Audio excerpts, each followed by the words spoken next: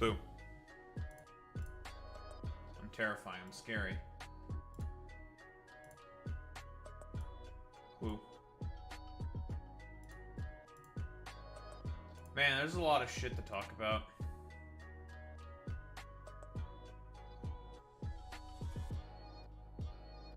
Why must there be so much stuff to talk about?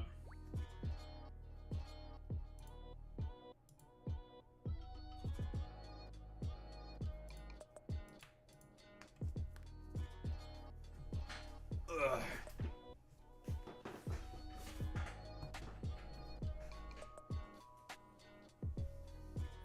Why must there be so much? Who made today the day that there has to be so much fucking shit to talk about?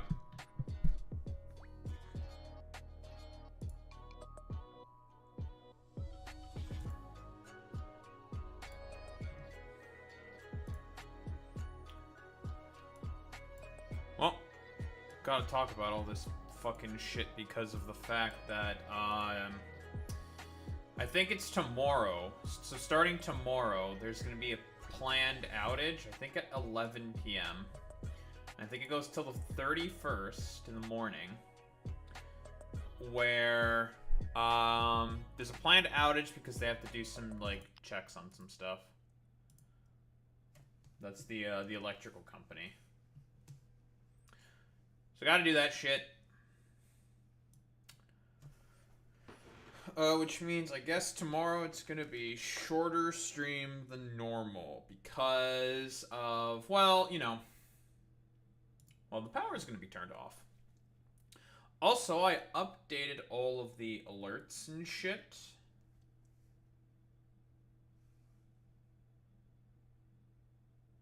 I flipped them all over to Twitch alerts because it's convenient and it's right there. You don't have to go to like a third-party website in order to now configure alerts. Just as nice, I'll be honest. Also, it let me unlock 2 more fucking emote slots. GIF emote slots, so...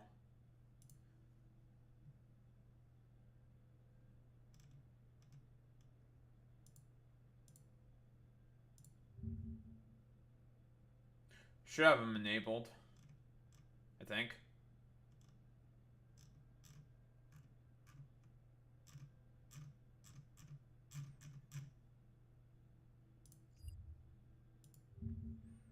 I think.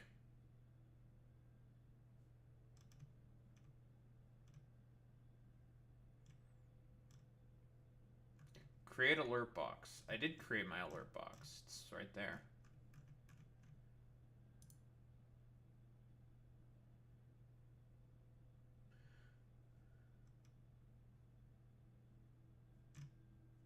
Okay, well. Epic.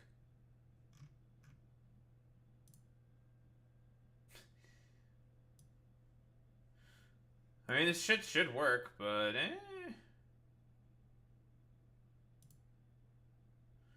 don't know why it's not giving me the thing I'm looking for.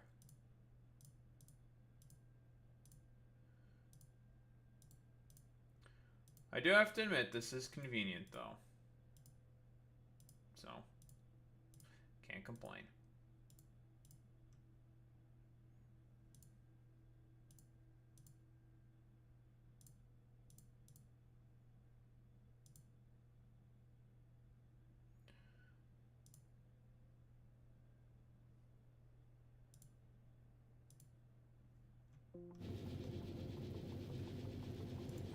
I have... God damn it, I did make the thing work. Well, I should have them unlocked. Oh, that's annoying. I'll figure that out later. Alright, get the hell out of the way.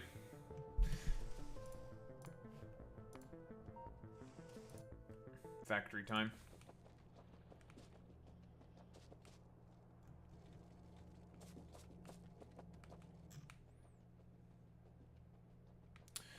Alright, we just integrated a new line of iron. Because we have a lot of iron. The only other things I think I want to make now is I need to make a stop for sulfuric acid. I need to make a stop, because for over here, in order to get the spicy green rock, you need sulfuric acid. And we also need a bunch of stuff for refined concrete, and we need a bunch of stuff for... I want to secure the rest of my borders. So, on a wall here. Might put the other wall here, so I can also have this for myself. As a treat.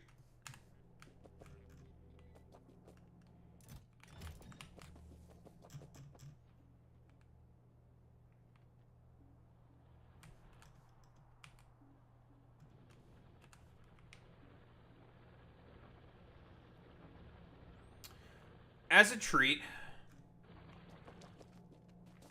I will claim some more stuff.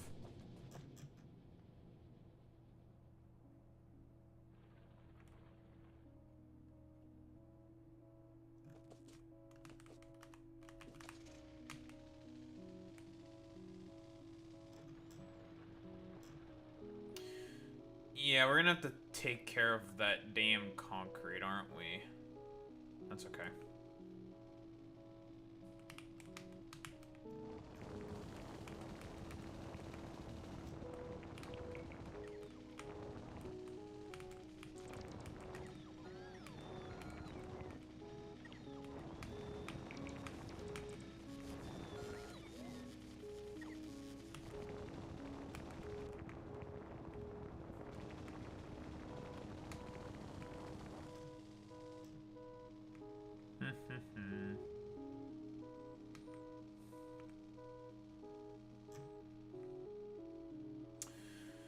Okay, let's make a liquid unloading station here.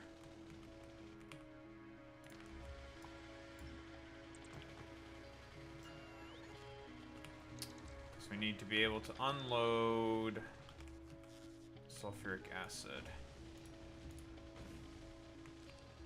Obviously.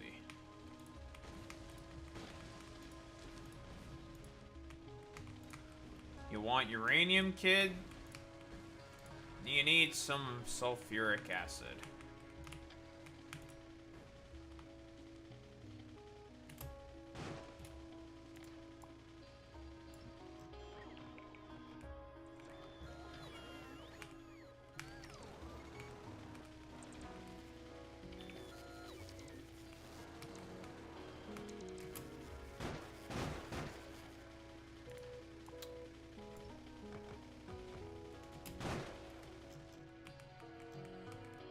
Nice.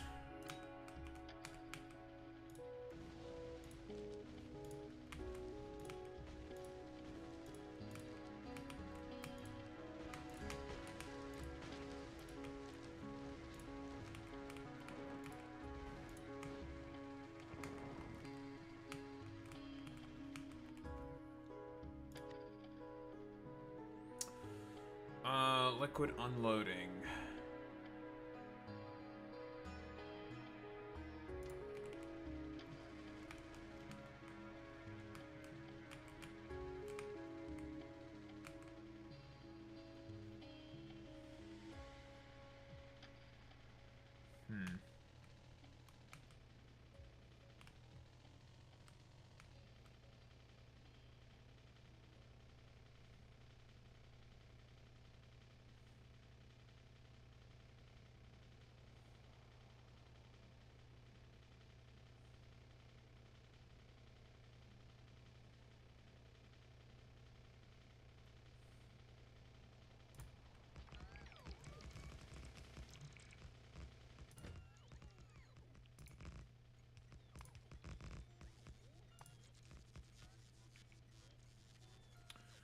So we do the same thing with like the outpost trains, but we just make this specifically for sulfuric acid.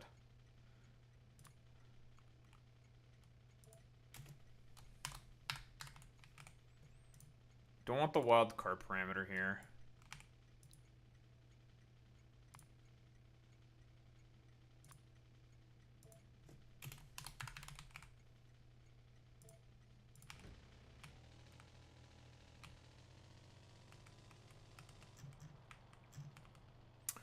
We'll need to fix this up a little bit.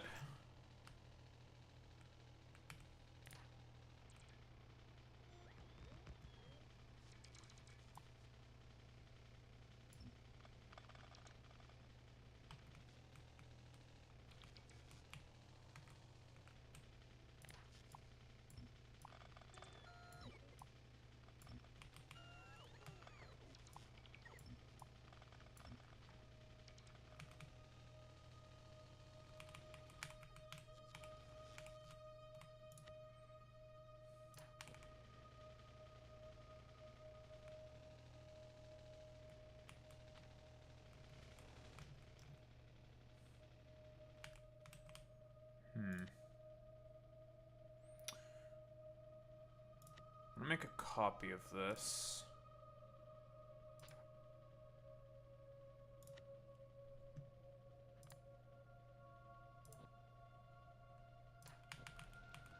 Copy of this that does not snap to grid.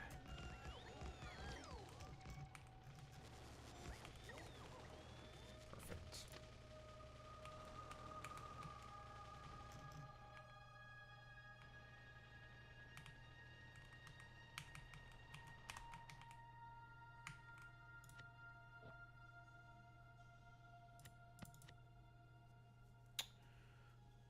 The turn, straight turn.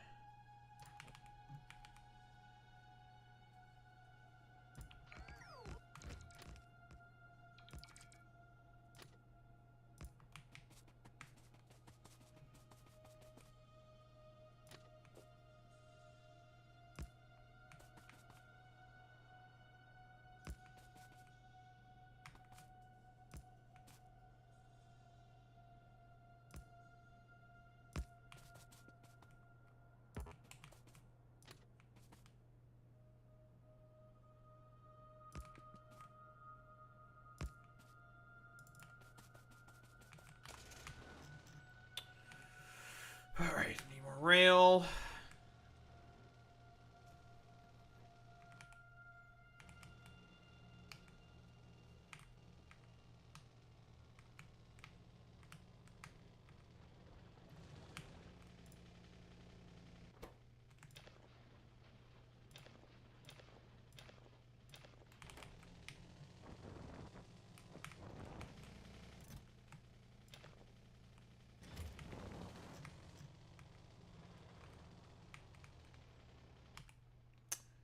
I'll take care of all that stone and stuff.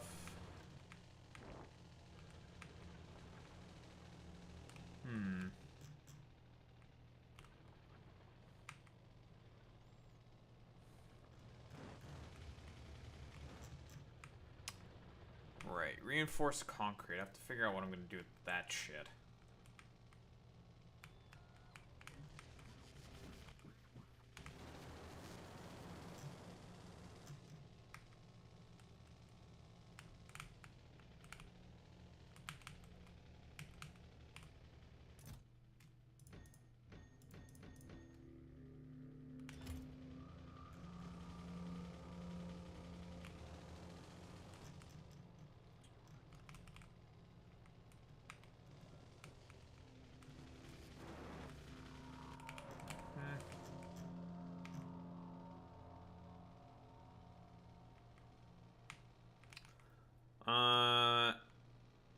Right, 2 pumps.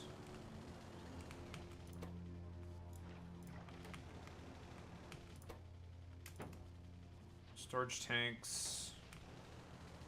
Rest we'll figure it out.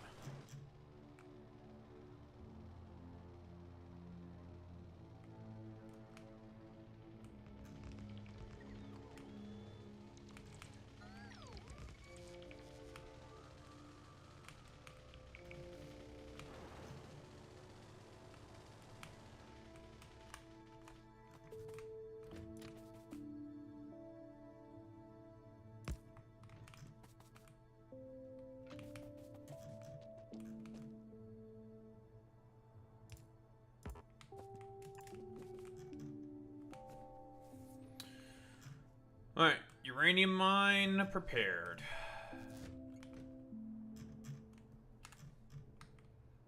The line the trains are going to have to take is going to be kind of long and annoying, but that's okay.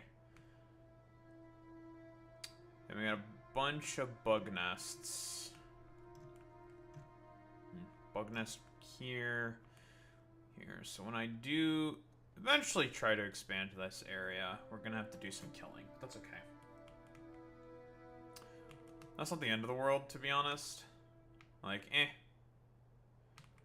Like, just eh. And eventually I'm going to have to start to think about to actually build some real defenses in this area as well. Expand this up probably to about here.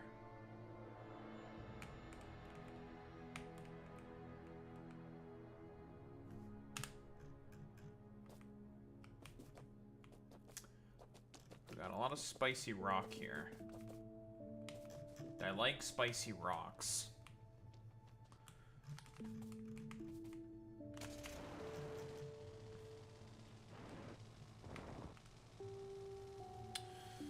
Okay, let's program the sulfur train.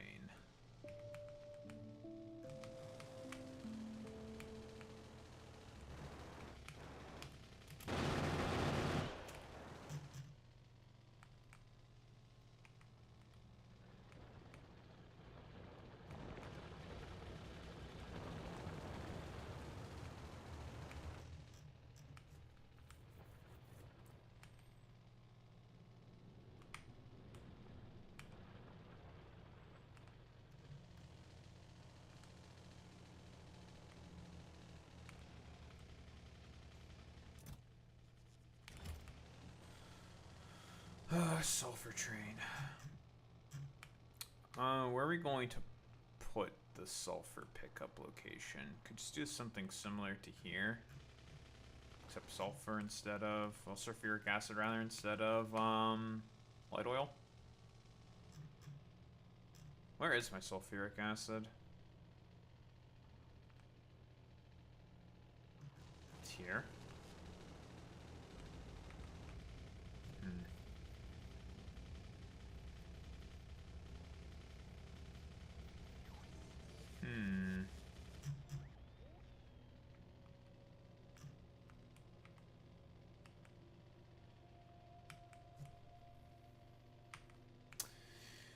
I could do that, but it'd be a bit of a pain in the ass.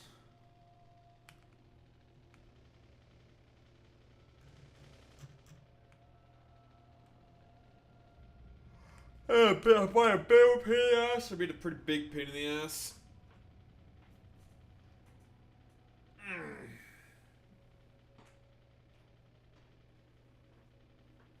It would just be a really long pipe. I mean, that's not the end of the world.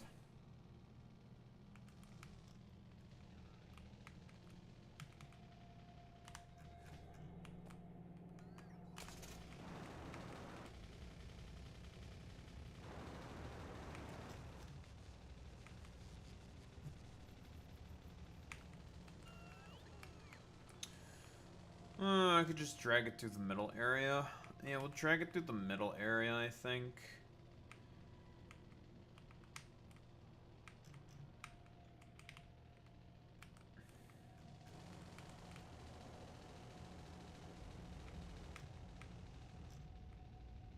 Yeah, I'll finagle that with that eventually. What the hell are you talking about, Boy Meets Mini? I know that you're trying to cringe post in YouTube chat. Imagine fucking post. First off, imagine posting in YouTube chat, okay? What kind of fucking cringe ass shit is that? Okay, you're unironically posting the most fucking cringe. Second off, don't just think that you're acting all innocent, that you got fucking caught out, you're getting called out, okay? Okay, I've had enough of this bullshit, Boy Meets Mini. I don't know who the hell you think you are, Buster, but you're posting cringe on main. And, you need to know that your actions have consequences.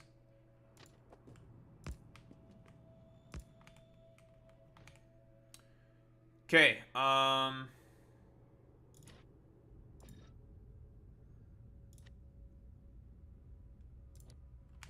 copy of this.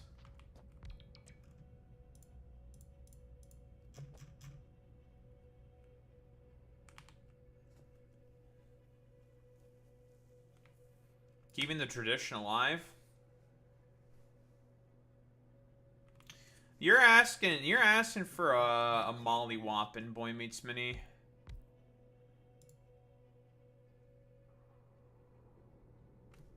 You're asking for it there, Buster.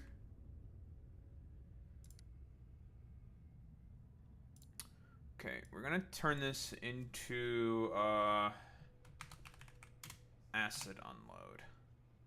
Yeah, I know you can't find your path. I'm aware. Yeah, you want to go to the relax station because you can't fucking do the thing. I don't give a shit. I don't want you to be able to find your fucking goddamn whatever the fuck. You exist to be programmed, so then I can save you in a blueprint. That is your purpose. That is your purpose. You exist to become a blueprint. That is your purpose. I'm just gonna mirror this.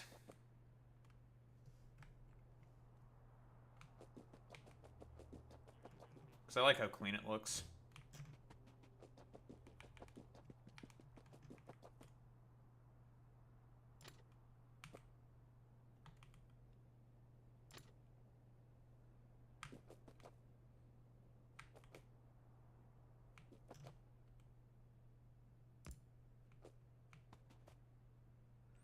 This is why I say curse be upon ye, Boy Meets Mini.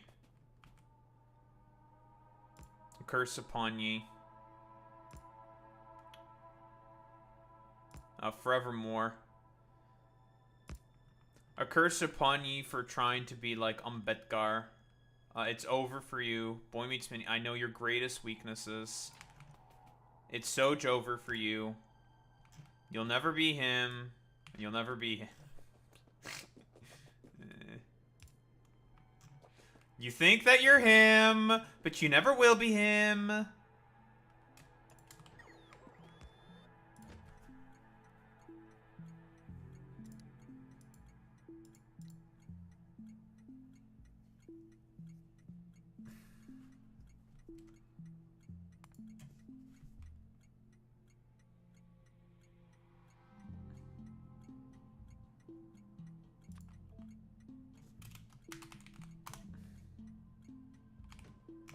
You think you're gonna be him, Boy Meets Mini, but you'll never be him. You'll never ever be him, ever.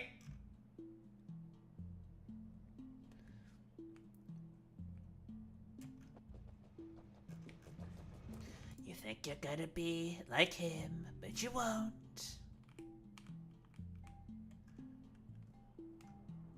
That's looking nice and symmetrical. Wait, is it symmetrical? Yes. Yeah, it is. Can I edit this?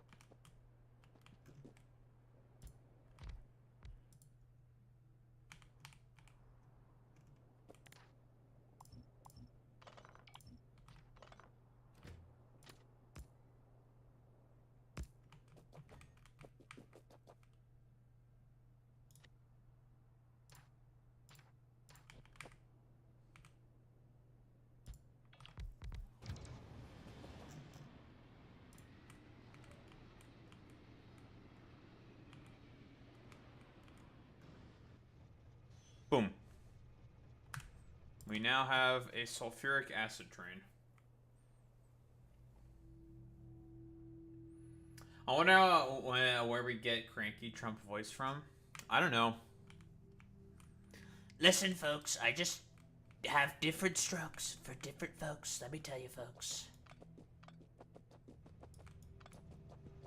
I'm just a funny guy. I'm just a cranky guy. Let me tell you, folks. That's just me doing like a weird fucking tone inflection thing. Take my trash away, idiots.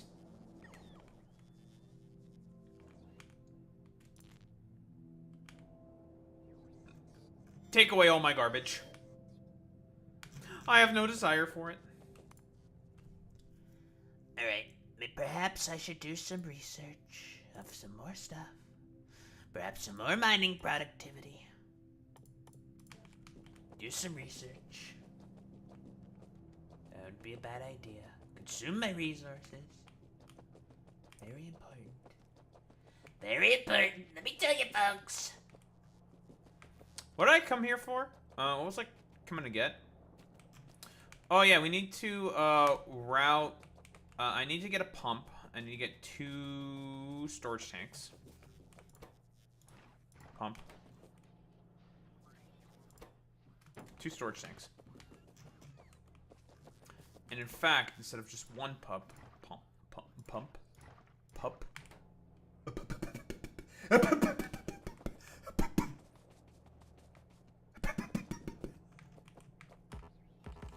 I need more. I think it's time for me to put away all these these carts as well. I don't need them anymore. We have plenty, folks.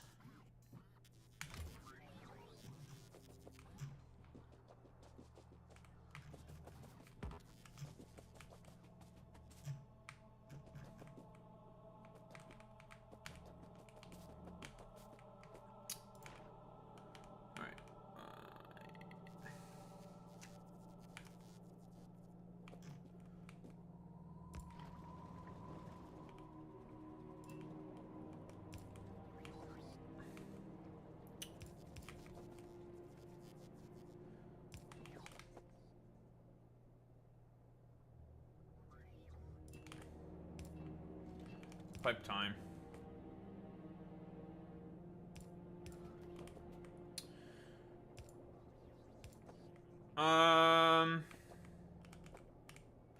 Just gonna route those through the middle and then bring it around.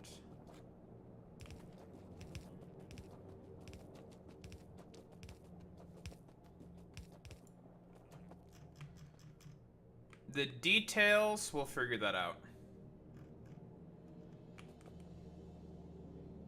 Doho, aren't you eventually going to get the upgraded versions of all these buildings, and you have to think about that? Yes, but that's a later problem. Dealing with pipes is not that big of a deal. It's the least concern.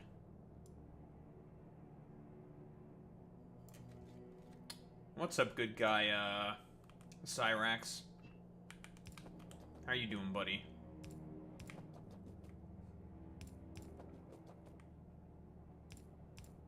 That's not how you're supposed to do that, idiot.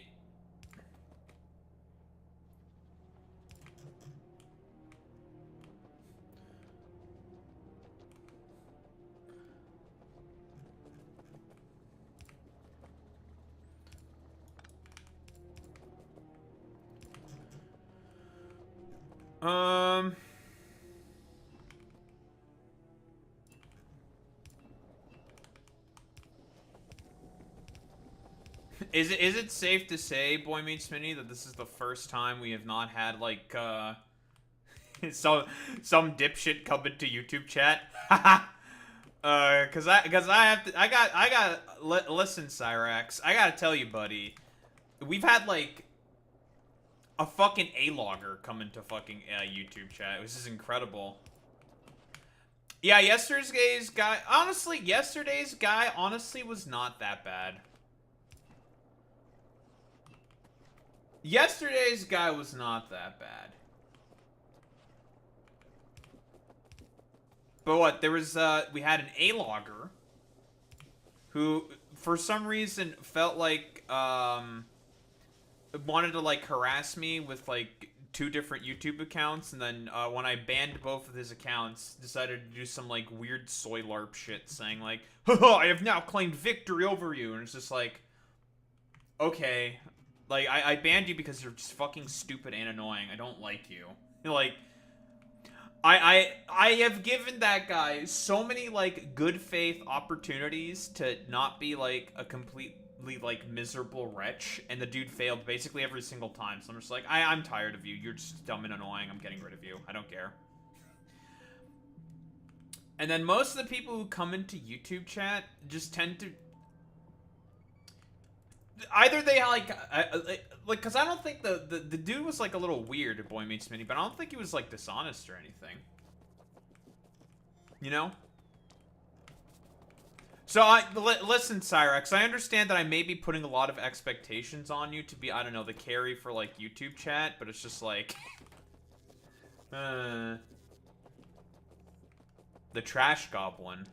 Oh, which Trash Goblin? Are we talking Asmongold? There's multiple...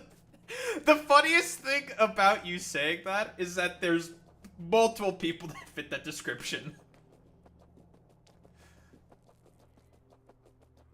There's multiple people that fit that description is the funny thing about that.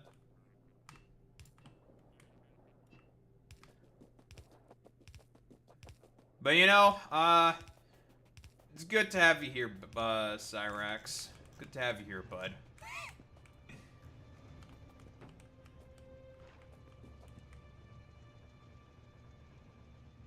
The Rat King.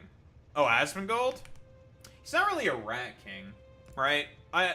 Okay, I will not, like, listen. I know that this is not meant to be rat slander, but I will not tolerate, like, rats, they are nice animals, except, and I like the Skaven, okay?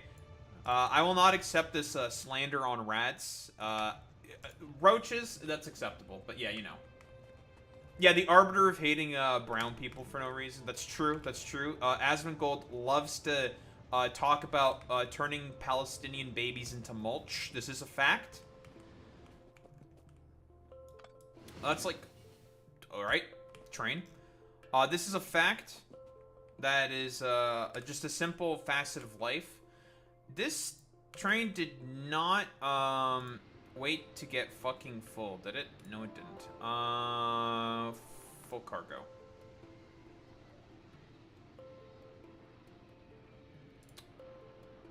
Add weight condition. Empty cargo. Save interrupt. Alright, let's fucking fix that up real quick.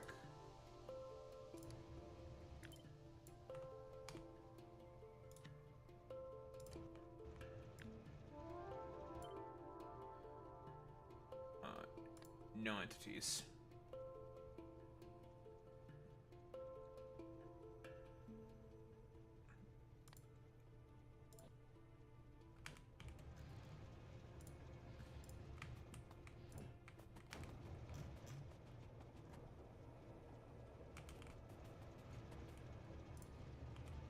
Oh, there we go. Yeah, exactly. Like, wait, does Asmongold talk about, like, not eating vegetables or something? Is that... Okay, I'm not, like... I would understand if Asmongold is the type of dude who would be, like, who would think, like, vegetables are icky. Like, he chases down water with soda, for fuck's sake, right? Like... Psychotic, right? Like, obviously, that's fucking crazy. It's fucking water. People who complain about how water tastes make no fucking sense to me. Like, why are you complaining about how water tastes? It's water? Why should it taste like anything? I bet what's like the name of those, like, flavored water brands? Was, like, Asmongold, like, one of those guys who would have that, you know? Like the or, like, who knows about, like, the little droppy bottle things? You know, those, like, little pipette things that you have? That, would put flavoring in your fucking water. Psychotic, by the way. Like, I'm gonna be quite honest. Mio, thank you, Boy Meets Mini. Yeah, I decided to try that. Some buddies of mine in university also used Mio, and it's just like, why the fuck are you, like... I don't want to call my buddies, like, psychotic from, like, university. It's just like, why do you think it's... Why do you deem it necessary to have that kind of stuff? It's a little strange to me. Like, why? So it's a little weird. A little strange. Don't know why you need to have that stuff. You know?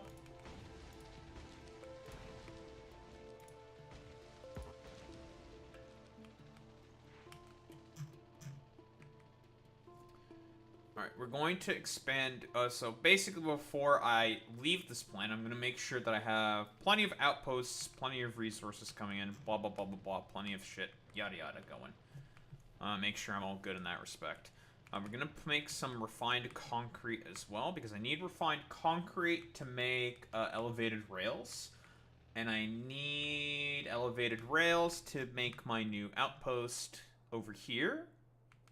And over here, because we're going to have an oil train for more light oil, for more flamethrowers, and laser turrets. We're going to wall off this area, contain these bugs. And there's a reason why we want these bugs to be contained, because it's not like the Factorio engineer would do anything unethical. No, not at all. You cheeky. No, the Factorio engineer would never do anything unethical. Not at all. What do you mean?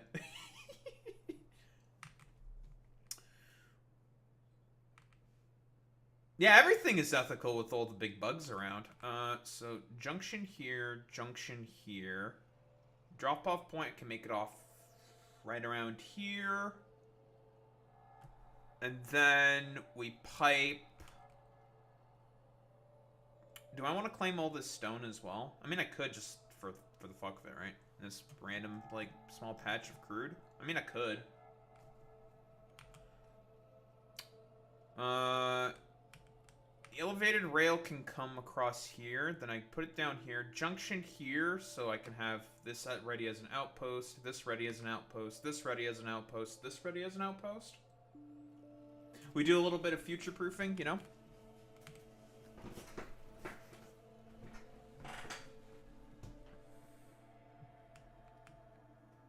Oh yeah, I think it's a pretty safe assumption to make that Asmongold probably does not eat his vegetables. Listen, vegetables are good, okay? Like, how old is Asmongold? How old is he? Is he like 30 something? Asmongold age. He's 35?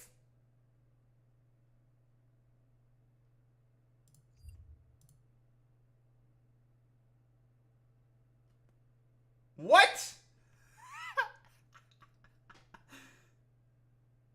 Yeah, how is he like this?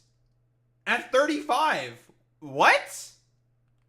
There's no fucking way he's 30. Get the fuck out of here, dude. I categorically refuse. I refuse. He is not 35. Bullshit. That guy is not 35. Get the fuck out of here. He chases water with fucking soda. What? He's balding.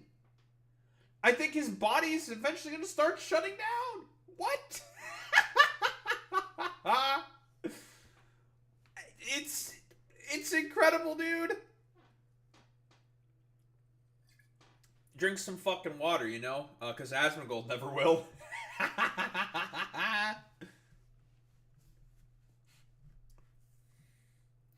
What? Okay, serious question. Likelihood that Asmongold goes to see a doctor. Do you really think that motherfucker goes to see a doctor? Be honest.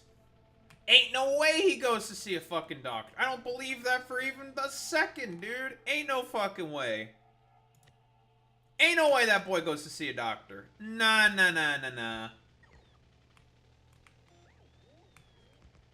I don't even want to listen.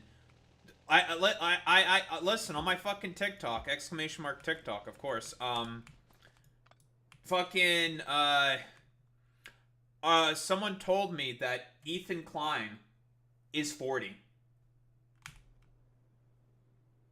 Ethan is 40, dude. I was just like, oh my fucking lord. He's 40. Like, because think about it. Ethan Klein, 40-year-old, fucking constantly A-logs Hassan. Which is so fucking weird. Now I can understand. Now I can understand like people like Nuxtaku doing it because Nuxtaku is like, well, a complete fucking moron. Like is a very stupid person, right? A very idiotic, moronic individual. Okay, so I can understand people like Nux being like, I don't know, weird, obsessive A-loggers. Because, keep in mind, Nuxtaku is also the same motherfucking guy who thinks he's, like, best friends with the Jaden Animations for some reason or another. So, that's the guy who we're talking about here. If you know, you know. If you know, you know. And his whole shtick now is to just obsessively make videos about, stupid, sexy Hassan. I don't know, like... There's just... Why are there so many fucking weirdos, man? Why are there so many of them?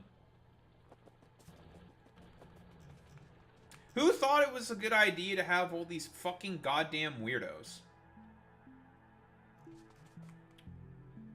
I think I'm gonna stick the refined concrete factory here.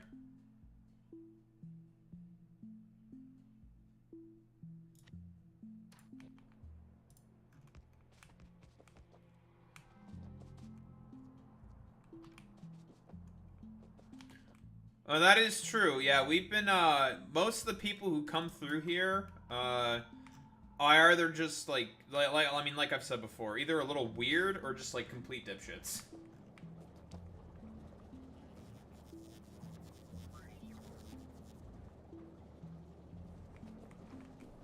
That's true. That is a good point that you raised there, Cyrax. That is a good point. It would be weirder if it was a different generation of people. But yeah. I still find it just really fucking weird, you know? I do kind of need to speed these things up because of the fact that, sulfuric acid, throughput for sulfuric acid is quite high. So the belts will help take care of that problem.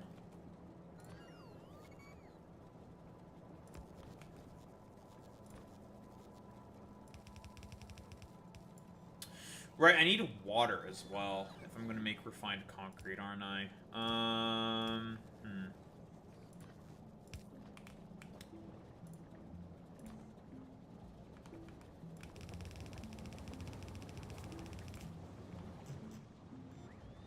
Nice, there we go.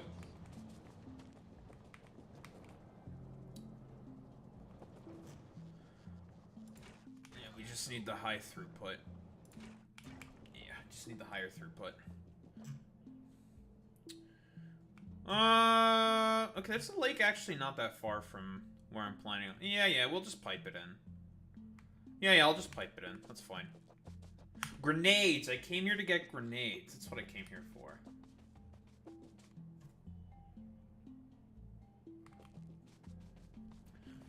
That's true, but like... They're not going to be as cringe, right, Cyrax? Because I think it's pretty safe to say that the most progressive, like, and like, I guess what I mostly mean in like progressive in this particular instance is like in terms of like liberal sort of progressivism. I would probably wager are like millennials. I don't think that's like ridiculous to say. Like, in terms of generations of people, I think, like, millennials are probably, like, the best. Why do I have another pistol? Oh, because I died. That's why I have another pistol. I don't fucking want these pistols. Fucking pistols.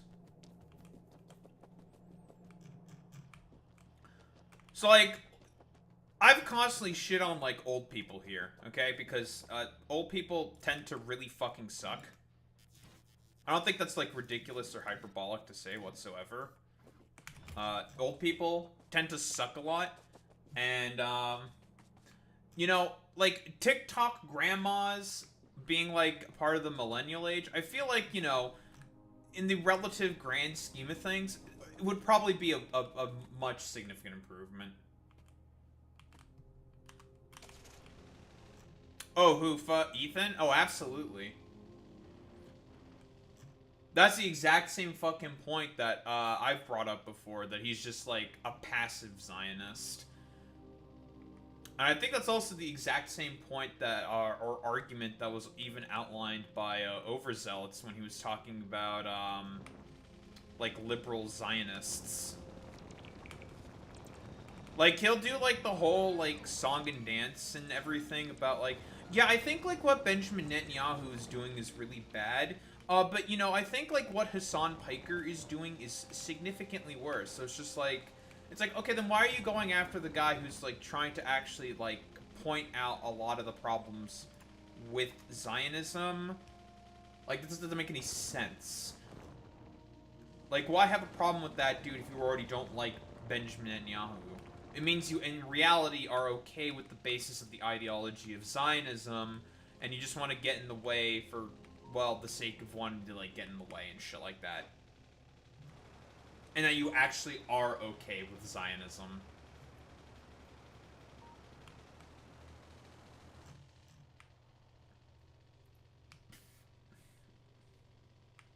Although, honestly, that seems to be, like, what half of the arguments that I seemingly have on this fucking channel tend to boil down to. It's like, you talk about how Israel is bad and stinky.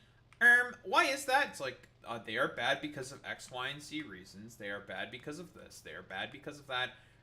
Isn't that, like, a very similar argument to, like, what this other dumbass is saying? And it's just like, no, because they're saying those things because they're anti-Semitic.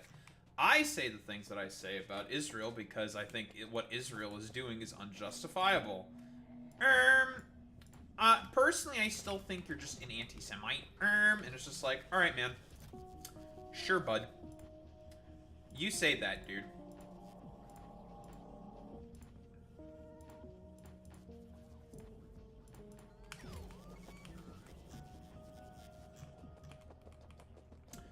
Sure, man. If you want to say that.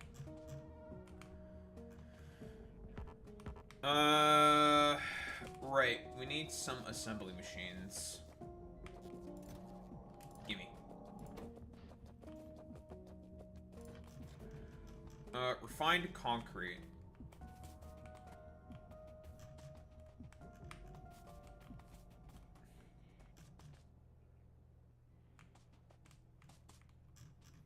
Okay, what the fuck is this thing with, like, the Dubai chocolate Labubu fucking... I don't understand what the fuck is up with that shit, okay? Like, that's, like, the... I'm gonna boomer post here a little bit. Okay, I'm gonna boomer post here. Like, what the fuck is up with that shit? I'll be honest.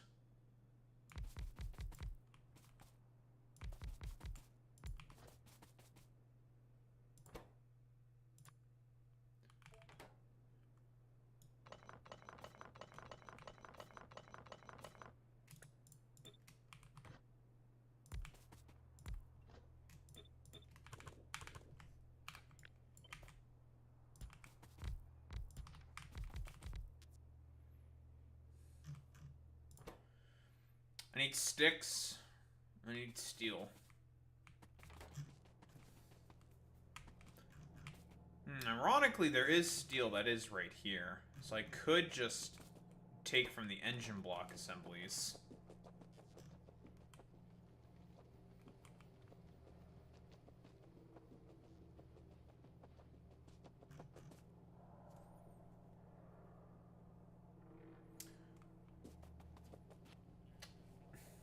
I'd actually argue passive Zionism is worse than active. The majority of people who are passive give the active freaks the pass. Oh, I can't really disagree with that, to be honest.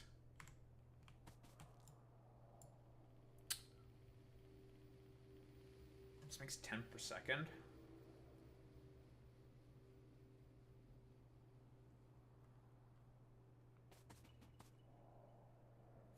Buy chocolate and Labubu is just people buying stuff because we're in a depression and we want a little control by buying cheap luxury items. That's the kind of vibe that I'm also getting, to be honest. It's just like, you know, like it's just like what it's all conspicuous consumption shit, right?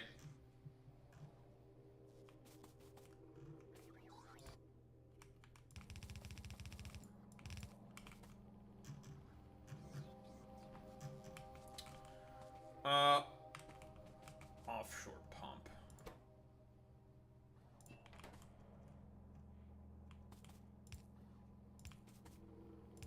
Yeah, exactly.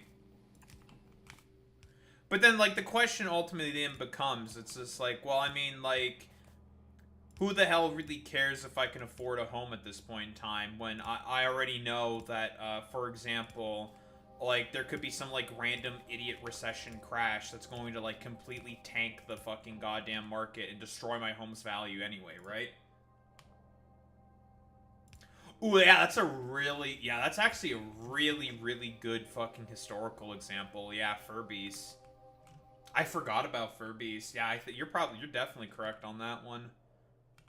I totally forgot about fucking Furbies.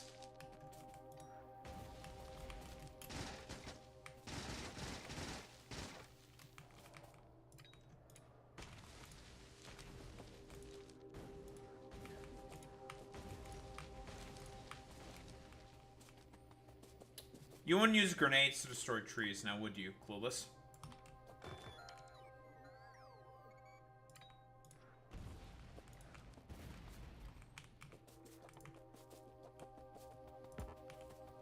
You know, all this damn talk about Labubus, but no one ever talks about the Factorio engineer, okay? When's the Factorio engineer plushie gonna become a thing? That's the real question, okay?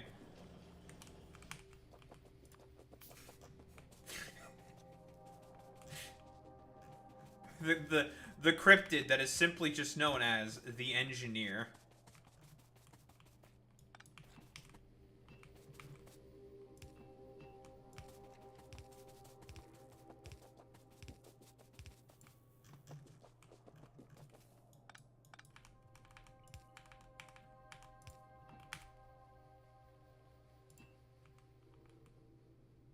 I believe the term is called the lipstick effect. Gotcha.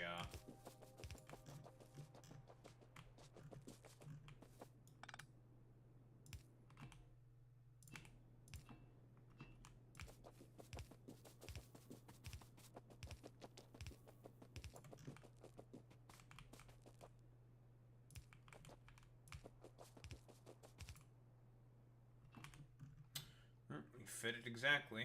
Offshore pump.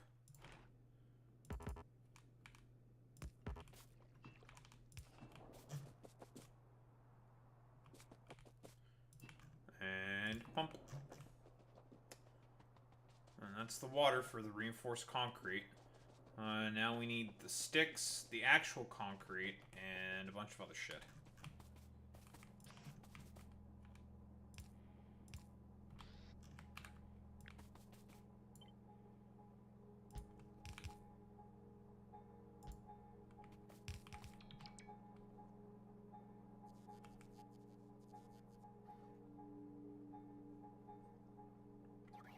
Oh yes, I have heard of the Luce character, right?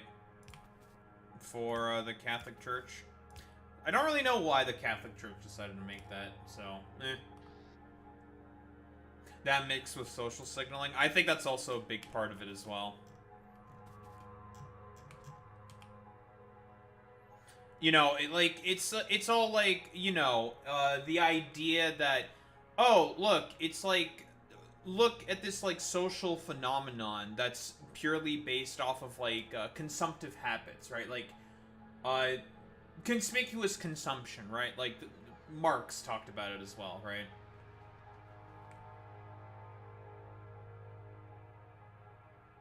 Yes, that is also true, Boy Meets Mini, right? We all know about the you know, what is it? It's Pope Benedict, right? That's the piece of shit Pope, right? Asshole Pope who no one liked. It was Pope Benedict, I think.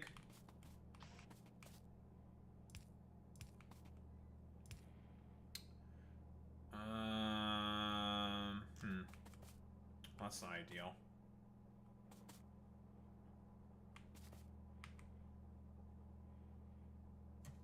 And Pope John Paul II. Right before Francis, most of them are fucking assholes. Gotcha. I think I'm just going to bring the steel in via bots.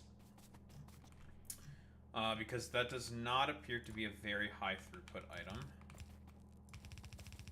Whereas with the concrete and the sticks, those do look like they are much higher throughputed items.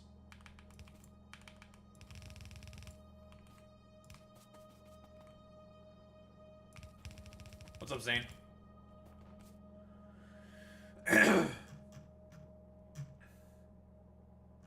Now, I could type in from just over here, but I don't feel like it.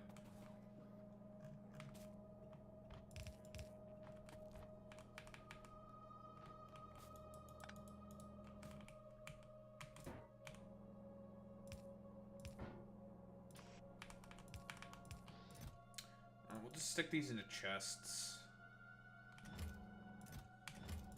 We'll just stack them full. Fuck it. We're eventually going to use this to pave the base, so... better to just have a butt-fuck ton of it.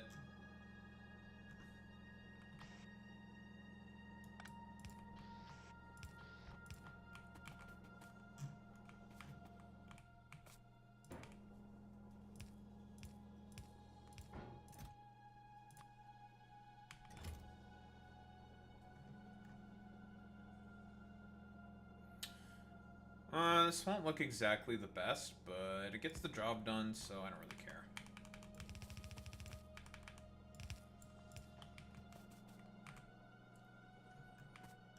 We're making refined concrete, because we need this for elevated rails and stuff, and then we're going to expand the base more, blah, blah, blah, blah.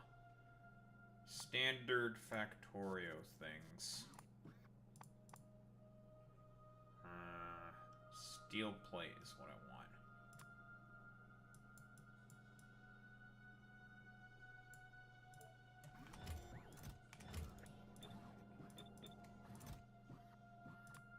I probably don't need 500.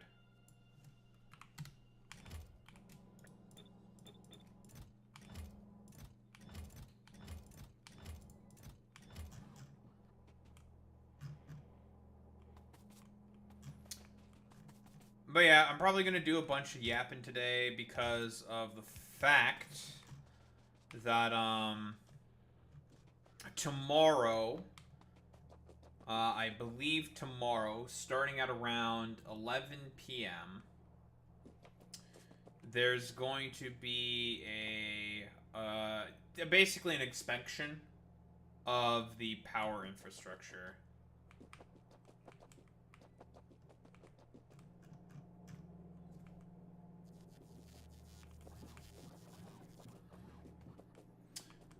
You know, I need to make the fucking, chat embed for multiple chats to work. I don't know why it wasn't working. Listen, Zane. It's, they're one of the good ones, okay? Pepe.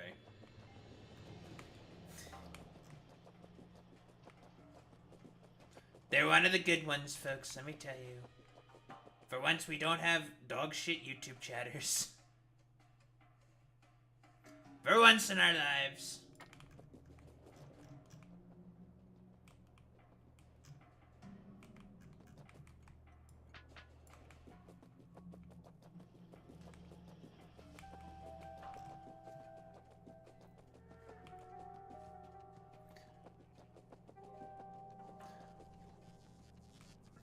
Listen, it happens more often than you may think, Zane.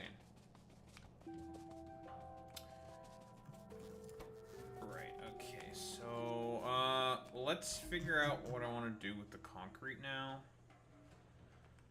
Then the fucking sticks.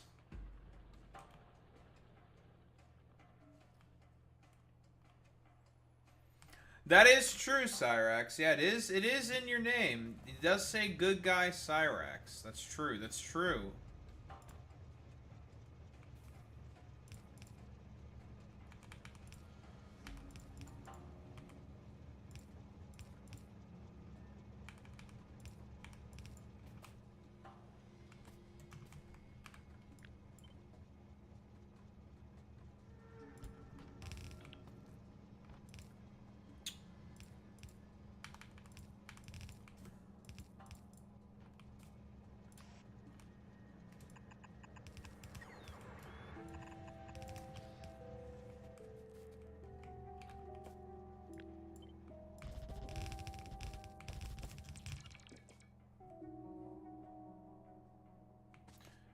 Yes, yes, it was good talking to you as well, Cyrax. You have a good night there, bud.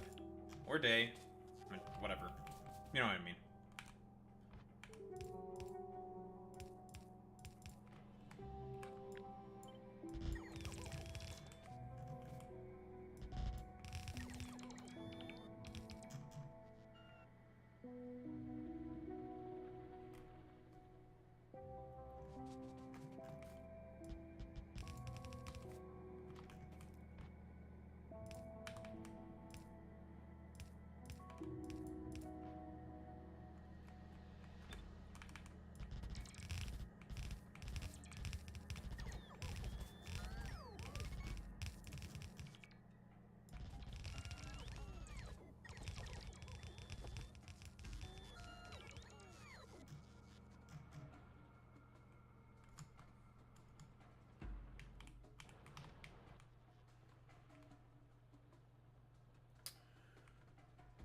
Alright, how the fuck am I gonna get this iron? I mean, I could just drag the iron from, like, over here. I could.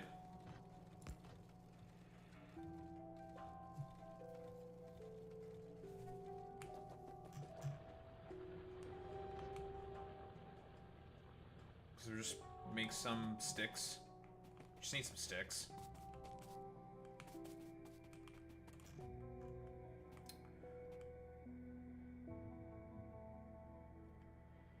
That's true.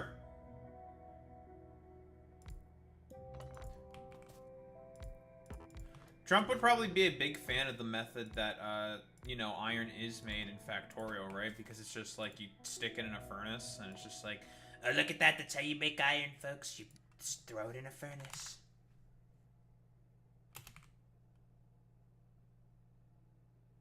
iron sulfate solution. Oh, interesting.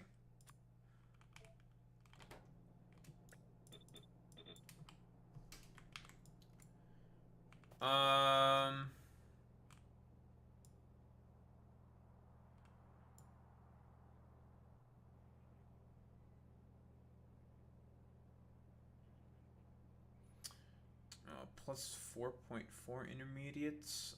We don't need.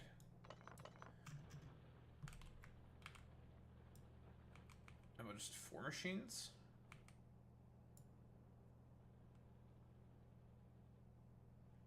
Even just 4 machines is more than enough. Which bank video?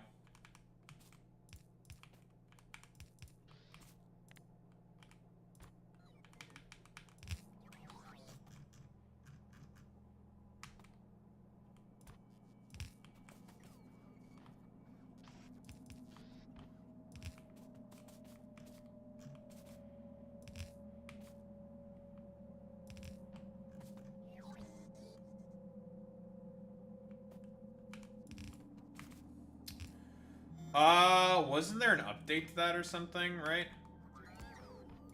Like, I think Visa made a response. Or something.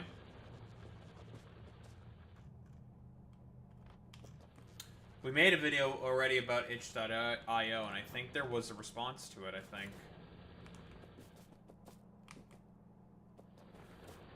The one that I think you posted, right?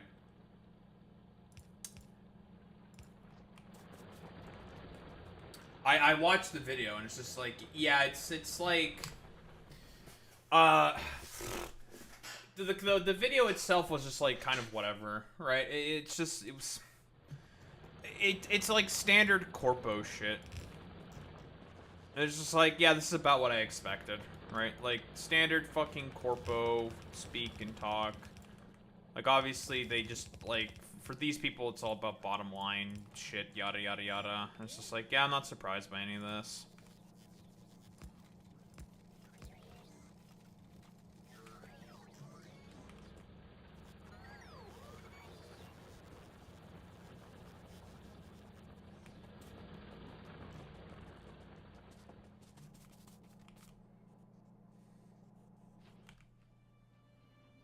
Alright, sticks.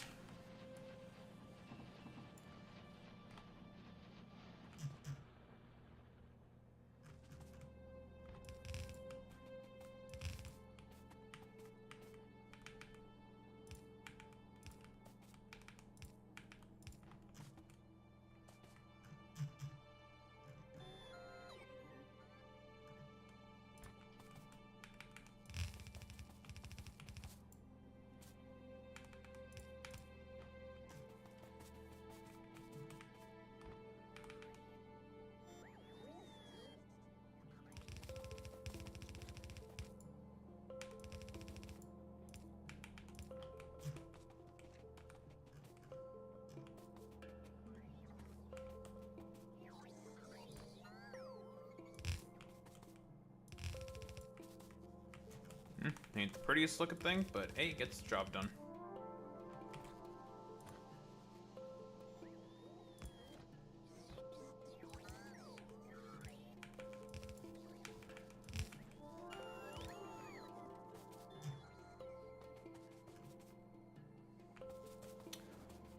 Oh, there's reinforced concrete.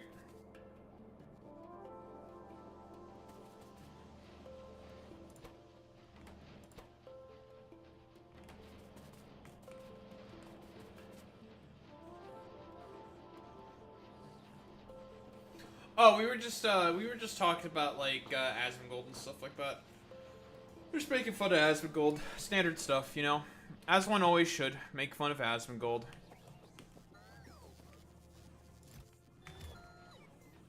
Moral imperative: make fun of Asmongold. Yada yada yada.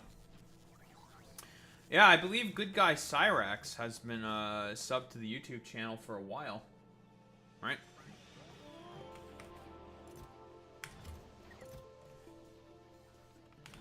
One of the people who listened to one of my earlier shitting on Asmongold videos.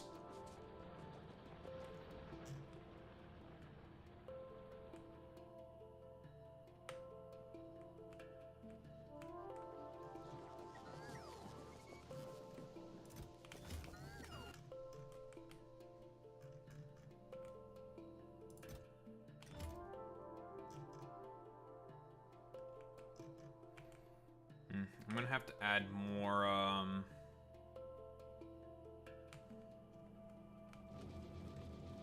need more trains. Did someone say more trains?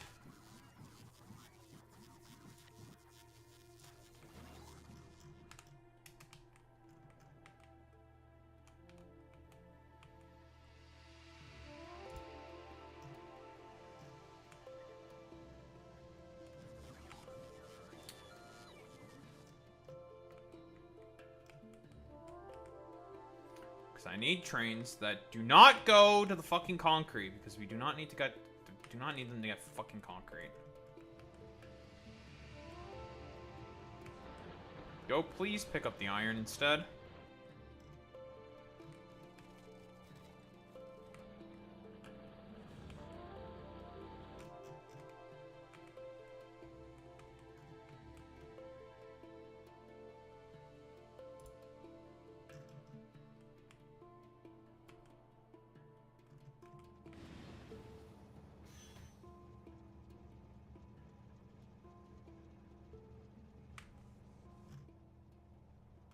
Nice.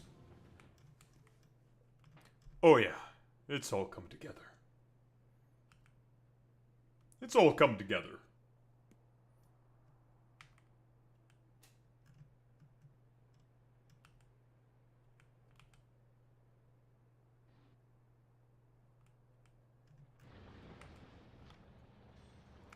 those should be enough.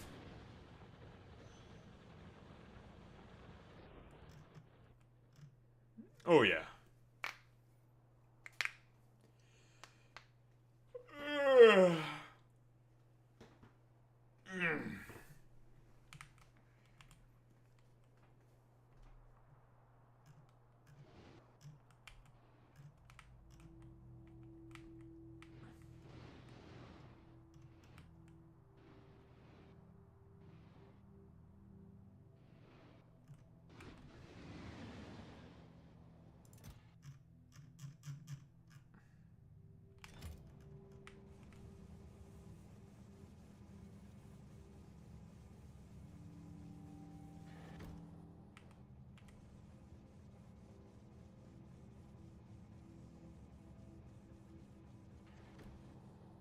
Hmm.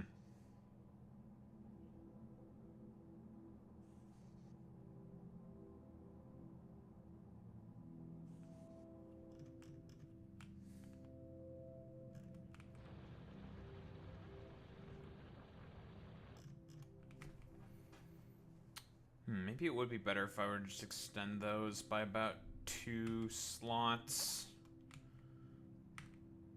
Wouldn't be a bad idea. Whatever.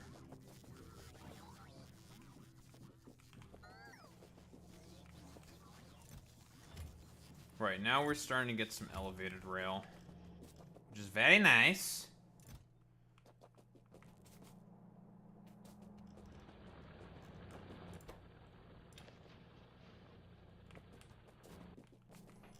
Right, now I might have to think about putting some defenses, like, around here as well. Again, Gotta fully wall myself off, folks. You know how it is. Gotta make a big, beautiful wall.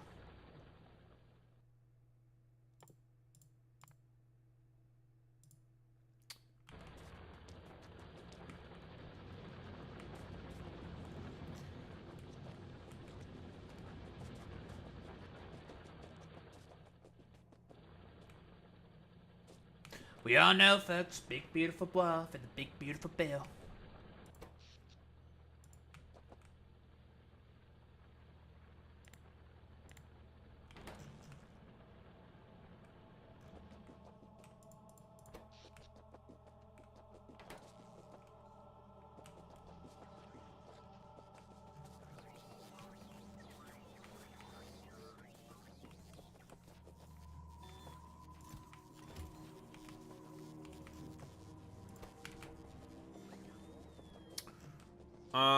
Right. Let's now go with our westward expansion now. Expansion? What are you, an imperialist? Yes. How did you know?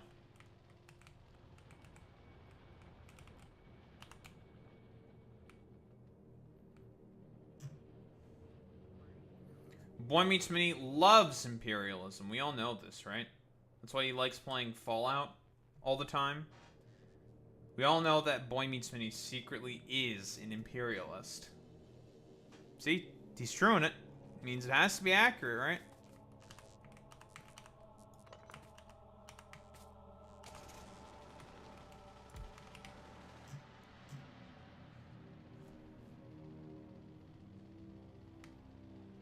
I can't believe that you're making Zoran Mamdani in your LARP game being imperialist, Boy Meets Mini.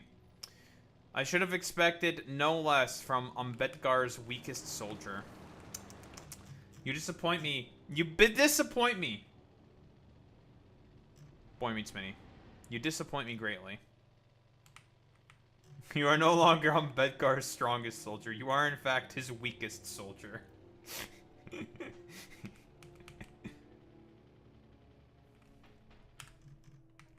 Yeah, but you know what? Like, Boy Meets Mini, you know the saying, 2 wrongs don't make a right, right?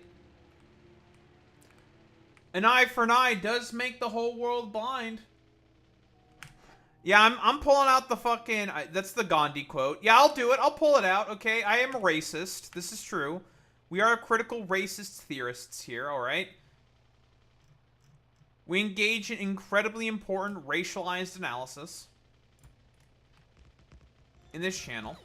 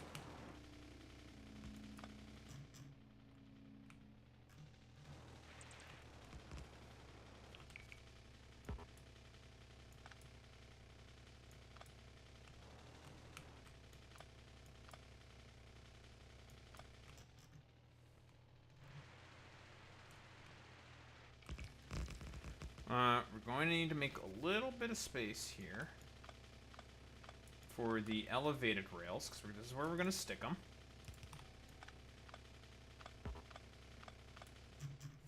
And a little scuffed. The cliff gets in the way a little bit, but we're going to use the elevated rail to get around that.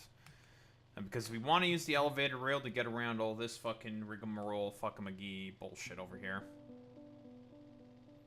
Like, I mean, I could just... I might just landfill this small portion here and then just have the elevated rail be done here. And then, because I want to make a couple of junctions, because we're going to make expansions. As one does.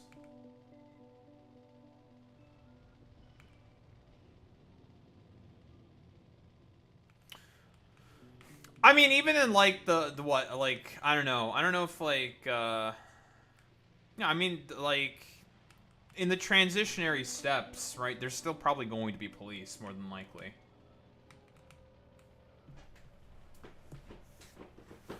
What's up, AJ? Moby the Brain Pop robot was found dead in Detroit. Now, I have no idea who the fuck that is, so... I'm just going to pretend just to be like, I'm sorry that happened. I am sorry for your loss, or... what's like the fucking... what's the cyberpunk fucking meme? What's like the cyberpunk meme with like Keanu Reeves saying like, you know, I'm glad that happened, or I'm sorry that it happened, or some shit. Like that's like my reaction to that. I'll be quite honest, because I have no, I don't know. I don't know. I do not know. I'm just trying to expand my base more and more. Why? Because I want to. As the humble Factorio cryptid, you must expand the factory. The factory must grow. We all know this, right? We all know that the factory must grow at all costs. Even at the cost of the fish. The fish? Fuck you. No more fish. They're dead now. You see that fish? I killed it. I killed another fish.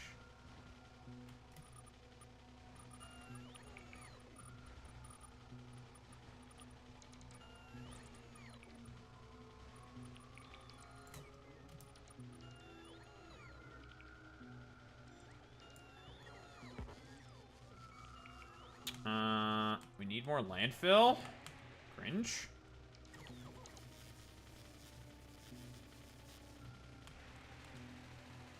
I'll take care of that real quick.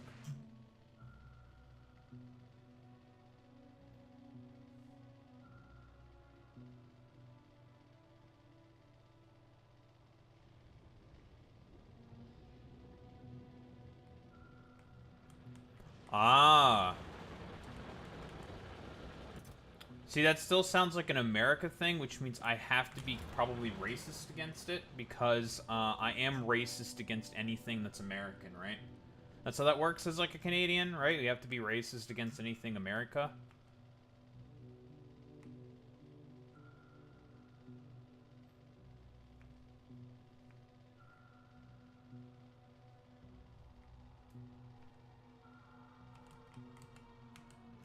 I feel like I should know who Sumdog is. Like, that name just, like, sounds familiar to me, but I'm not 100% certain.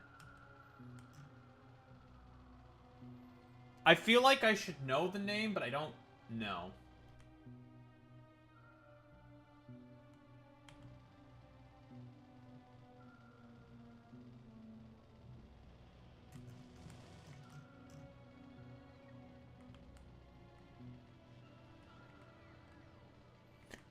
But I also feel like the name Sumdog also just sounds like, you know, one of those, like, stupid-ass puns that you use in order to, like, I don't know, get people. Just, like, do a little bit of trolling kind of a deal, you know?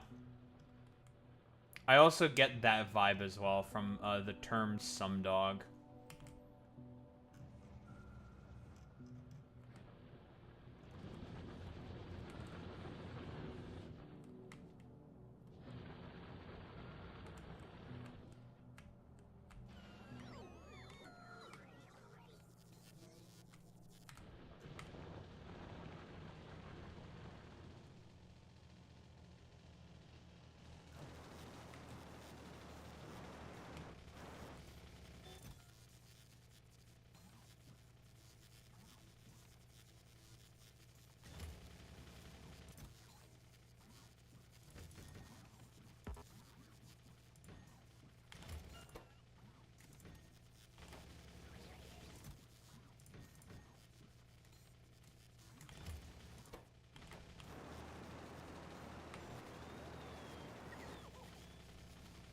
Oh, like Cool Math? Like coolmath.com? Based? I love coolmath.com. Ayo, based?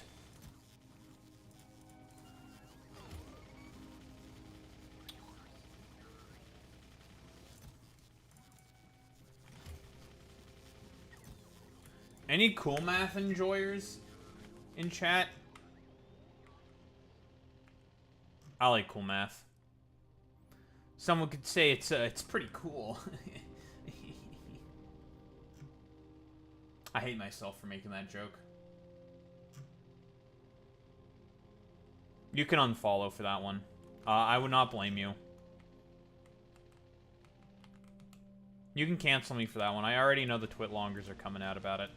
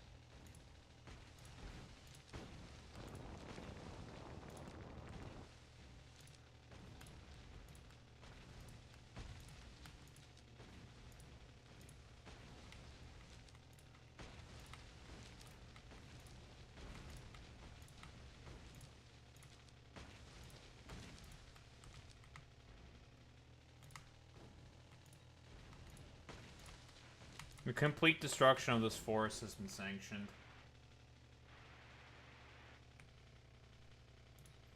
Yeah, but Cool Math is fucking cool. I love Cool Math. Cool Math is swag. The game that you said is probably revisionist propaganda. It's all revisionism.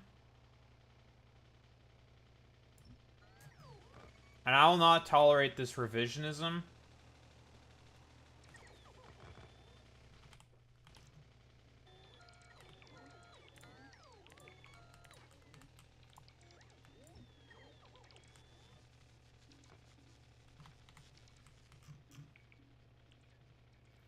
fact, I will cancel you on Twitter.com. I'm already making the twit longer. You're cooked. You're done for. It's Jover for you. You done for, son.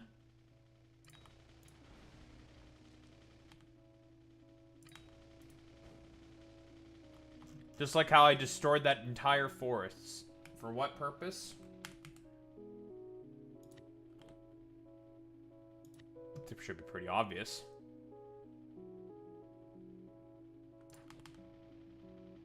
A new unload station. Doi. Duh.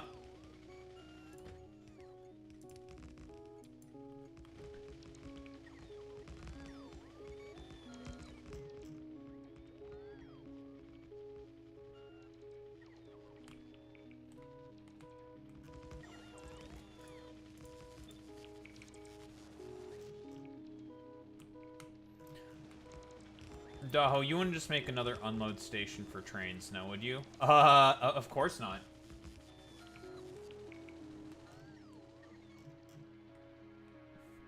What the hell is Study Island? The fuck is a study island?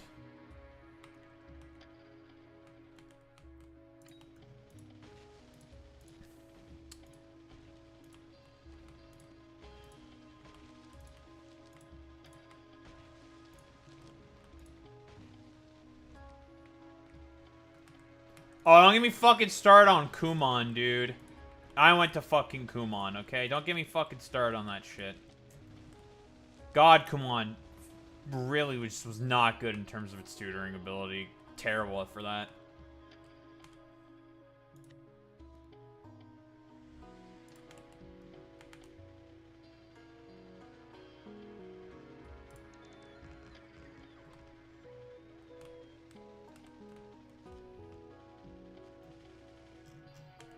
Yeah, listen, I've said this before, but a lot of people like to talk about like like Eastern like Eastern parents in general, and trust me when I say that a lot of them do not have a lot of differences, I fucking mean it. Yeah, those motherfuckers really do not have a lot of differences, but they're like so vitriolically racist to one another. It's so fucking goofy.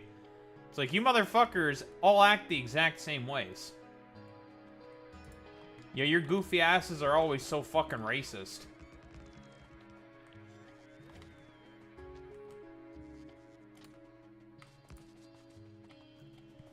Listen, we love a little bit of East European racism, don't we, folks?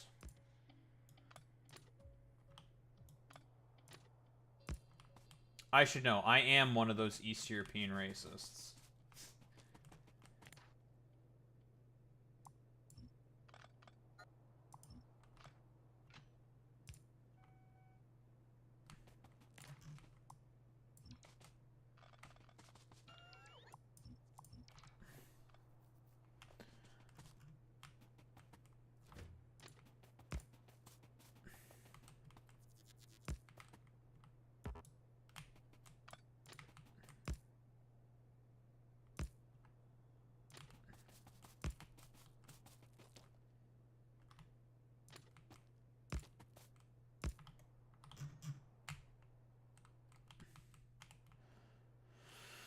Well, boom. We have a new unloading station for a new copper mine. Just have to add the mines themselves, the unload stations, and that'll be a new copper mine.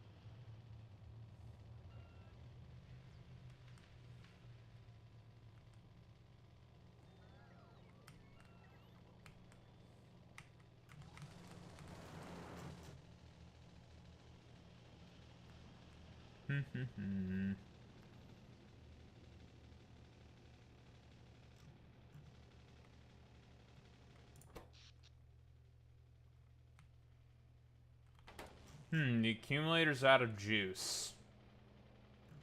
Well, that's not good.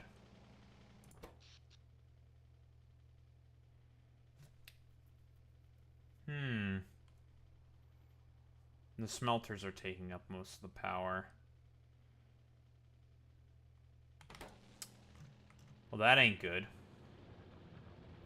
fact, that's really bad.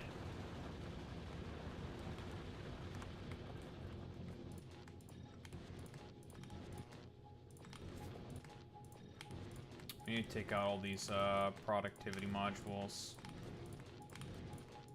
Because we currently just do not have the capacity in terms of electricity to handle that shit. Now, I needed these temporarily, but we don't need that anymore because we have a good iron source now. It's not going to run out for a long time. And access to a bunch of others. So this will help alleviate that problem. In fact, it would be better if I just replaced these with efficiency modules.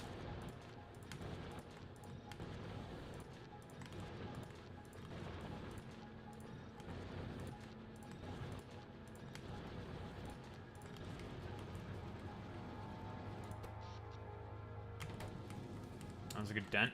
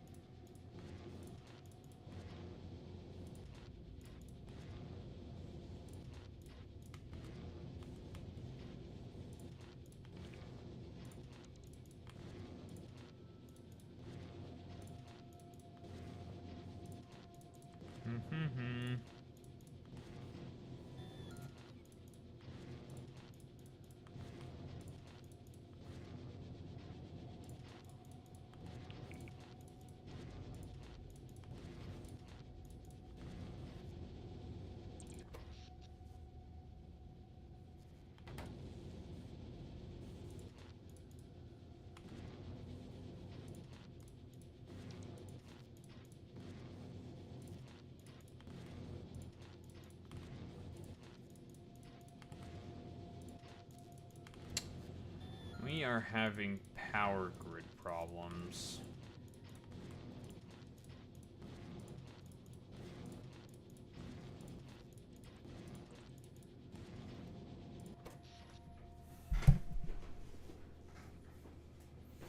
Alright, well that cut our consumption by I think about half. That should help alleviate the problems by a bit.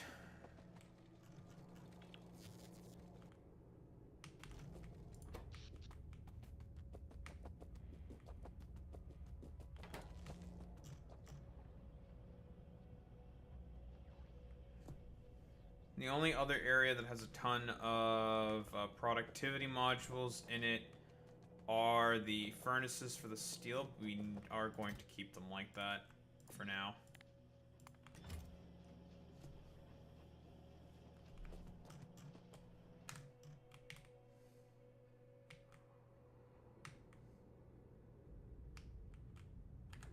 So I need to find one of the cars with a gun.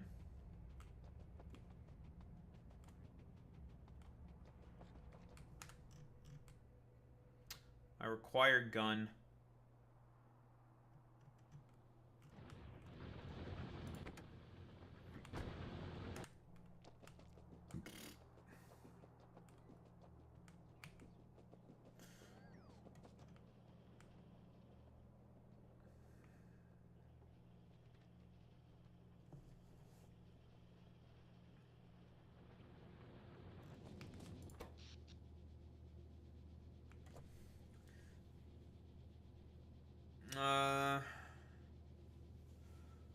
Hmm.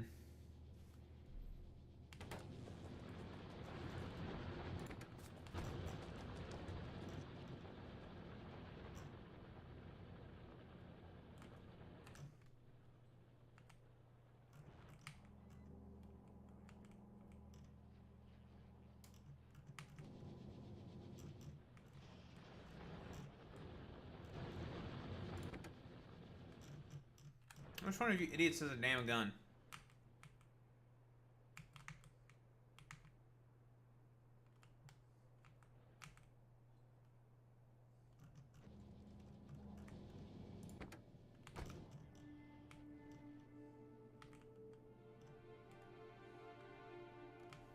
That's what I get for making so many damn cars. Lose track of them.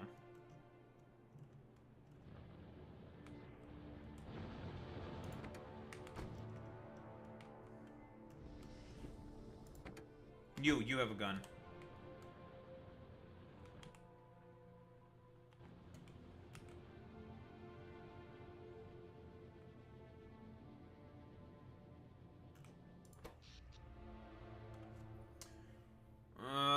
The accumulator's not charging is a bit of a problem.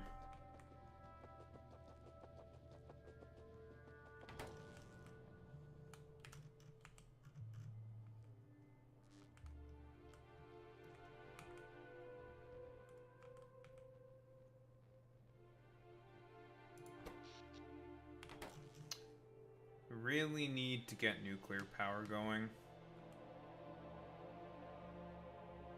Oh, I'm not even close to making it to the last planet. So basically, what I'm working on right now is just doing a bunch of different stuff in order to make this planet self-sufficient for when I leave. Because we've had this in orbit for a long time. We have the necessary tech in order to be able to leave. Problem is we need to make sure that when I do leave, because I ain't going to be able to come back for a while, I need to make sure that when I am gone, everything's going to be fine here. And nothing gets ruined.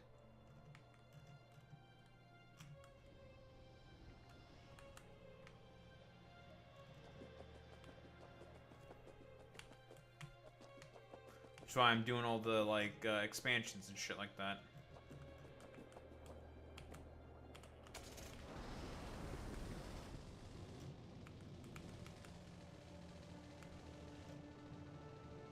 Because the biggest problem that I have right now is the fact that I just have no damn steel.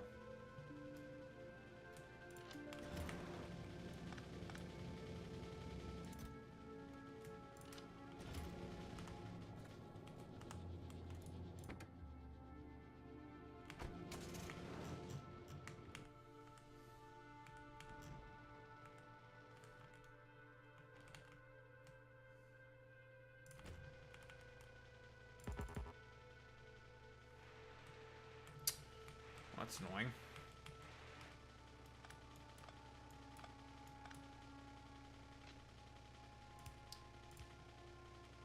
About to become fucking Cliffist again.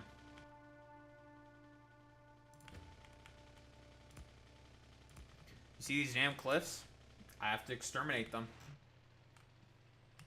And Cliff's getting in my way constantly.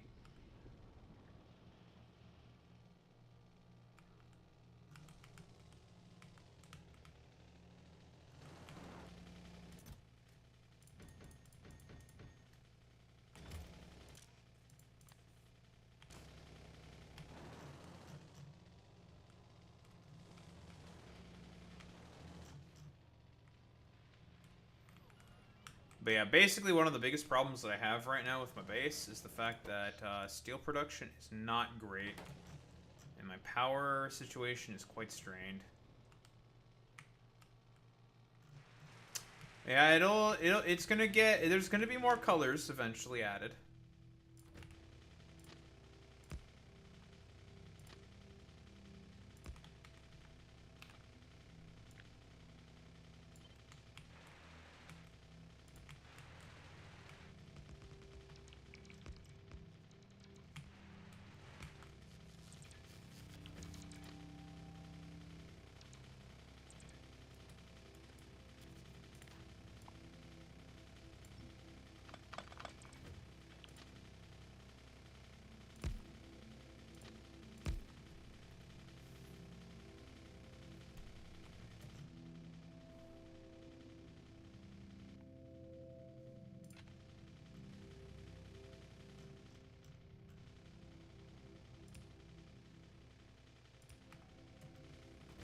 I'll fit a rail signal every 2 of these things.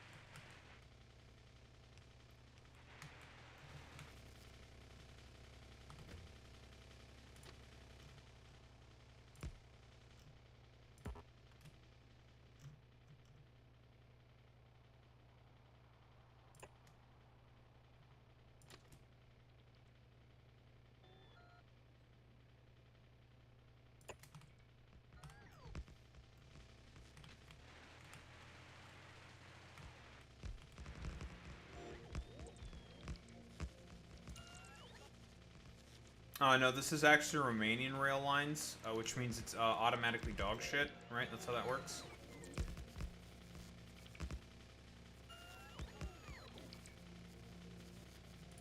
You know, if we believe all the Romanians, right?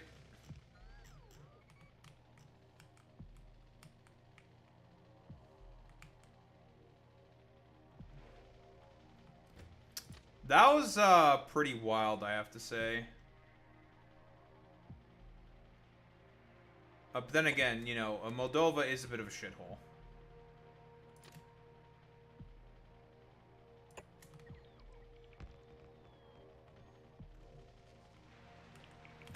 Yeah, that was pretty wild, I have to say. That those mans had to fucking swap out a fucking undercarriage.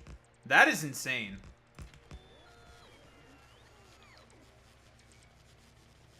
It's like, yeah, we you know, you stay in the car. It's like, okay. And they swap out the undercarriage. It's like, excuse me? What the fuck, bro? That's crazy.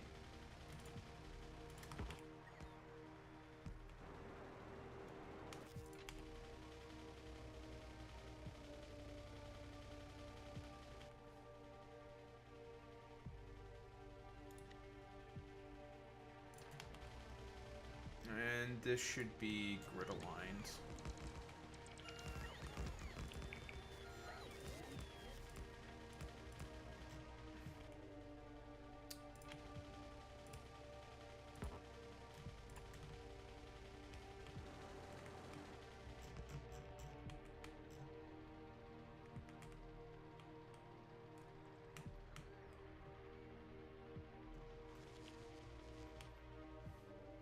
Oh yeah, for all like the Soviet fucking LARPers and shit like that who are just like, oh soy, look at how heckin' based and epic and like superly heckin' cool and standardized my heckin' Soviet track system is. Just like, dog, that's not a good thing. Not as good as you may think it is.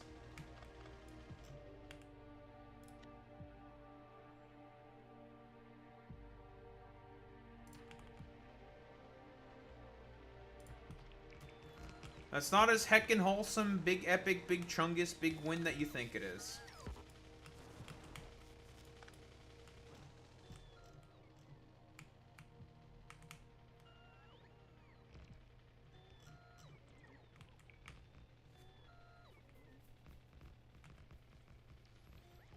I have a train track store near my house, and dead of night sometimes you can hear train horns from the distance. Same.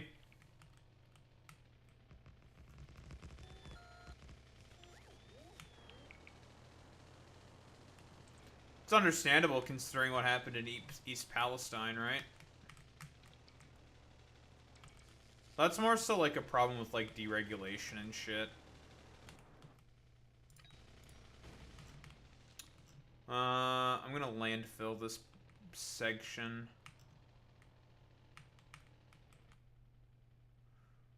Yeah, we're gonna landfill this bit. So I'm gonna go pick up some landfill. Pennsylvania, that's true.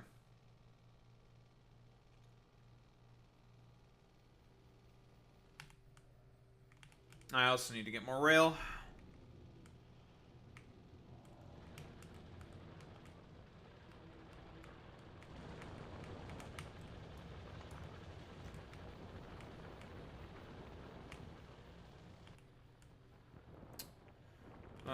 Landfill and rail is what I wanted. Landfill acquired. Let's get some more rail. I'm gonna build this expansion out and then we'll do yaps after that. Alright, well, that's my last fucking stored amount of rail that I have.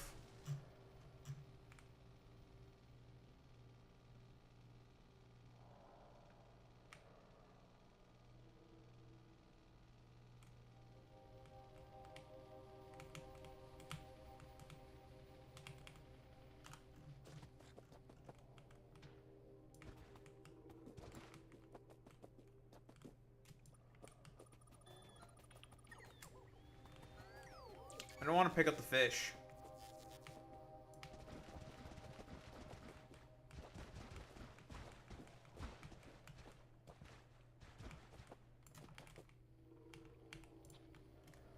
Into the water you go.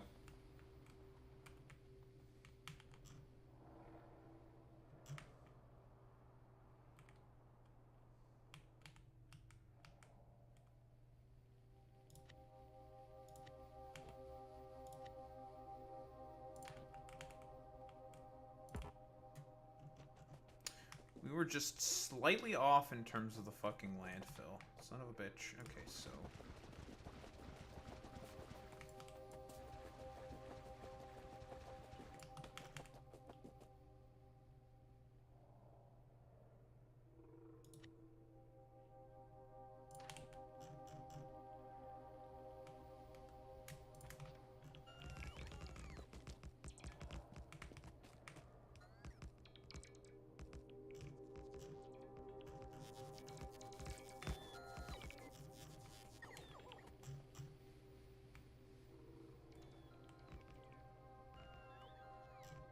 Alright, so that's for the stone if we want to get the stone.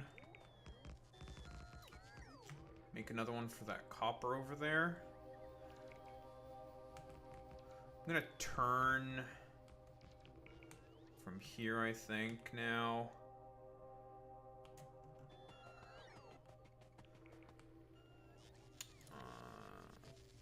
Right, let's get...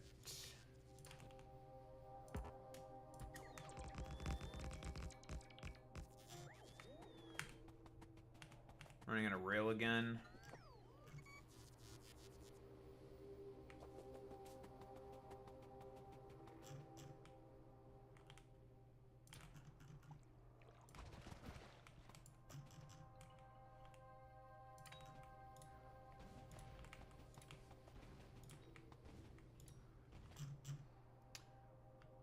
So far, there appears to be no bugs. It's fine.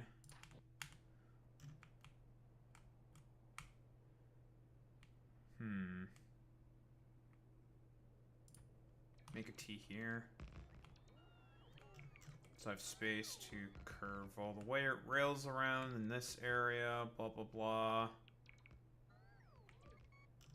Then make another junction.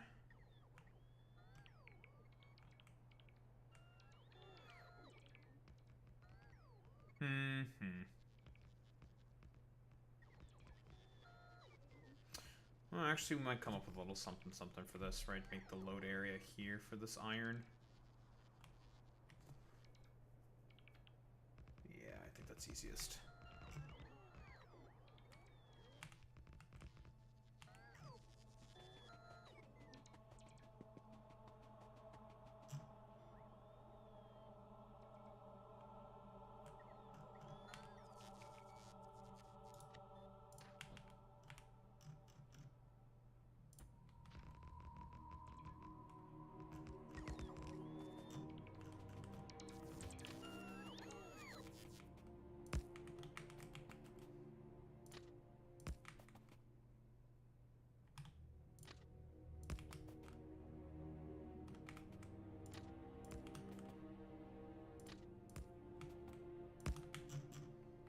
Perfect.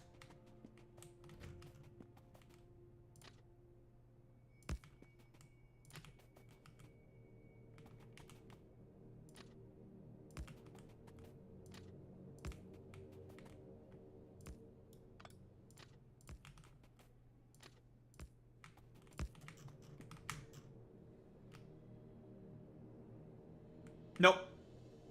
You put landfill down, it's there permanently. Landfill does not sink. Landfill is permanent. Put landfill in a certain location, it is there for forever. I am almost out of rail again.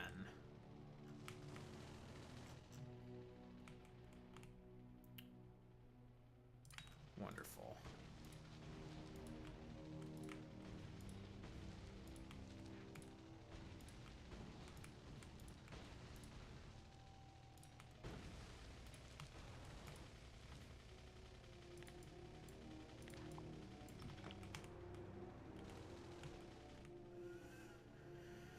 Alright, so the new wall segment. So again, like I said before, these nests make only mediums and bigs. Okay. Which means we are getting relatively close to green biters. But they get to stay.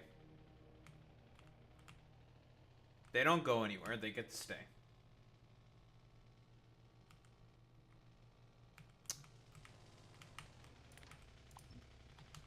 And you will all learn why eventually. They get to stay. They get to stay. They get to live.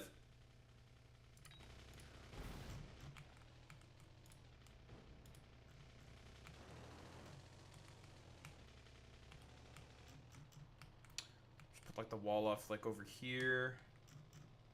Yeah, the chosen ones. You could say that.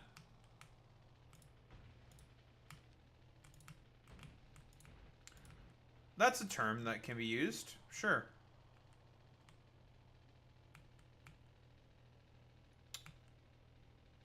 That's a new nest. What's over here? Okay, interesting. It makes me less inclined to want to take that stone and oil. I mean, it's just 5 things of oil and a thing of stone. Okay. And we'll put the secondary with the other wall over here then.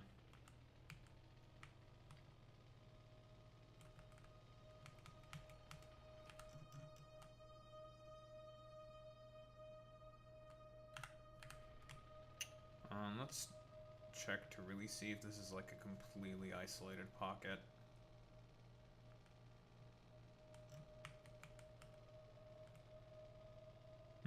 It's not. Not ideal. It's not ideal.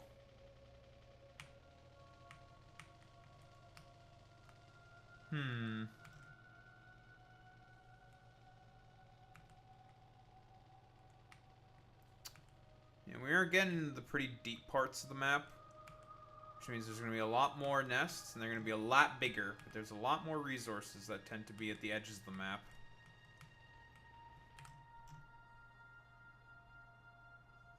You know, to incentivize you to go further out.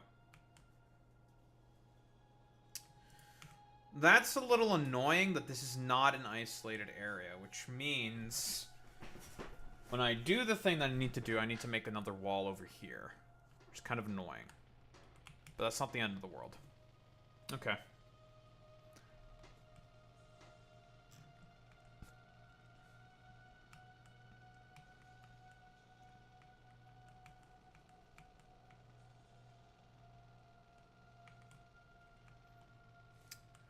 We're gonna build the walls, but later. We're not gonna build any walls today. Not right now. Because I am out of rail. Because this is more than likely eating up all of my steel in order to make rails for more, well, purple bottles.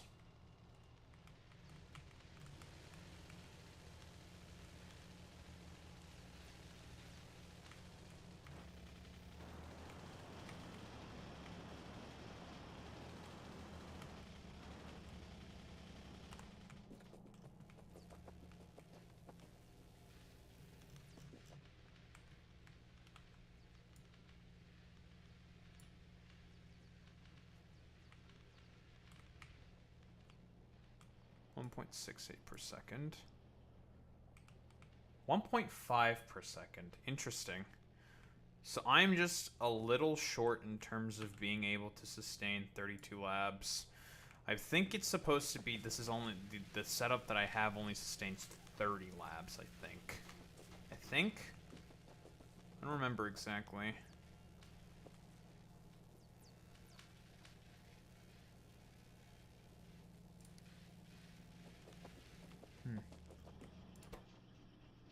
Should be able to maintain this, but whatever.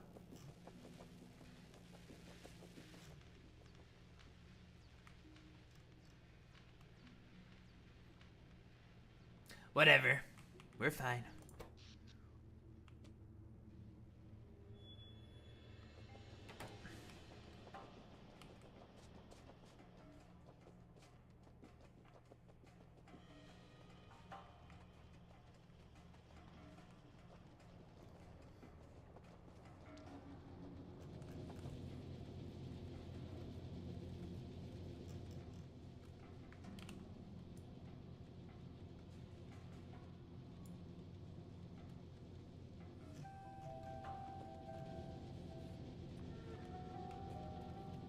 Okay.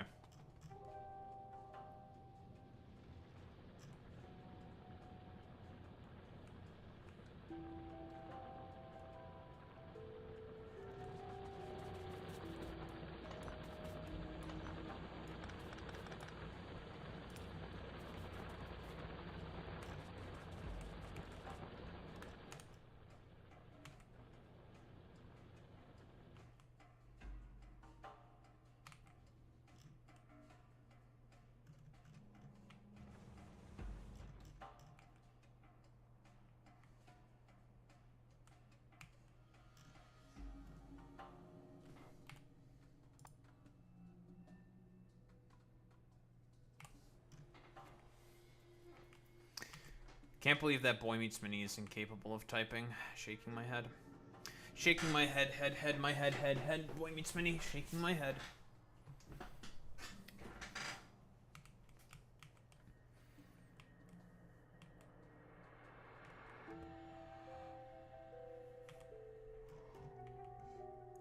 I may have to be concerned about this as well.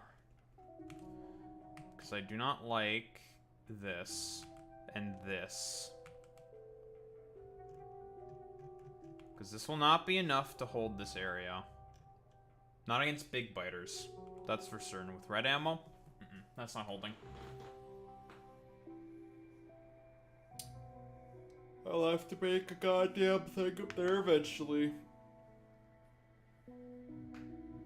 Just cap it right here so I can also claim this oil field for myself.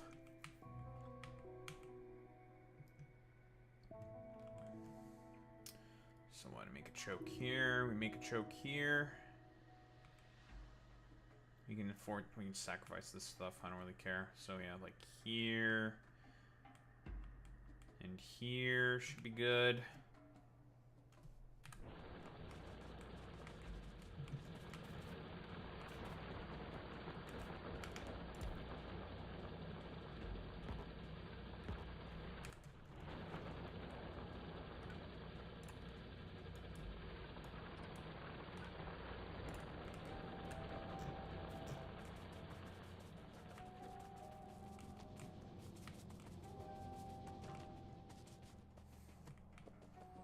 Indian Parliament, you say? What's the clip?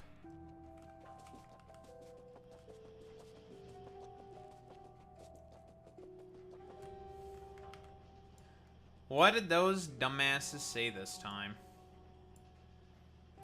If I have green assemblers, I'd also be able to keep up with the amount of science that I'm consuming. The problem is that, I don't have the power for it.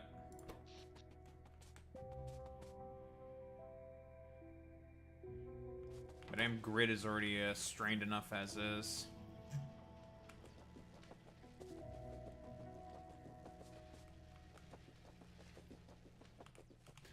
BJP dumbass claims Modi is an avatar of a Hindu god. Oh.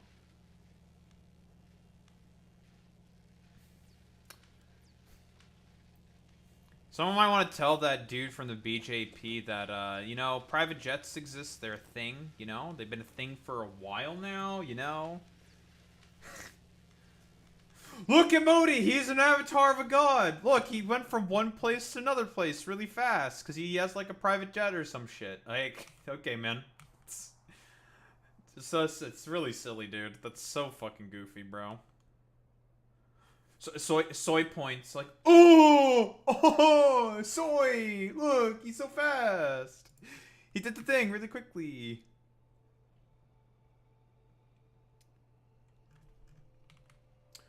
I think I'll put the junction here. Load station here, load station here. Just have a 1, 1.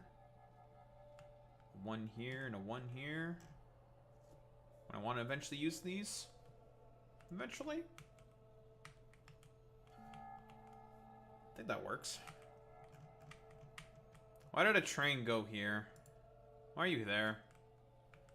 You ain't gonna be loading shit for like a long time, buddy.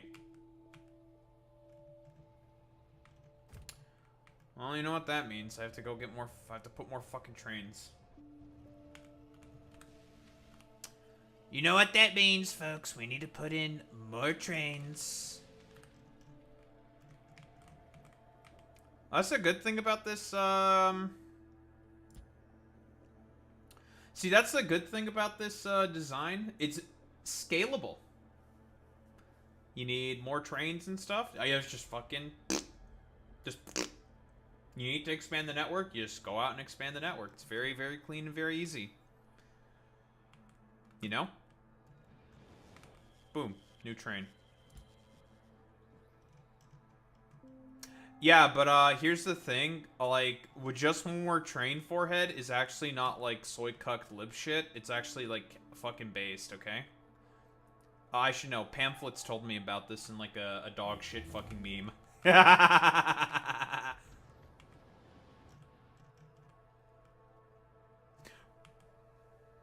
Pamphlets told me about this in some dog shit memes, so therefore it is based, okay?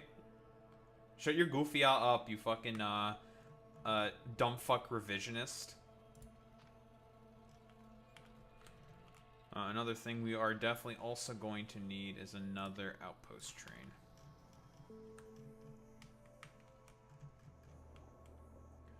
Boy Meets Mini, why are you such a revisionist, little bro?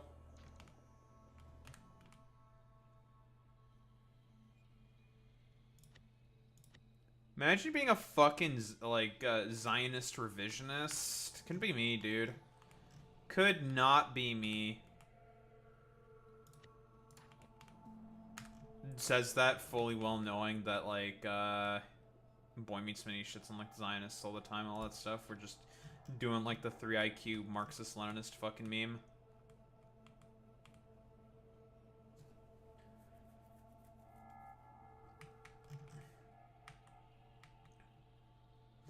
And yeah, well, you know what I'm doing, Boy Meets Mini? It's called a little bit of trolling. We do a little bit of trolling, folks. You know, it's a little bit of trolling.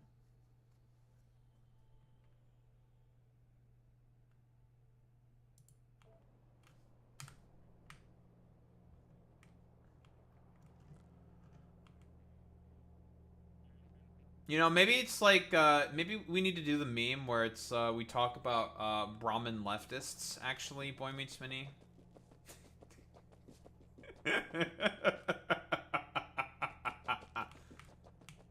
Dude, look at these Brahmins! They're on the left! Soy!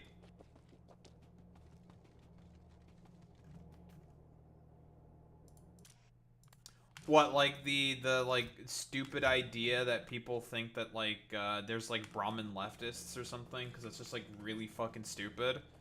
Like, dude, I don't know why the fuck they think there's Brahmin leftists and they think these people are, like, class traders. They're not fucking class traders. Like, what the fuck are you people talking about? There's, like, no indication to say that, like the Brahmin, the like, supposed Brahmins who voted for, like, Zoran Mamdani are, like, class traders and are just, like, betraying their, I don't know, caste disposition. Because, what? Caste sort of dispositions are different from class dispositions.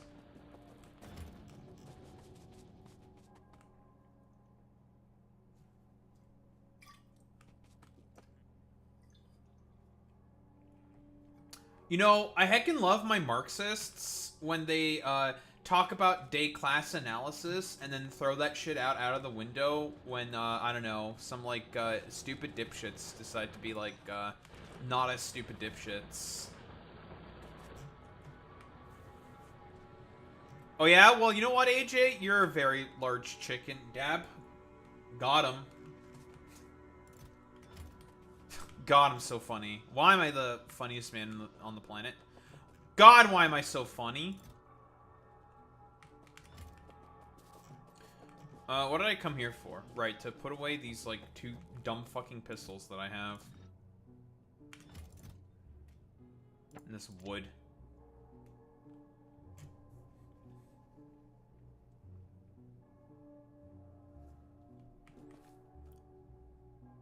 Guys, it's almost as if a lot of, like, online leftists have no idea how politics works.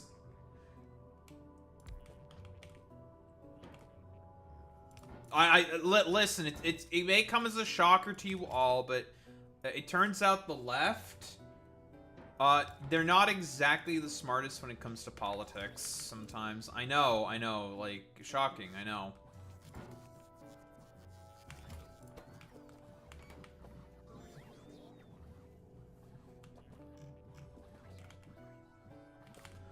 Which is why the only person you should ever go to for political talk is me, because I am never fucking wrong. Listen, no one has yet to prove me wrong about anything, which means I have to operate under the assumption that I'm just correct about everything. That's how that works, right? I haven't gotten any, like, dipshit making a video on me yet about my about whatever bad takes I may have. So that means I am perfect. I am correct about everything, and I am literally the second coming of Jesus. I mean, I have the hair and the look and everything, right? So I am Jesus. Bow before me, you heathen pagan peasants. I'm better than all of you. That's how that works, right? I'm doing this correctly, right?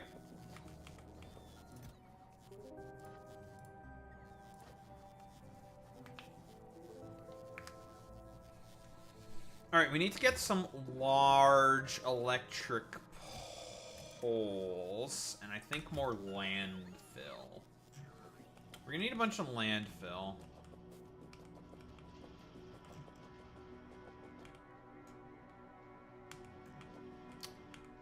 More walls, more flamethrowers. We got radars. Roboports. Get some bots. And some other stuff, huh? Repair packs. Yeah, repair packs. Because you know what we're gonna do? We're gonna build a wall. We're gonna build a wall. Let me tell you, folks, we're gonna build a wall. We're gonna build one. It's gonna be great, folks. Don't ask why I do that voice. You will not like the answer. Gonna do such a great job building the wall.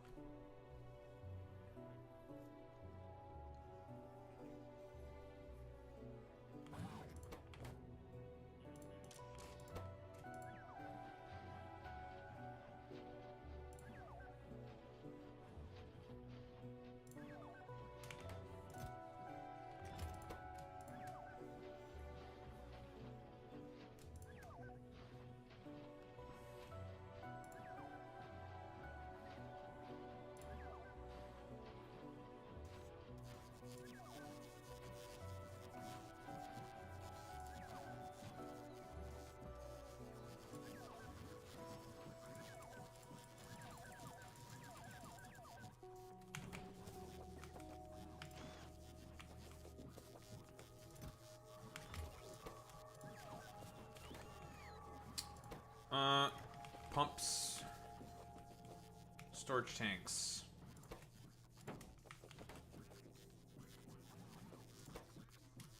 More bots. Weapons. Weapons. More weapons. Got the walls. More bots. More bots.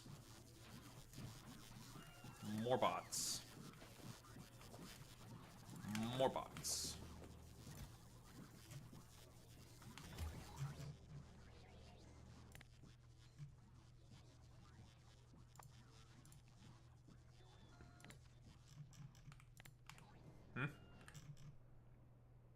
Which spider spawner is absorbing pollution? Is it you? No, it's you. That's fine. Yeah, it's you guys.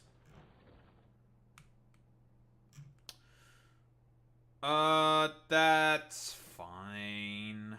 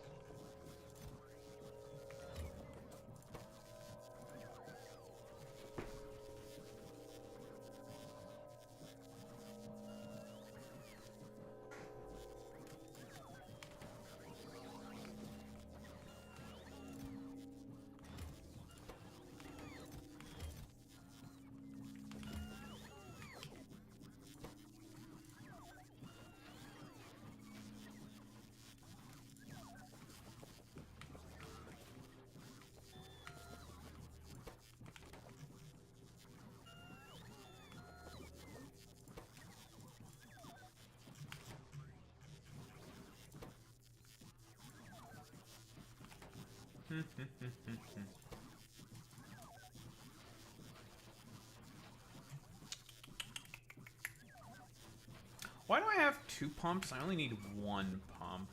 No, I'll stick with 2. It's fine. Just wait until I have 4 stacks of robots. Then we will be ready to continue with our expansion.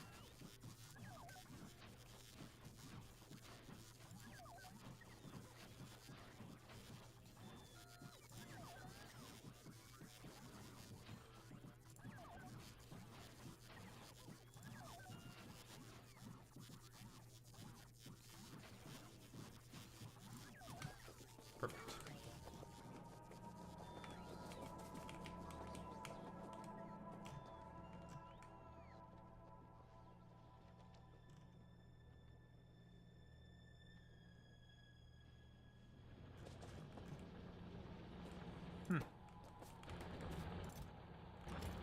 Oh, because you're eating a bunch of stone. I was about to say, we're running a little short on stone. What the heck?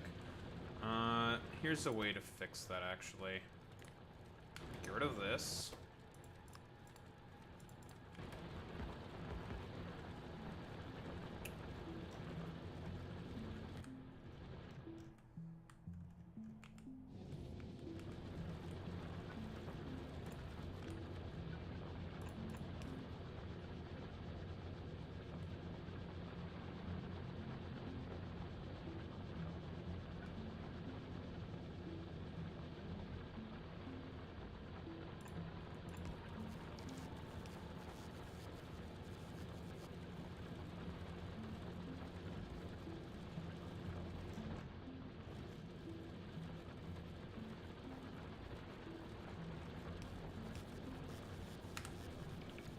Actually, that's stupid. Why am I doing it like that?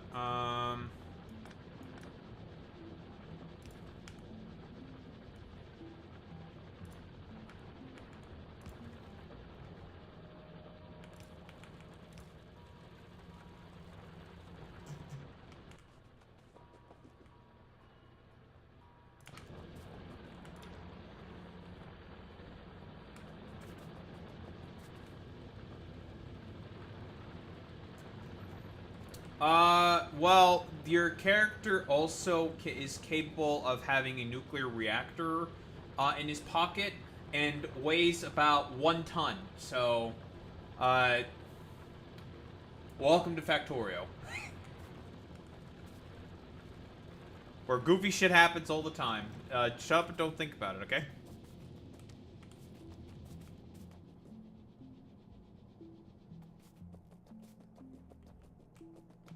Listen, we do a little bit of trolling, okay? The Factorio engineer cares not about the concept of time. Cares not about a lot of things, okay?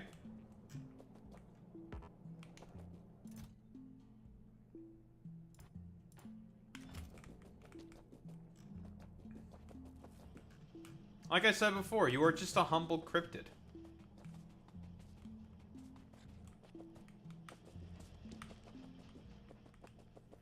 The Factorio engineer is but a humble cryptid. Living in a world that is, you know, that exists simply for the sake of its, to be exploited. The humble cryptid known as the engineer in Factorio.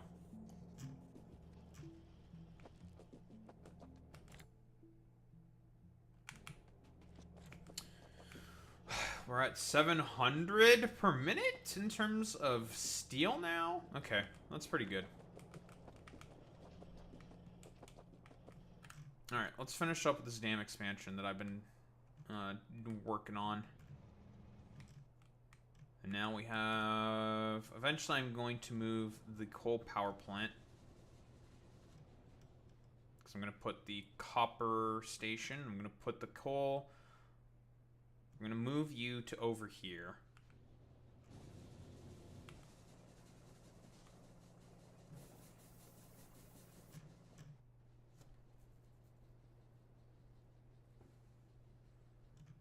Well, what town hall? I don't have a town hall. There is a PvP mode that exists in Factorio. And the town hall in PvP mode of Factorio is your rocket silo. But this is just free play. Where all you want to do is just, well, run around and make a factory. So this is technically speaking the town hall for Factorio. Is this. But otherwise, in free play and all that other stuff, doesn't exist.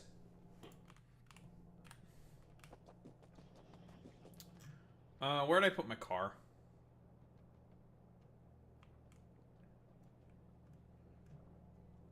You know, I keep making use of like a car and all this stuff. Why don't I use something else? Why don't I use something cooler? You know what? Let's make something that's cooler. I have all this fucking shit. You know what it's time for?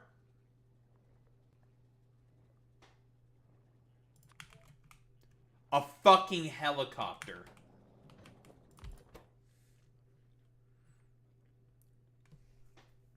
How about some airplanes? Alright, this isn't fucking... Okay, listen. This isn't Dune. I don't know what you're talking about, Boy Meets Minnie. Listen, Muad'Dib, he's nobody. You know? He calls himself Muad'Dib. He's a little desert mouse. Listen, that TikTok will never hit the same now. That shit ain't gonna hit the same anymore, okay? That shit is now fucking forever tainted. It is a jover for that fucking TikTok, dude. It is so jover. Muad'Dib.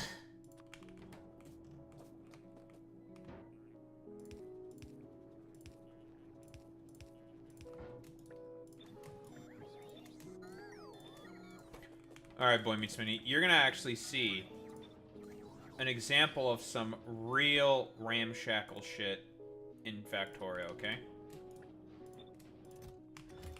What ramshackle really means in fucking Factorio. I have to fucking make submachine guns to fucking have gunships? Are you for real?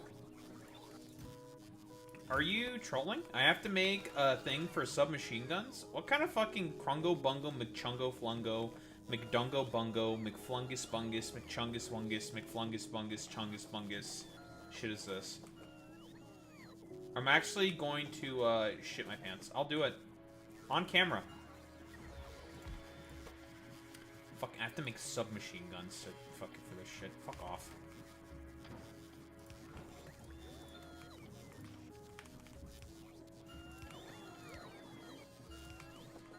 Alright.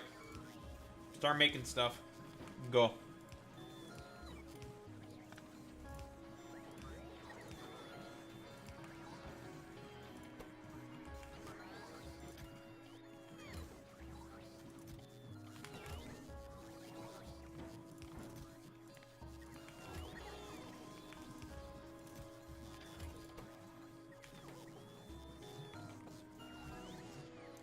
Go forth, my bots. Make things.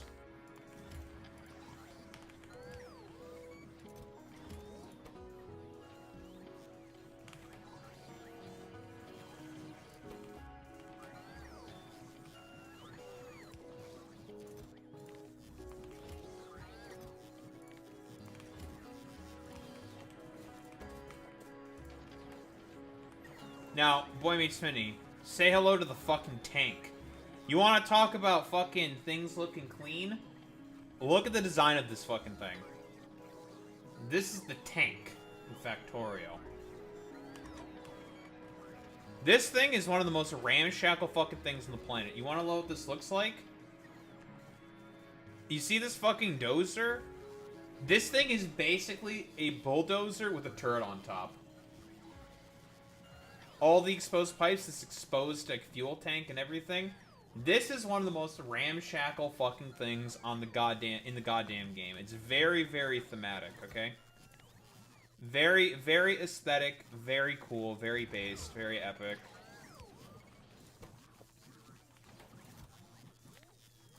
What I want more than anything is this.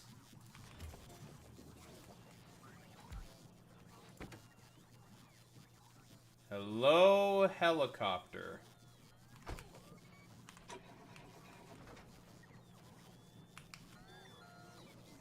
Yeah, you ain't got no fuel on you. No logistics system, huh? Yeah, surely these fuel lines won't explode, clueless. We're also gonna have to make some of the special ammo for the laser tank as well. But we have a helicopter now.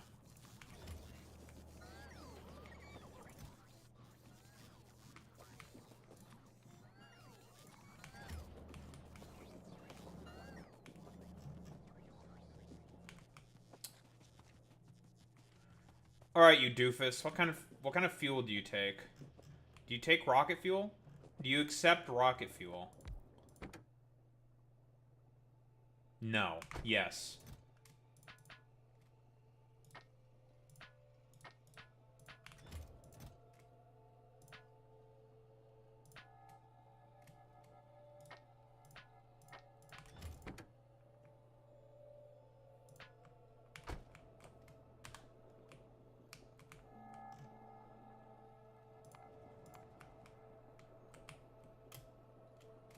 I have no idea how this thing's supposed to work. I do not know what the controls for this thing is.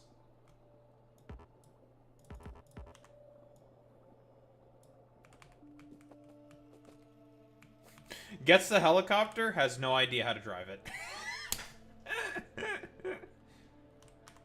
Alright, how do I ride this thing? Do you need that fucking landing pad in order to make this thing work? Why don't we just stick it here?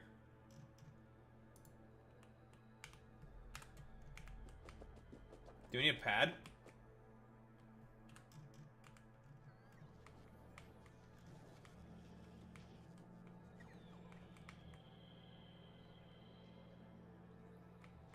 Dies of cringe. Oh, Jesus Christ. That scared the fuck out of me.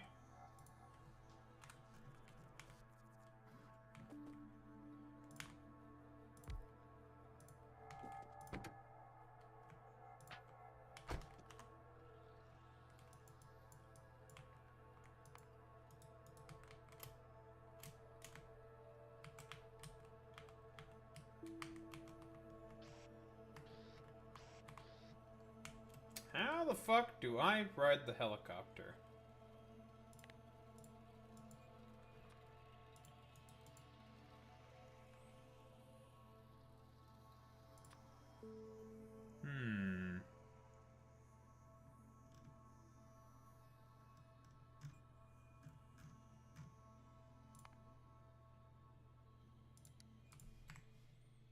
How do you work? How to drive helicopter Factorio. Shift E, Shift Q. Start and land. Oh, okay.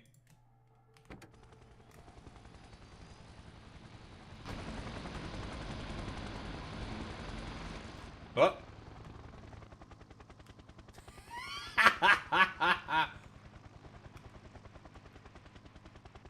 Holy shit, this thing is fast.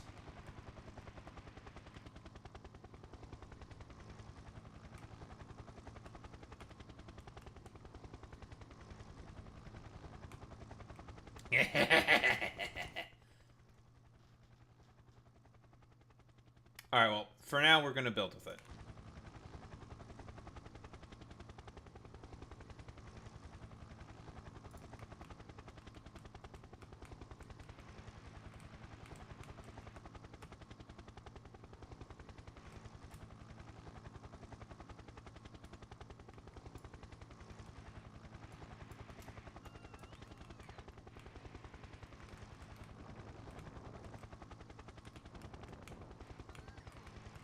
Looks like you're a gotcha player at heart. Is that because of my brain damage? No, it's because you go after children, and there ain't enough room in this preschool for the two of us.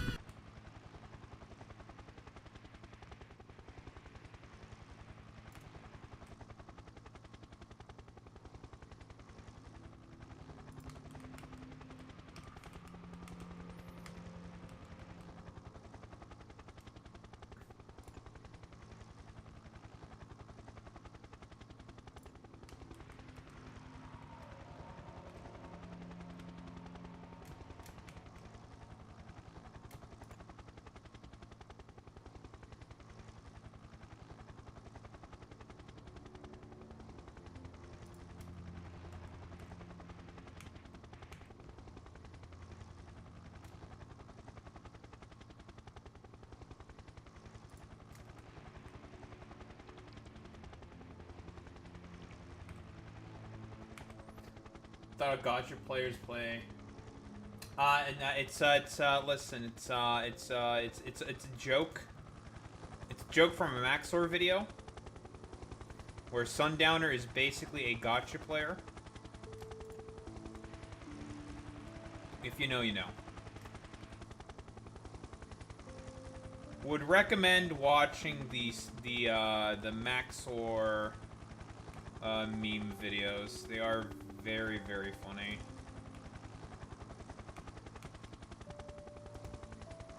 He's a bit of a funny dude. That Maxor man. He's a funny guy. Funny guy Maxor. Wants to collaborate with Watanabe, I think is her name. That's like another ongoing joke, I think. Listen, one day, Maxor will realize his dream of collaborating with, I think she's a big Japanese VTuber, I think. That's my guess. One day, Maxor shall achieve his dreams through his memes. One day.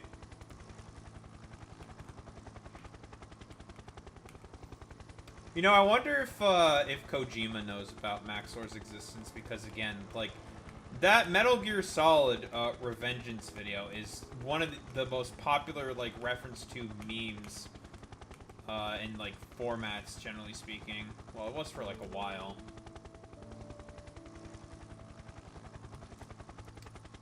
Well, well, honestly, no. Snake and Raiden would probably be, like, It depends on what Kojima would think, right? Because, I feel like, Kojima very often in, like, Metal Gear games does, like, a lot of self-inserts, basically, right? I think.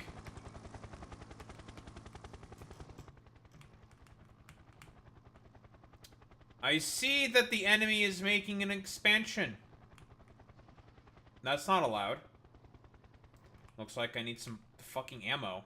Oh, I have some ammo. Well, what do we have here? Man, I go fast. Jesus Christ.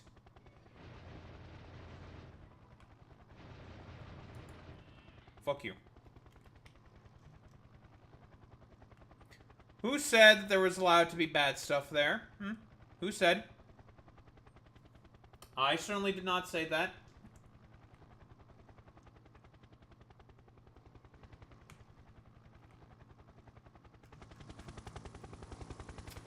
Honestly, this helicopter does not look ramshackle. It looks like probably someone just made an Apache sort of, like something that looks like an Apache, because this is a mod.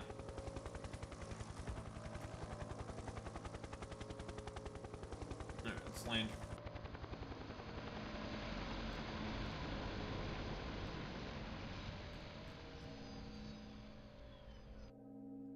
This is very, very well made. Very, very well done to the mod maker on this one. They did a great job.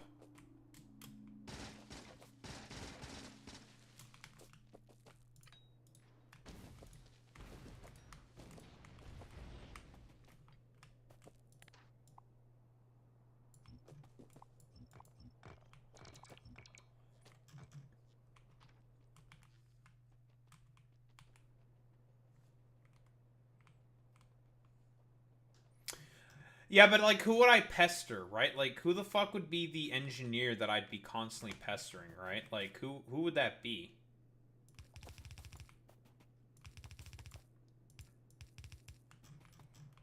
Like, that's like the ultimate question, right, AJ? Like, let's say, hypothetically speaking, you can play as the bugs on Nalvis.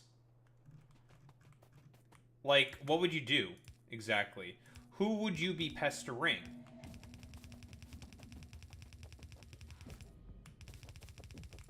Like an AI?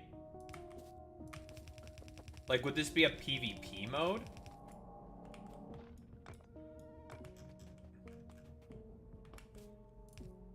Would there be, like, a grace period? Or something? Like, how does this exactly work? Yeah, I mean, that would be really annoying. Sure. But, like... Yeah, you have to think about it, right? Because it's not just as simple as, like, dude, we're just gonna, like, invade, and we're just going to eat your fuel lines. Well, it's not that simple, now is it? Well, that already exists in Factorio. There is a PvP element, and no one really plays it all that much.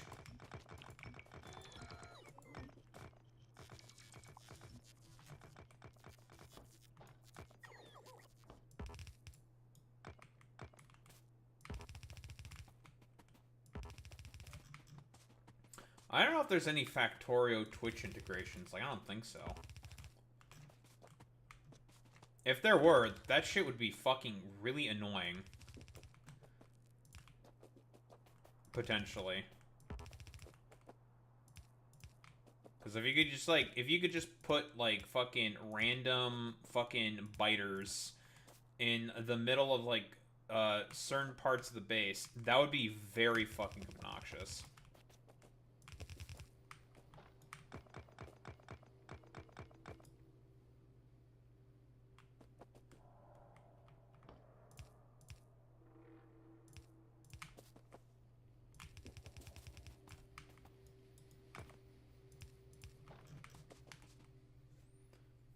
There's one-world Twitch integration. That shit probably pops off. Yeah, probably.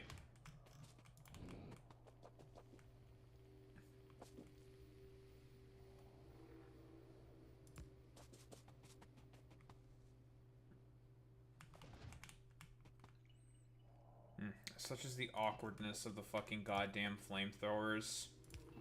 So powerful, but so unwieldy in terms of being able to properly place them in efficient ways, especially in these particular kinds of situations.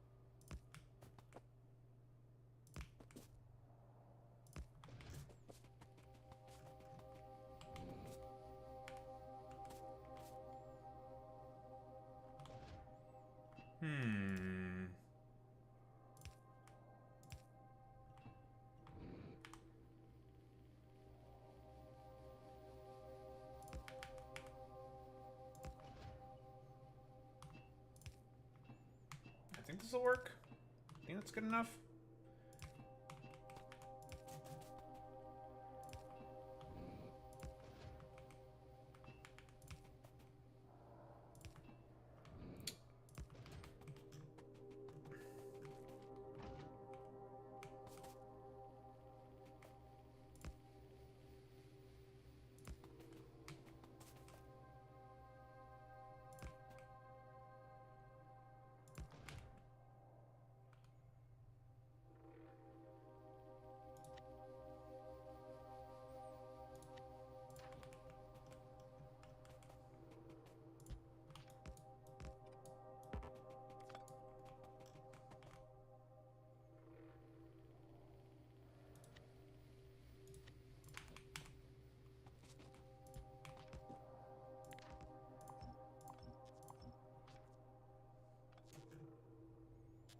Alright, these actually fit pretty much perfectly, huh? In terms of the electrical grid. That. Nice. That is really good for me, actually.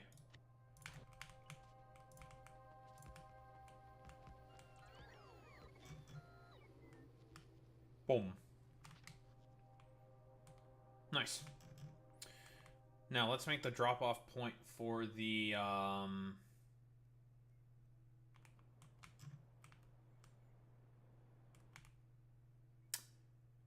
for the light oil. Doesn't need to be anything too complicated. We can just stick a junction like so. Make a thing off the side. Blah, blah, blah, blah, blah.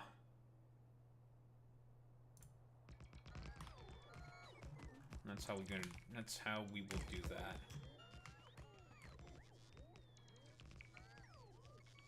Boom. Boom.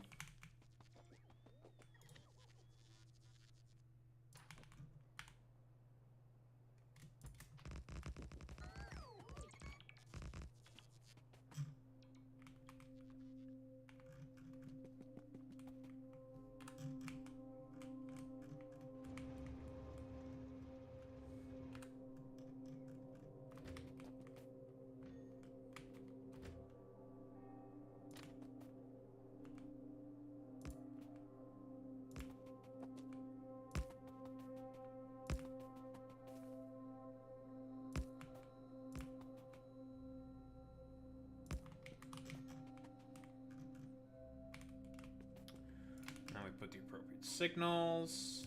Signal here. And signal right there. And now for the train stop. Boom.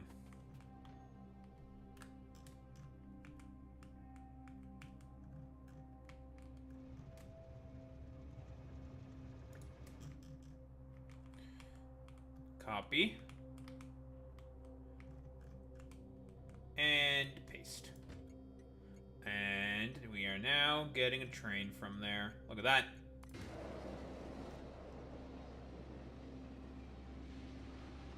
Here it comes.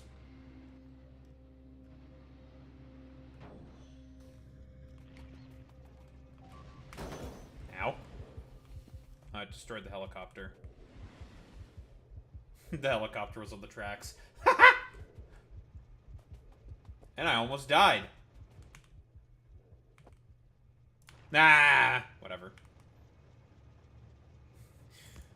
As you can see, the train did not give a fuck about the helicopter. Train doesn't give a shit. Man, getting back there is now going to be such a pain in the ass. That's okay, because we can just use the train to get back, so not the end of the world. Yeah, whatever. Yeah, we'll just hop on the train and do that.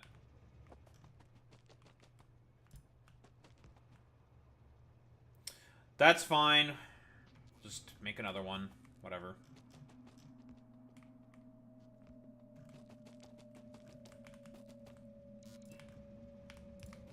Daho, you broke your helicopter like a complete fucking dumbass. Why would you do that? Because I'm a dumbass? Duh. Why would you ask me such incessant rhetorical questions?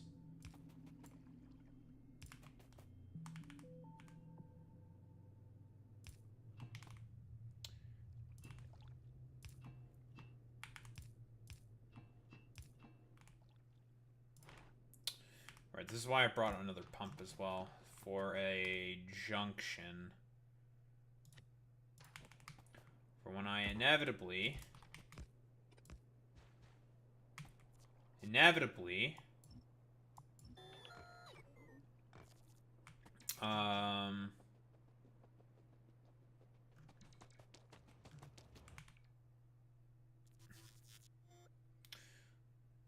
come back here and shit like that. That's fine.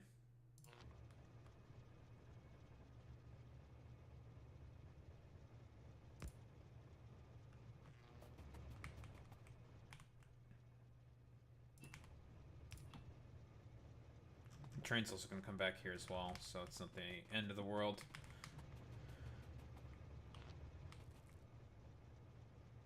Well, I guess I destroyed my helicopter by accident like a complete dumbass, but whatever.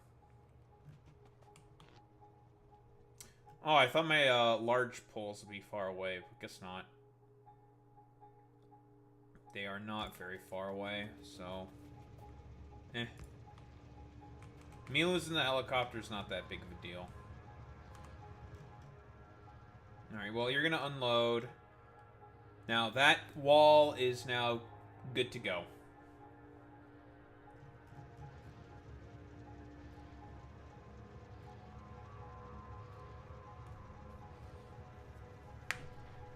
The train will bring me back.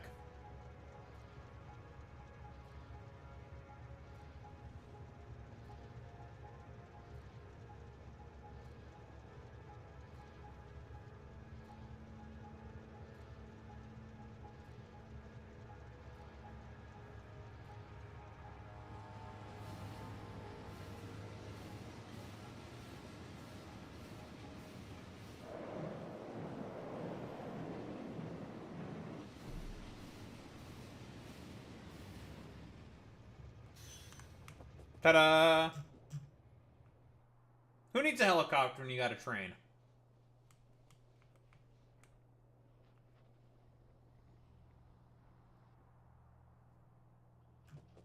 Do I have any train emotes? Do I have like a Peepo train emote or something? If I don't, that's a mistake. 7TV. train.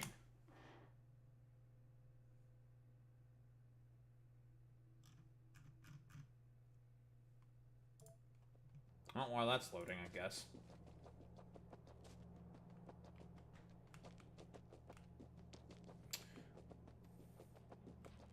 Oh, it's gonna come up with a bunch of train wrecks emotes, isn't it? Yeah, it's just gonna be a bunch of train wrecks emotes. Oh, I guess that's what happens when I'm not specific enough. You got me.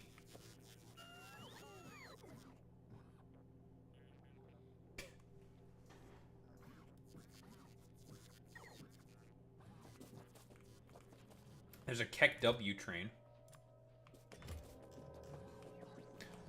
Listen, look, nothing happened. Fuck you.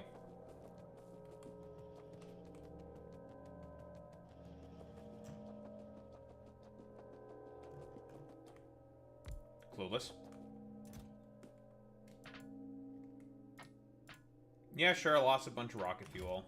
And some ammo. Nah. Whatever.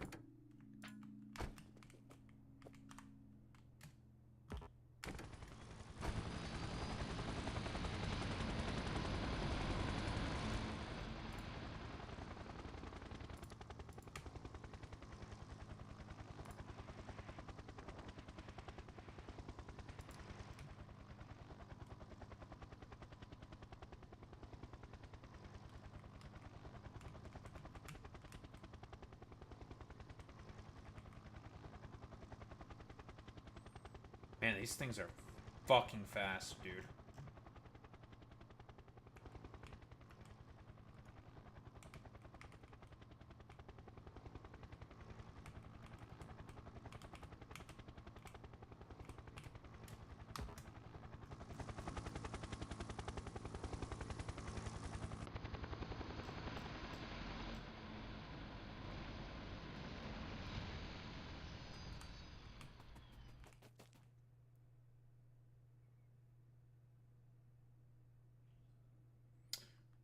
Right, what was I doing here? We're gonna put down some radar. Radar. And roboports. Ahoo!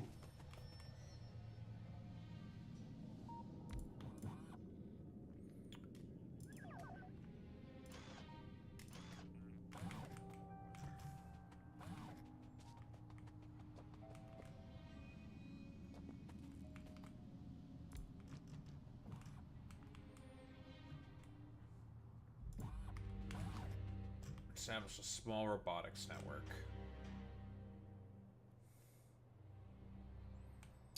Alright, final area to wall off.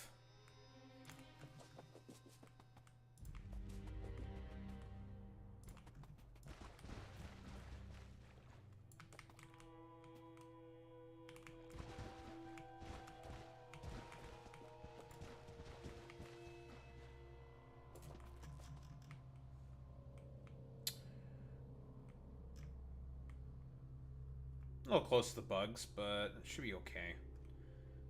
Much rather go through here, I think. Even though diagonal wall is not exactly ideal for flamethrowers, so we're just gonna go with like a dumb L.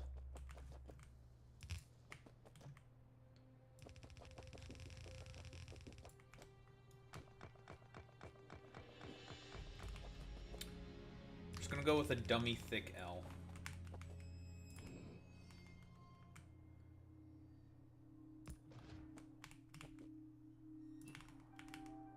And I need more underground pipes. Lovely.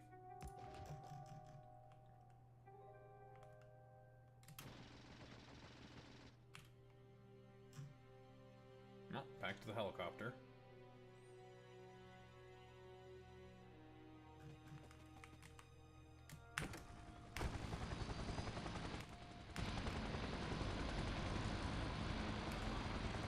What? Broke something.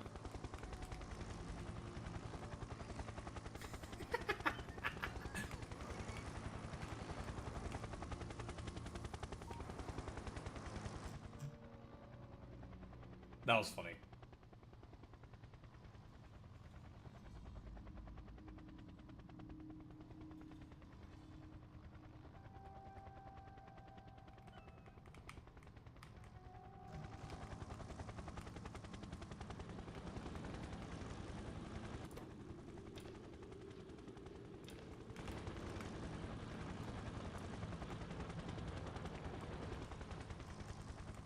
I find it very funny that it makes the tire sound rolling on the ore, even though it's a vehicle that's in the air, but it's considered still a vehicle anyways.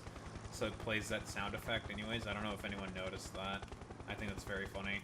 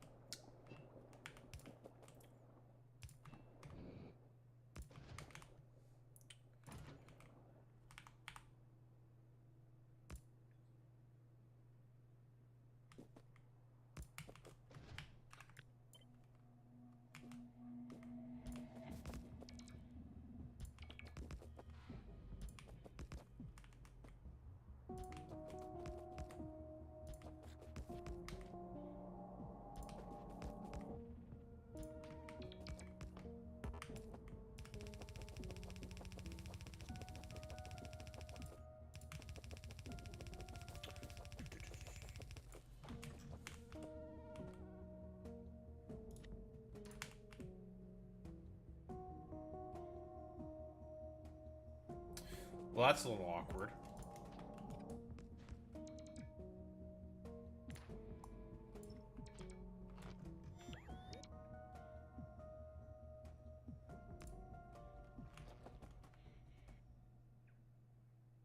Eh.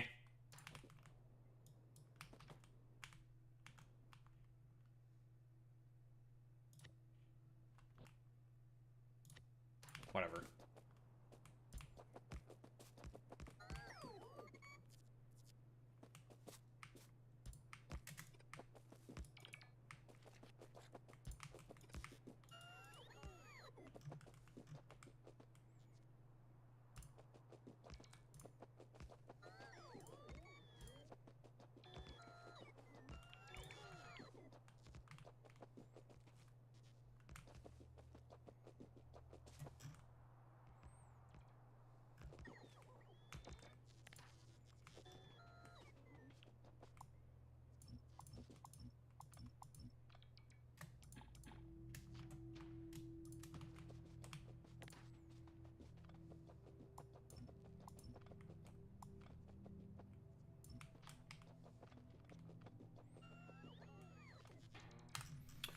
All right, so that is the borders are now completely secure.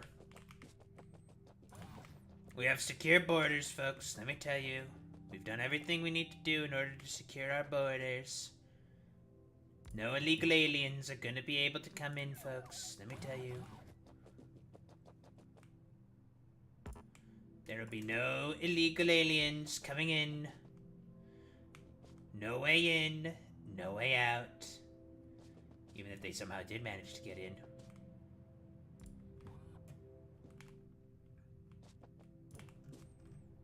And we stick a radar somewhere.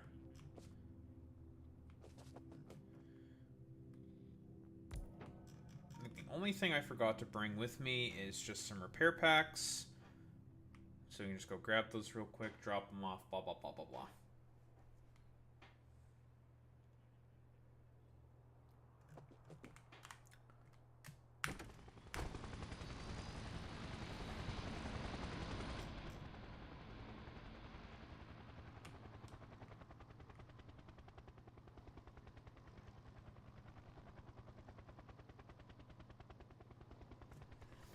No way in, no way out. These illegal aliens are not gonna go anywhere, folks.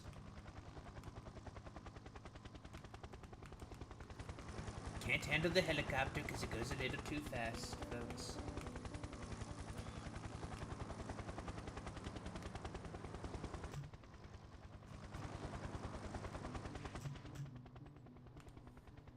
This was an excellent investment I made.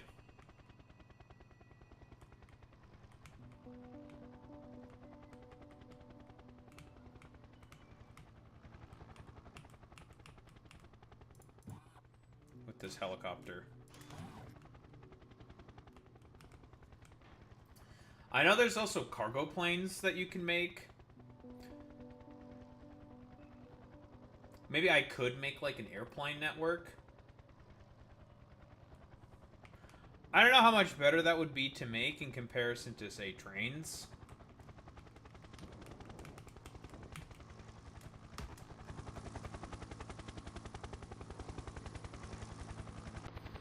Look at that, folks. We landed perfectly on the pad.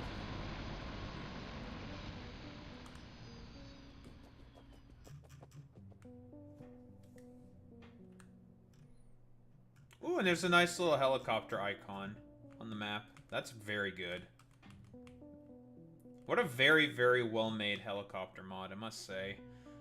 Right, so the only other area that I want to go expand to is just here, wall off this area, and then we should be good to go for space. And I'll be able to claim another oil field for myself as well. So, double dipping in that particular respect, so... I think that'll be good for today for Factorio for the time being, because we have a lot of shit to fucking yap about. We're gonna move this shit over. We're going to put a bunch of mines up on the copper patches. And we're also going to do a bunch of other shit.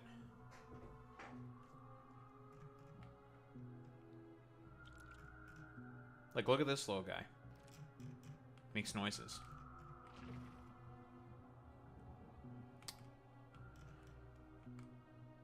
So we'll have access to 8 of these. Okay. That'll do.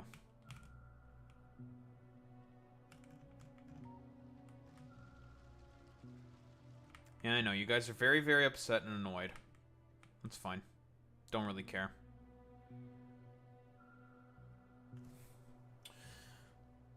Now, the one thing I'm going to try to do... I'm going to try to...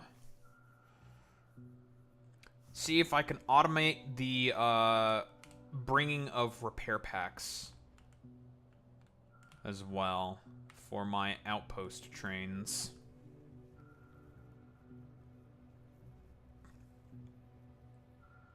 I have an idea on how to do it. It shouldn't be too difficult.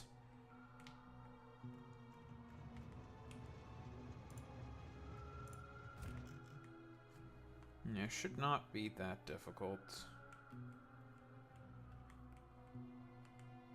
In terms of automating that, it's going to be a little dumb, but eh. Making repair packs is not all that expensive. They're pretty cheap. That's a good amount of progress that we have made. So we're ready for uranium mining whenever. We're gonna wall this off tomorrow by making a separate little thing for that shit. And then wall off here. And then go from there. Yeah, I think that's going to be the plan.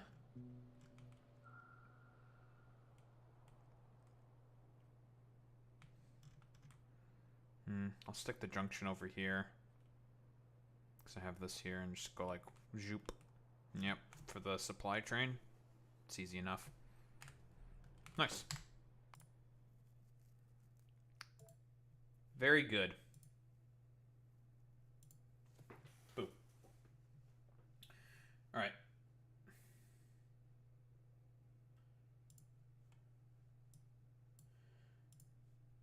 I'm gonna grab some water and head to the bathroom, and then we're gonna start yapping. Yes, we are almost ready for space. Because we just need to make sure everything is self-sufficient, defended, blah, blah, blah, blah, blah, and then we can go to space. But we are almost ready to fucking leave.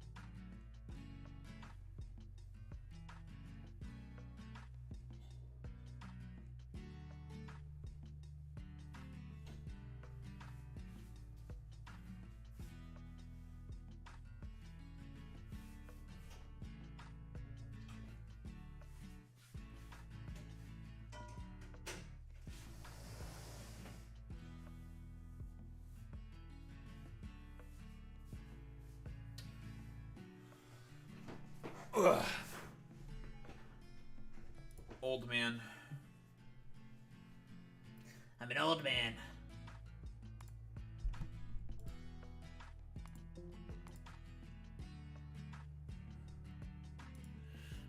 I'm an old man. I'm getting up there in my years.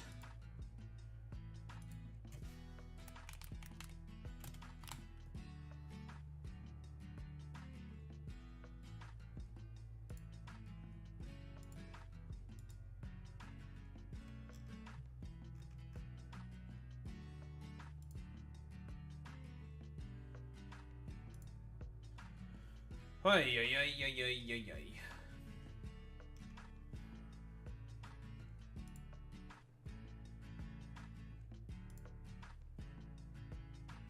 I have a lot of shit open.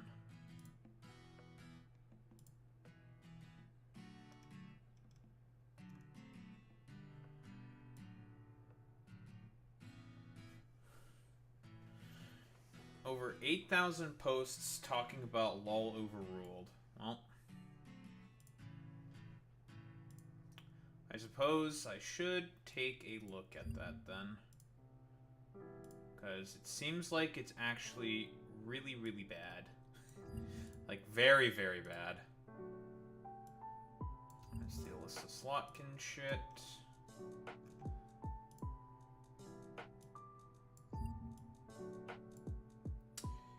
Yeah.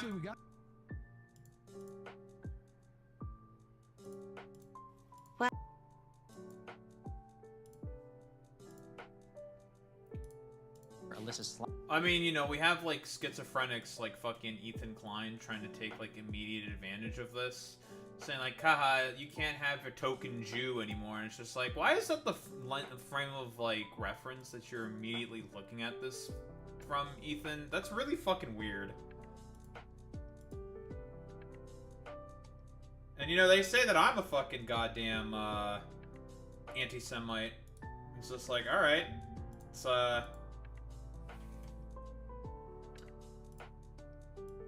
So I see this Pete Buttigieg clip making the rounds, so I'll take a look at it as well. I'm curious.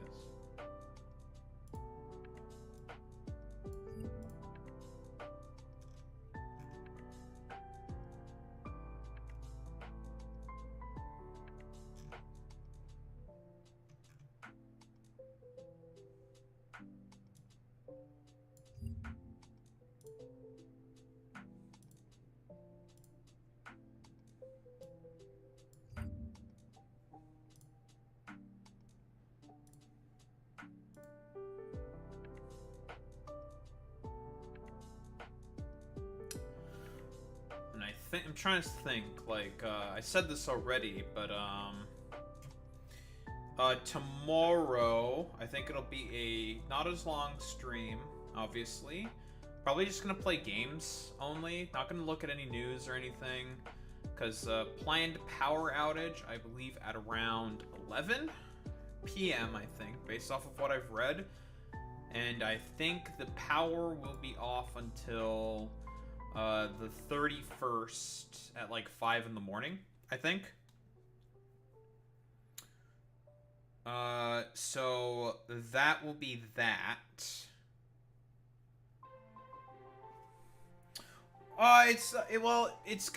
It's multiple locations that they're doing. It's just like an inspection that they're doing. So it's not that big of a deal. Probably nowhere. I'm just gonna sit and chill in here more than likely. Like, honestly, I'm just more upset about the fact that I can't fucking edit.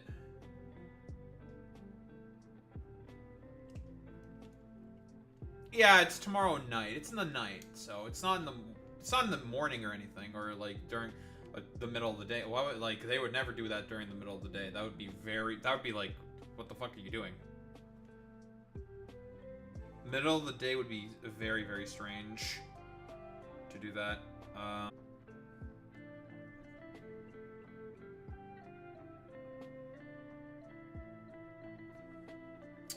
Well, it's because our, I mean, our stuff is regulated by the city itself, right? Like, that's why. I know about, like, what, PG&E, I think is the name of it. Yeah, those guys are fucking dog shit, right? I believe that's the name of the company, PG&E. Pacific Gas and Electric. Yeah, they're like complete scumfuck. Yeah, 1000%. Complete, utter fucking dog shit.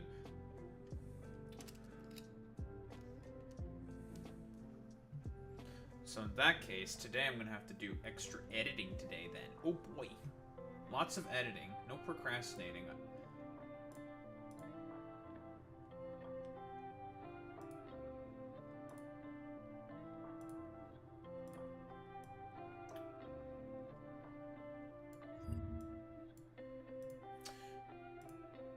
You know, is it a good thing for me to make a video on this lol overruled shit? Is it appropriate?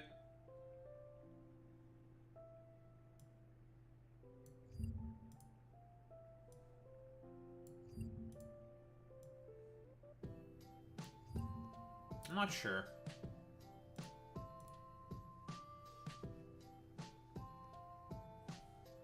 I don't know. I don't know. If it's appropriate or not. I'm not sure.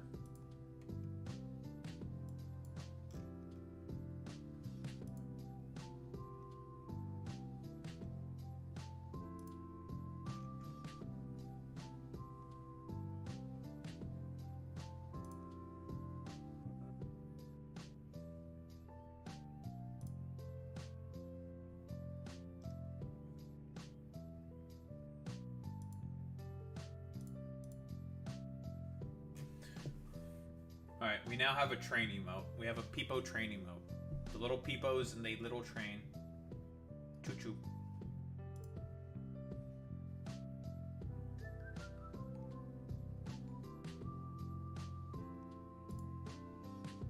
Oh, so we're getting a little conductor guy because he's a nice little guy and I like him. There we go. We now have a nice little conductor guy. Choo. He's a nice little guy. He just wants to be on day train and conducting day train.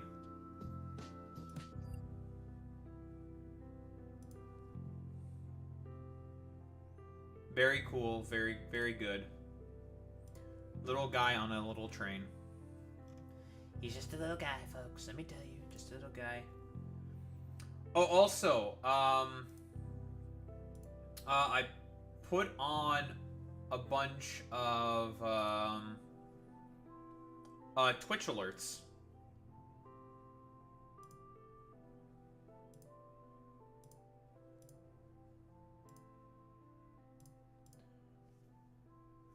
Except those bastards did not give me my fucking motherfucking emote slots. Even though I'm using the goddamn thing that it told me to use. These little trolls at Twitch. I can't believe that Twitch would troll me like this. Why would they do this? Oh, I'm gonna delete this. Yeah, look at this. Test. It's Giratina soy.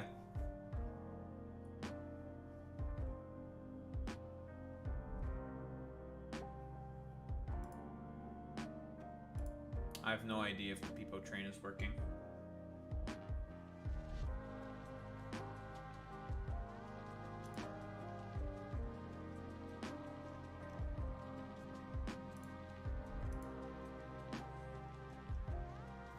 Probably finagle with it a little more.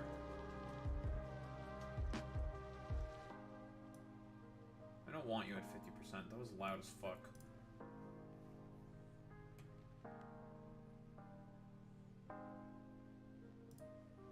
That was loud as hell.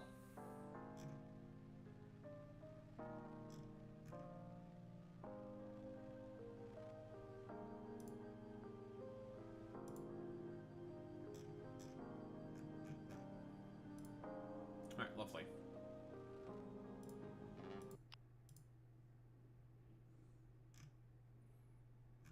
What is this dumbass Pete Booty Sucker clip? Is he doing like the 3 IQ throw trans people on the bus shit? That went with his history. He just didn't. If anything, he reminded, I think, a lot of people of the status quo. So I think a lot of people are focused on the leftism, the ideological leftism, that I think we shouldn't be so surprised that prevailed in a New York Democratic Party. Oh, it's about Zoran Mamdani. All right. There's like also like a transphobia thing with our boy Pete Booty Sucker over here. Our big booty judge. Big bootylicious, you know, with the fur.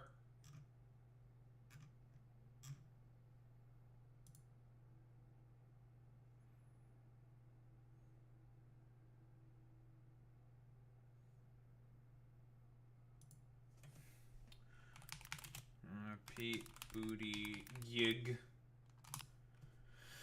Jidge.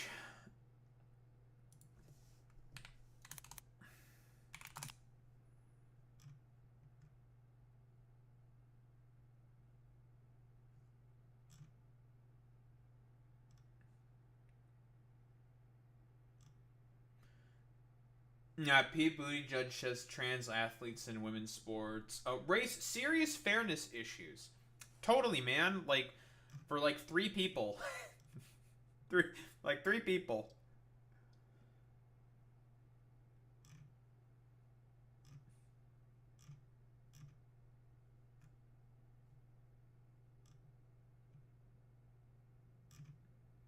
Damn, I can't believe that Democratic establishment people are just throwing trans people under the bus for what? I don't know. YOLO swag? Yeah, for Riley Gaines and like 2 other dipshits is the only people he's really appealing to here, because like no one else really gives much of a fuck about it.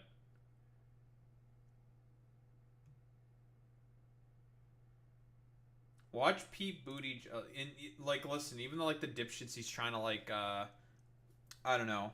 This is from the same podcast. Watch Pete Buttigieg avoid answering if boys should be able to invade girls' sports and go on a whole roundabout rant to basically say he supports it. The people that he's trying to fucking even appeal to appease, like, they don't give a fuck about it, okay?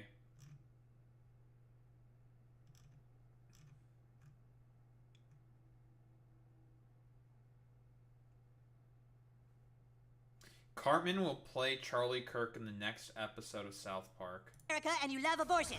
You can just shut up, baby, because you hate America and you love abortion. You can just shut up, baby. Why is PC Principal standing behind him? He even has the Charlie Kirk haircut. That's really funny. I guess that I guess South Park's not holding anything back. First off, okay, I have some slight criticisms for South Park. Face is too big, okay? Obviously, Cartman's face is way too big for Charlie Kirk, okay? You need to shrink that down by a factor of at least 40%. At least 40%, then we're talking, okay? Why the fuck is PC Principal standing behind Cartman when he's doing his fucking Charlie Kirk bit? Jesus Christ, dude.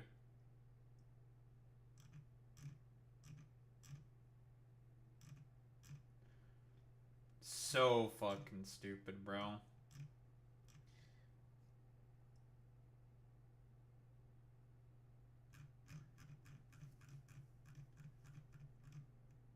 I was going to grab that Pete Buttigieg thing.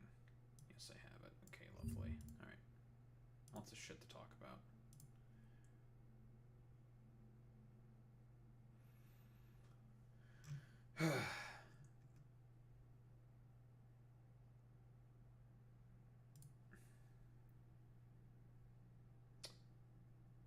Oh, man, dude. A lot of shit to talk about. Alright, let's get to it.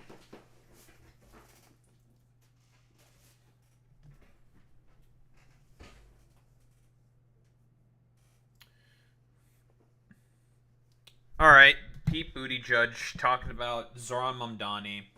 What do we got here? What do we got here? In some podcast or some shit with NPR? What the...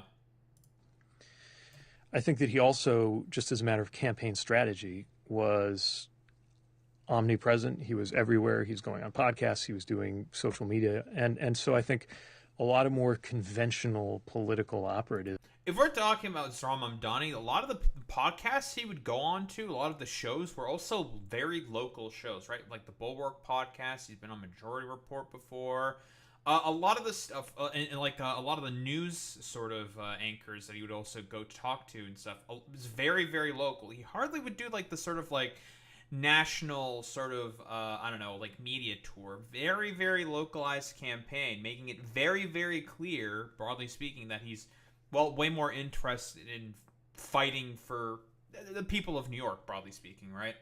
Didn't see him coming. Andrew Cuomo had a more conventional media campaign. For sure. And I think lost. in many ways, he, in addition to the moral disqualifications that went with his history. Did Pete Buttigieg endorse Andrew Cuomo? Do we know? Did Pete Buttigieg not run for president? Endorse Andrew Cuomo? No. Well, he's dodging. Okay, cool. Dodging endorsing Mamdani while praising Cuomo, basically. Is that what we're doing? All right, well, we'll see if that's the case. He just didn't. If anything, he reminded, I think, a lot of people of the status quo. Uh-huh. So I think a lot of people are focused on the leftism, the ideological leftism, that I think we shouldn't be so surprised that prevailed in a New York Democratic Party primary. Ideological leftism? What the fuck are you talking about? No, Andrew Cuomo is just a dog shit fucking candidate. Again, the median age skews younger for a lot of New Yorkers.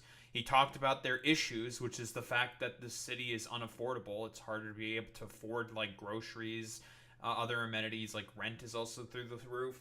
That's the problem that people are having with New York, and he talked about that constantly, and he was able to win a broad, very, very broad, multi-ethnic, multi-class coalition and destroy and trounce Andrew Cuomo by about 12 points. Like, it's not as simple as, like, ideological fucking leftism. Like, what the fuck are you talking about? But I think if my party... In fact, like, this is stuff that the Democratic Party should be just championing in general. Like, as a more liberal party, it's a little strange that we're talking about this as ideological leftism. Oh, it's because in reality, these people are fucking conservatives. They're not actually anywhere on the left. Party wants to learn lessons from Mamdani's success that are portable to a place like Michigan, where I live. Mm-hmm. It's less about the ideology and more about the message discipline of focusing on what people care about and the tactical wisdom of... Omar Fattah is an already immediate disprover of this, right? He ran basically on the same model that Zoran Mamdani ran under. Different city, still Midwestern city, nowhere near as fucking rich as New York and Minneapolis. And, well, he's more than likely going to win. He just secured the endorsement of the DFL, which is the main Democratic establishment. So I don't think it's just as simple as, like, the ideological leftism is the main thing that's, like, carrying whatever these, like, particular insurgencies in terms of, well, to success, like, with Omar Fattah and fucking Zoran Mamdani. It's just Democratic Party politics is dead. Neoliberalism is dead, and people want to see change. That is what is ultimately going to work. Like, it's not about, like, all this other stupid bullshit. It's literally just as simple as these two motherfuckers, Omar Fattah and Zoran Mamdani, spoke to people's issues, housing and affordability.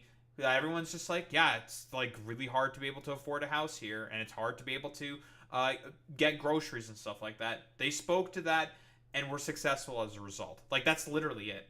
Getting out there and talking to everybody. Sure. Again, Omar Fattah, Zoran Mamdani, they actually went out there, talked to people, and talked about their actual fucking issues. Like, that's the actual, road to success. But again, the Democratic Party is wholeheartedly captured by corporate interests, so they're never actually going to talk about that stuff.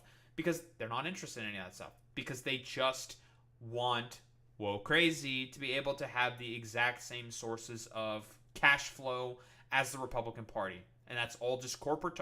It's a uniparty, all for the express purpose of maintaining a corporatocracy. And Pete Buttigieg is totally okay with that. He has no fucking problems with pushing that fucking line.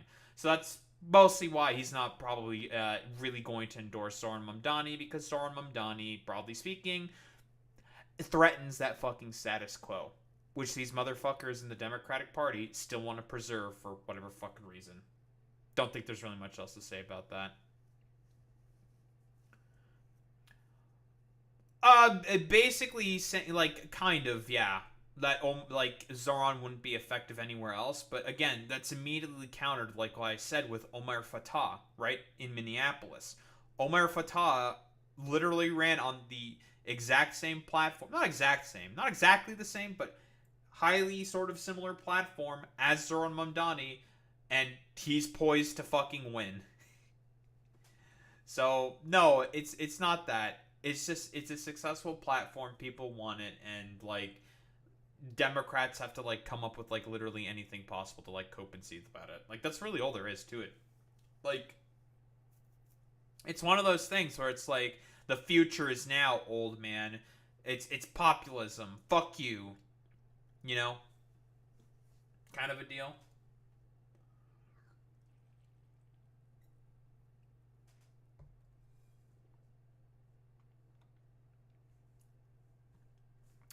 That's Chicago, correct? Hasn't Brandon Johnson been having, like, a lot of problems, right? Alex? You live in Chicago, I believe, right?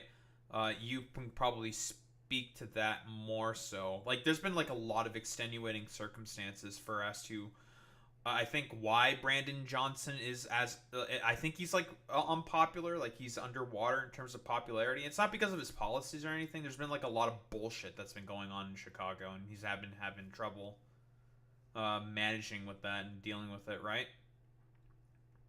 Is that correct? I have no idea.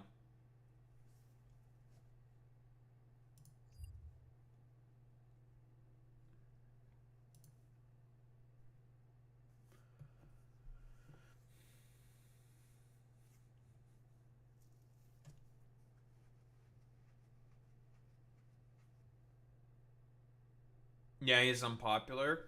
Right. What's, like, the reasoning for that? Like, I don't know why. Like, why is he unpopular?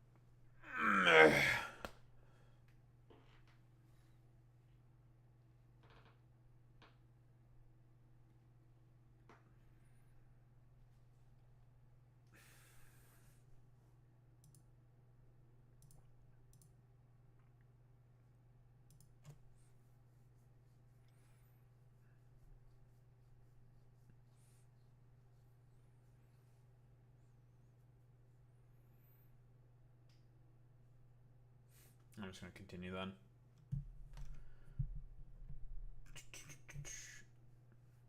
Alright, what do we got here? Pete Buttigieg potentially throwing trans people under the bus. I know there was, like, a thing where he said, like, oh yeah, there's, like, an issue and concern of, like, fairness in sports when it comes to trans people in sports. When all of the studies and the evidence points to the exact contrary, so complaining about that is stupid. And, you know, again, like, the people that you're trying to appeal to with a message like that, Pete, are never going to like you anyways. Like, this freakazoid Lips of TikTok here says, watch Pete Buttigieg avoid answering if boys should be able to invade girls' sports. Yeah, invade girls' sports. That's exactly what they're fucking doing. And go on a whole roundabout rant to basically say he supports it. This isn't hard. Boys can't become girls. Well, apparently not. Someone doesn't know about the magic of spironolactone and estradiol. Someone doesn't know about the pink pill, huh? Boys and girls are different. Boys don't belong in girls' sports. Why is this so difficult for you?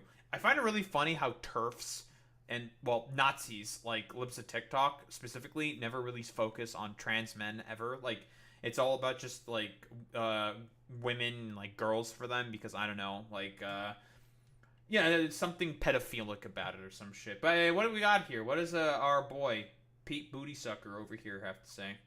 When President Trump says something like "no boys and girls sports," which is a phrase that they use, it sounds like you're not signing on to that. I think that chess is different from weightlifting, and weightlifting is different from volleyball, and middle school is different from the Olympics. So that's exactly why I think that we shouldn't be grandstanding on this as politicians. We should be empowering communities and organizations and schools to make the right decisions. And what if that decision is in like a particular like southern part of the district or some shit, like the country Blumpkin type area where they're just like, yeah, we're just going to ban all trans people from being able to participate in public or some shit, right? Is that like the correct decision? Like what do you mean? Again, like I said before, let me pull up the tweet.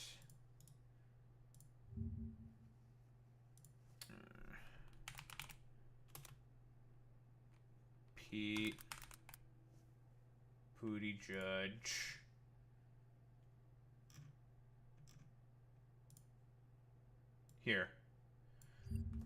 Here, like literally, bro was just like, Pete Buttigieg says trans athletes in women's sports raise serious fairness concerns. When again, like all of the evidence points to like the contrary. So it's not a problem with like fairness, okay? The only people who complain constantly about fairness are fucking dipshits like this who don't give a flying fuck at all about fairness. If it was about fairness in sports, you know who would have been banned like forever ago? Michael fucking Phelps from swimming, but because he was a complete fucking genetic anomaly. Bro was literally built for fucking swimming, okay? It's not about fairness. It's not about like I don't know, like people being able to perform at certain levels within like women's sports or whatever. Like conservatives don't give a shit about that. For them, it's about having a minority to fucking scapegoat to avoid having to talk about economic issues that they know they're going to be unpopular on. It's a distraction, right? Like the nice little fucking goddamn keys to jingle to the conservatives to talk about anything else besides their wretched, terrible economic policy. That's the point about all this. So guess what? You should vociferously fucking support trans people against the dip fuckery that conservatives trot out there, generally speaking. Because again, like, the studies are in, all of this stuff is already known. Conservatives are just looking for a fucking scapegoat. Broadly speaking, there's already regulations and stuff put in place for trans people to be able to participate in the particular, like, gendered sport that they have to fucking participate in. Like, it's fucking stupid. It's dumb. There's no point in, like, liberals fucking throwing trans people under the bus to try to court more Republican conservative voters because they don't like you anyways. It is stupid to try to court them. So just, you should vociferously and aggressively fucking defend trans people against, like, these stupid, dumb fucking idiotic attacks that dumb fucks like Libs of TikTok like to do. Don't think there's really much else to say besides that.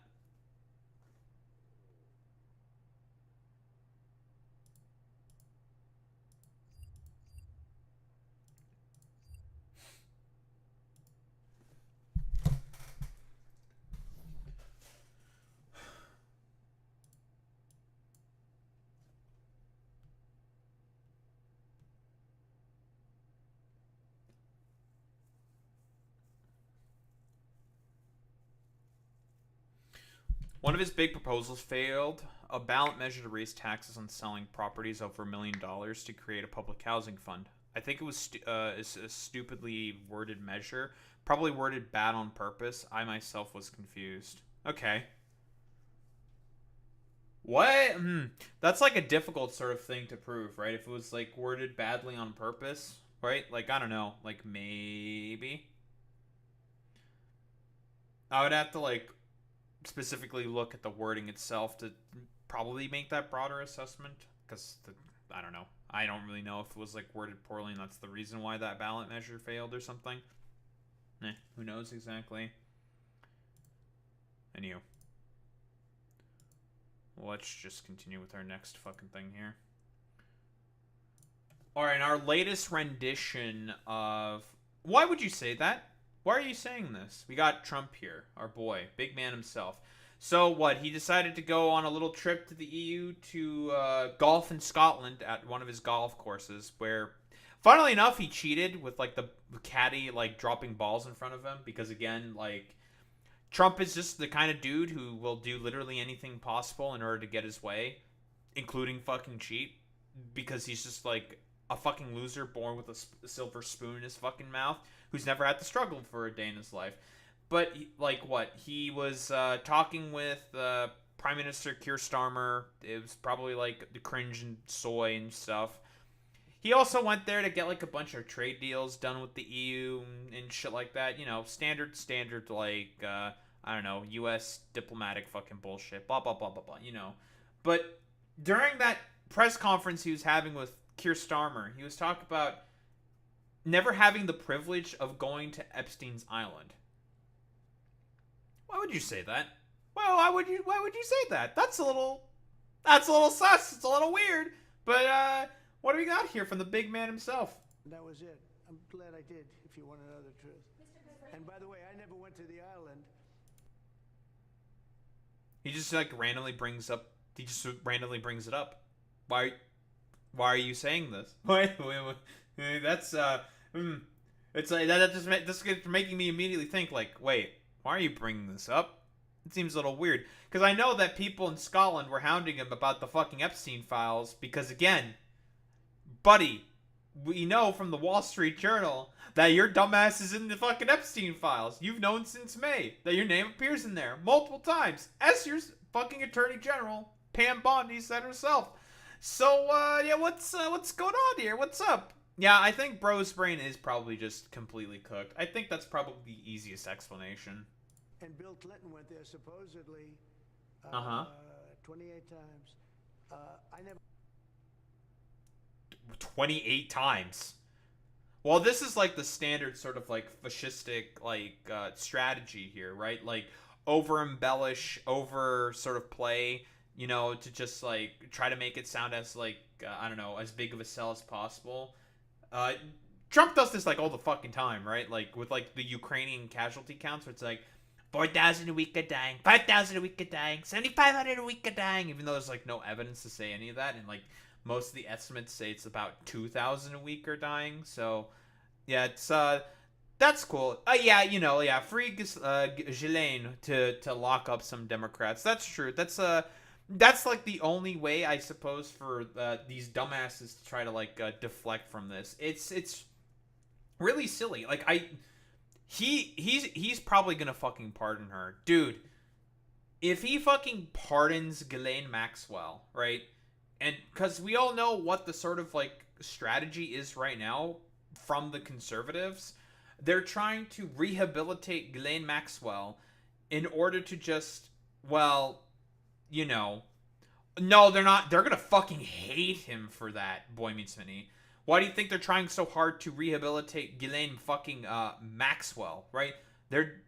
Because if he does go ahead with a fucking pardon, and he has said multiple times, it's just like, no, Boy Meets Minnie. They're gonna revolt. They're gonna hate that shit, dude. Like, they saw like the cover up he was fucking doing, and it was just like a complete mess, complete fucking shit show.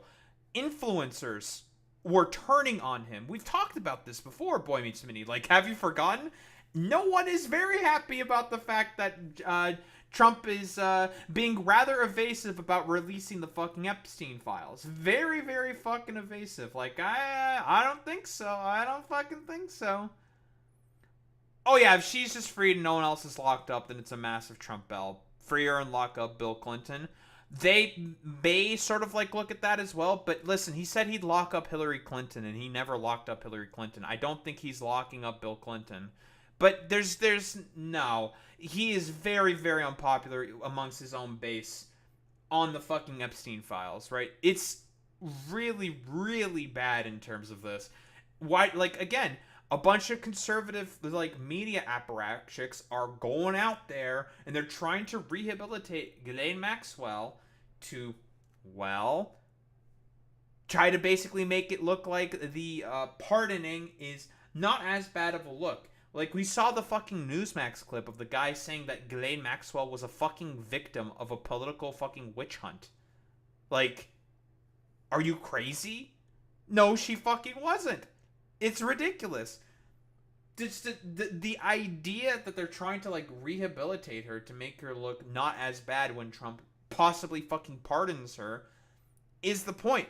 So then he can, like, release the info on the fucking Epstein files and try to, like, dust this all into the stuff, or dust this all under the bed. And, like, literally, like, Tim Burchett, we all know about the fucking Tim Burchett clip where he just admitted saying, like, oh yeah, you know, we just want to subpoena Ghislaine Maxwell because we know she's a liar and we just want to curtail her fucking sentence. He admitted it. We saw the clip yesterday. He just admits it. It's fucking crazy. And that's why, like, Democrats at this point are being more aggressive, talking about the fucking goddamn Epstein files, saying, like, we want to see the Epstein files. Why is Trump's personal fucking lawyer talking with Ghislaine Maxwell, trying to get a fucking sweetheart political deal? Like, what's going on there? That's a little weird. That's a little sus. And the Democrats are talking about this, saying, like, bring out information on the Epstein files. Bring it out.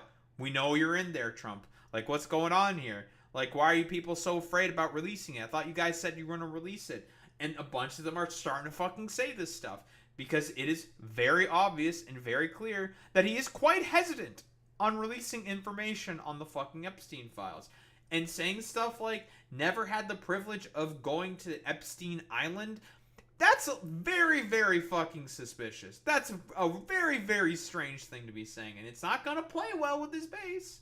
Never went to the island, but Larry Summers, I hear, went there. He was the head of Harvard, and many other. Like, he's trying to do everything possible to fucking deflect from this stuff. But again, you just have to keep talking about, like, how, like, the Wall Street Journal, without actually mentioning the Wall Street Journal. It's pretty easy. You can just say, like, they literally knew since May. Like, Pam Bondi told him, saying, like, yeah, like, that he was in the Epstein files multiple times. Like, they know he's in there. Like, you have to just keep mentioning that over and over and over again. The people that are very big people, nobody ever talks about them. I never had the privilege of going to his island, and I did turn it down, but a lot of people in Palm Beach were invited to his island. Why would you say this? Like, that's just gonna make people more inherently fucking suspicious. Certainly making me way more fucking suspicious. It's like, huh? Like, it's not about fucking privilege. Like, again, Jeffrey Epstein's whole thing is that he's an information guy. He's a broker of information on, like, all the fucking billionaires and stuff. Like, why would you do that? That's a little weird. In one of my very good moments, I turned it down. I didn't want to go to his island. Sure, dude. Then, why did the White House sort of, like, release this stuff? People were taken out of the spa hired by Epstein. Now, we know what that Ghislaine Maxwell, her whole shtick was recruiting girls from Jeffrey Epstein, or for Jeffrey Epstein, to, well, sexually abuse. Why are there a bunch of people, like, going into one of Trump's spas, like, probably back, assumably, than when they had, like, a better relationship, and trying to, like, recruit a bunch of girls that used to work for Donald Trump? That's a little weird. That's a little suspicious. But what? People were taken out of the spa, hired by Epstein. I told them, we don't want you taking our people, whether it's a spa or not spa. He did it again. I said, out of here. And that's, like, the sort of, like, main talking point now to say as to why he doesn't have any relationships with Jeffrey Epstein, even though that's, like, not the case. There's photos of him with in the 90s of him hanging out with Epstein, interviews with fucking Epstein. Epstein went on trial or putting out testimony in 2010, pleaded the fifth when answering the question on if he decided to if he was hanging out with Donald Trump with a bunch of underage girls. Like, huh? This is the line you want to go with? Really? That's fucking insane, dude. Epstein has a certain reputation, obviously. I'm just curious, were some of the workers this is on Air that were Force taken One. from you, were some And also, this was released by the fucking White House itself. Crazy. of them young women? Some of them. Were some of them young women? Well, I don't want to say, but Yeah, of everyone course. knows the people that were taken, and it was the concept of taking people that work for me is bad, but How would you even have like a slight inclination or idea for as to like what is going on with like the people who Jeffrey Epstein was taking? Like, why would you know that? Why would you know that? That's a little suspicious. That's a little weird, Trump. Why would you have an inkling for us the operation that Jeffrey Epstein was running? Why would you know that? Why do you have that info? That's a little weird. That's a little sus. that story's been pretty well out there, and the answer is yes, they were. Yes, they were young Yeah. women. In the spa. In the spa. Yeah, people that work in the spa. I have a great spa, one of the best spas in the world at Mar-a-Lago, and people were taken out of the spa, hired by him. In other words, gone. And other people would come and complain, this guy is... Again, like, really? Huh? We're gonna get to Virginia Guthrie's testimony here, but soon enough. But why was he allowed to do that? Again, we know that you were buddy. Now we don't have a frame of reference in terms of the time for as to when this fucking happened, but we can make the assumption, and I don't think it's a ridiculous leap in logic to assume, like, this was back when they were still on good terms with one another and still talking with one another. And when Jeffrey Epstein was allowed in and was just, like, having Ghislaine Maxwell walk around and just, like, recruit girls, underage girls, in order to have them be, well, trafficked. So, yeah, I don't know. It's a little sussy, a little weird. taking people from the spa. I didn't know that. And then when I heard I had about no it, idea. I told them, I said, listen, we don't want you taking our people, whether it was spa or not spa. I don't want them taking people. Taking them for what, Trump? What did he's not answering that question. It's like, what were they taken for, buddy? I feel like that's important information that you might need to disclose. I don't know. And he was fine, and then not too long after that, he did it again, and I said, out of here.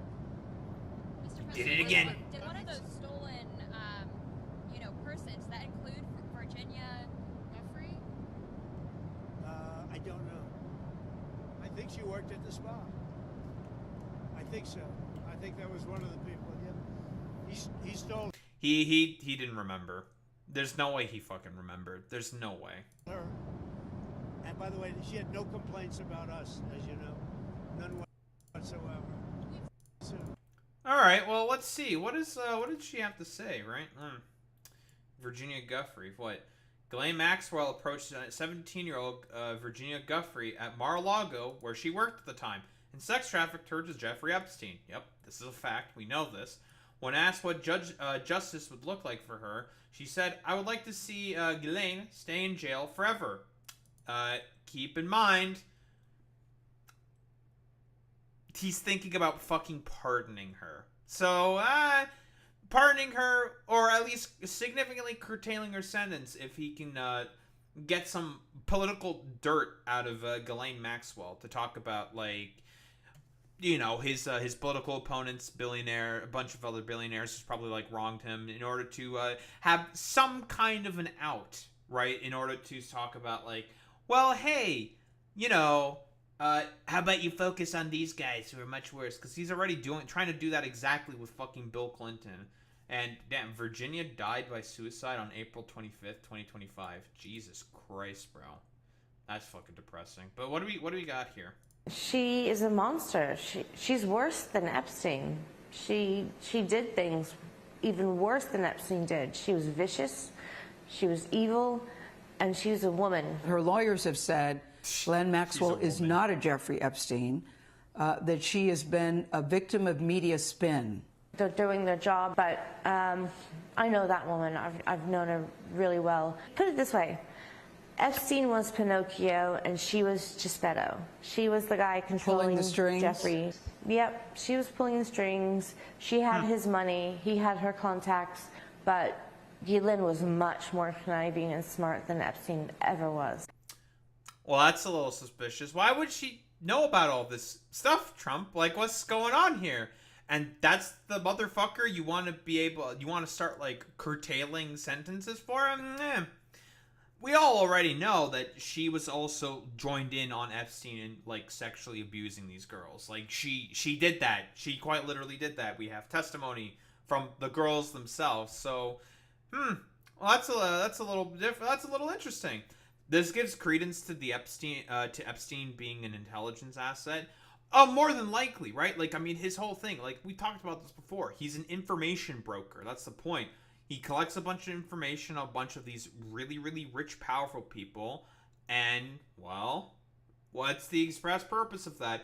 It's very, very useful to have all that fucking info on people because of the fact that, well, hey, for the state, they want to make sure that those billionaires, those incredibly rich, wealthy, powerful people, are under the control of the state itself.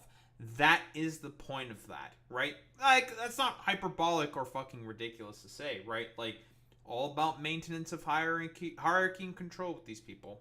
That's the point. Virginia, how did you meet her, and what was her pitch to you? I'm working at Mar-a-Lago, loving it. I'm working in the spa area. I was reading about anatomy and massage, and that's when Ghislaine came up to me and said, "Oh my God, you're reading a book about massage." And, you know, long story short, she told me that she knew of a man who was looking for a traveling masseuse. And if he liked me, then I would get educated and I would become a real massage therapist. So, yeah, I mean, it was... Well, there's the coercive element right there. Pretty clear as fucking day. Oh, you want to become a massage therapist? You want to become a masseuse? Well, I have a guy who can teach you and stuff like... And keep in mind, does Jeffrey Epstein have, like, any credentials to, I don't know, be a massage teacher? Probably not, no. The guy was a fucking high school, like, I think he was like a social studies substitute teacher or some shit. Like, yeah, dude. Fucking Jeffrey Epstein, also a studier of the human anatomy. He's very, very, knows a lot about that, about financing, human anatomy stuff. Like, what else? Like the Superman Jeffrey Epstein. He knew all this different stuff. Who knows? Dream of a lifetime until I got there, and the abuse was immediate. It has been reported that they would prey on young girls who were vulnerable. She could smell the vulnerability on a person. I told them a little bit about my past and how I'd been abused. So immediately it was like the Cheshire smile is what I call it. And I asked her, I said, why are you having all these girls come in and sleep with your boyfriend? And she was like, so I don't have to do it all the time. You know, so she made like a... That's, alright. That's a little weird. Don't have to fucking sleep with Jeffrey Epstein? Well, what does that even mean? Why would she say that? Why would Ghislaine Maxwell fucking say that? That's a little, the point is it's the trafficking, it's the abuse. That's the point, right? Because Epstein's a pedophile, right? A joke out of it. Why do you think she did it? She did it to keep Jeffrey happy, for sure. She did it because she loves the control over people. Jeffrey was a sick pedophile, but she was the mastermind. What would justice look like for Crazy. you when it comes to Ghislaine Maxwell? I would like to see Ghislaine stay in jail forever. I'd like her to apologize for what she's done to me and so many others. Well, I have bad news for you, Virginia. Well, you know, rest in peace. Obviously, 07, obviously. The guy who palled around with him is thinking about, well, either curtailing her sentence or pardoning her. Because, you know, he never had the privilege of going on to Little St. James. Yeah, right. Like, I fucking believed that for even 3 fucking seconds, okay?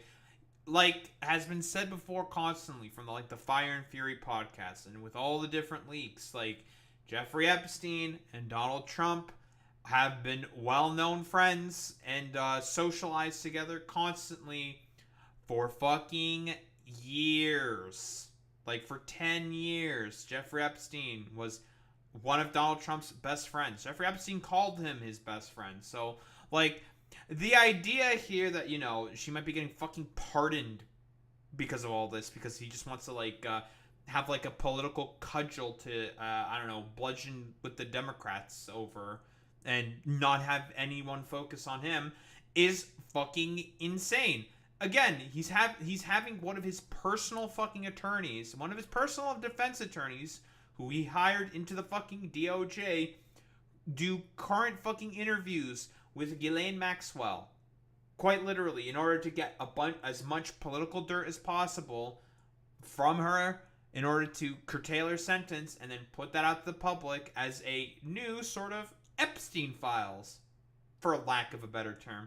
So, you know, that's cool, that's great this is happening, that, you know, between the rehabilitation that the conservative media apparatchiks are seemingly starting to do of Ghislaine Maxwell, and a Congress being shut down before being able to look more into that, looking at you, Mike Johnson, for doing that, and now to stuff where it's just like, why are you saying stuff like this, Trump, where you're talking about never having the privilege of going to Epstein's Island? That's a little sus, that's a little weird. So, you know, it's great to sort of see, fantastic to see the fact that he's in the fucking files, he was in the files, he's in the Epstein files, and he's trying to do everything possible in order to deflect from the fact that his dumbass was in the fucking files.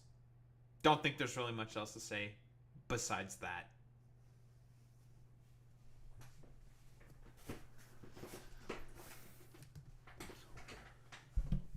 Fucking wild, man.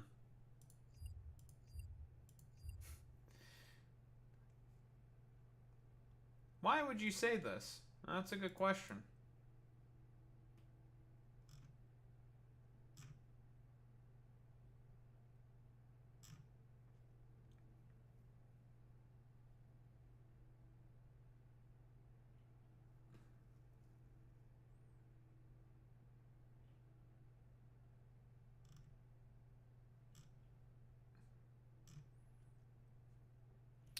Dude, the fact that Drew Pavlov was about to go to fucking is about to go to jail is so fucking funny to me, bro.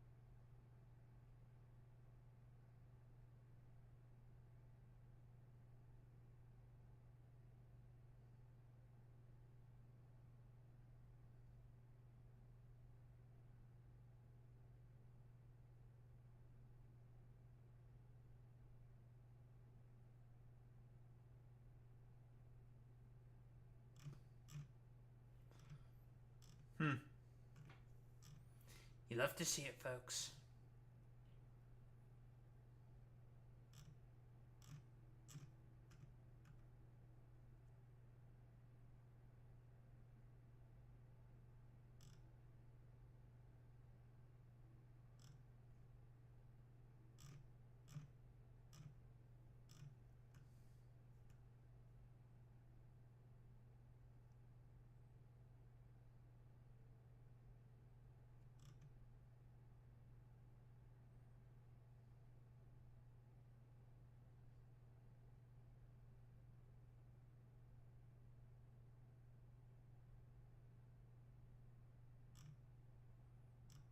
Ooh, that's a fucking update to the story. Jesus.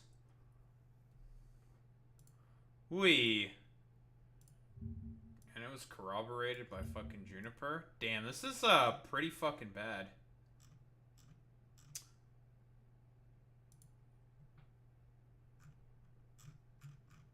God damn.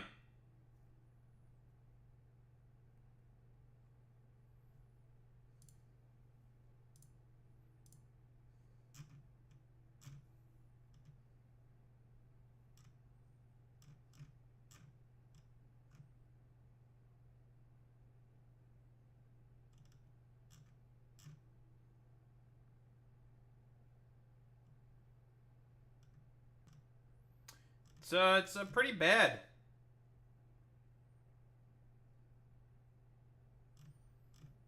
Yes, Lol overruled. He's a TikToker. He's a lefty TikToker dude.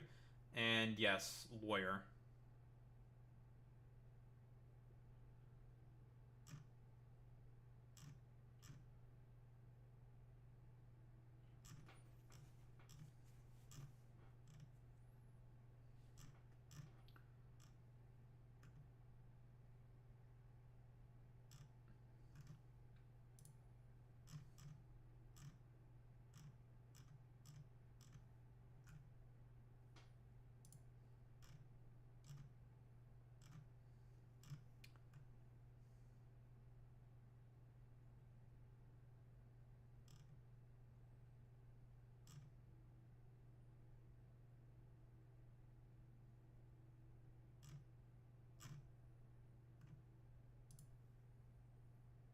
Alright, I'm getting distracted again. Yeah, he's like a lawyer and shit. Blah, blah, blah, blah, blah. Stupid. Again, we all, like, the main thing I remember LOL overruled for is, it's the Trump pollute thing, and it's funny. Good people of Arrakis, it is my Shai Halud. So I guess there was a tsunami in fucking Hawaii. Well, that's cool. Alright, what we got here? LOL overruled. Well, he's a lefty, lawyer, blah, blah, blah, blah, blah. Posted an apology that he deleted for his behavior with women, sliding into DMs and denying sending threats or unsolicited photos. I would like to know what accountability can look like. Really cannot express how sorry I am to all. Now, what do we got here?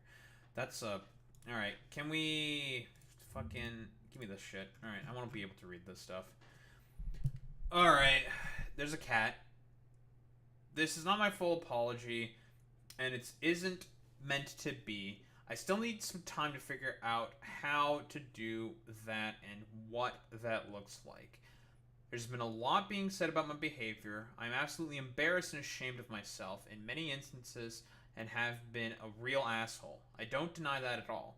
I know many people are disappointed, and I'm disappointed in myself. I've hurt people emotionally, and I regret it immensely. Yes, he apparently deleted this. That's correct, AJ. I do want to clarify some things. Yes, I have slid into a lot of people's DMs, okay? I think I didn't... What the fuck? Why is he saying? Okay. Sentence structure. Jesus. I think I didn't really think of it as a huge deal.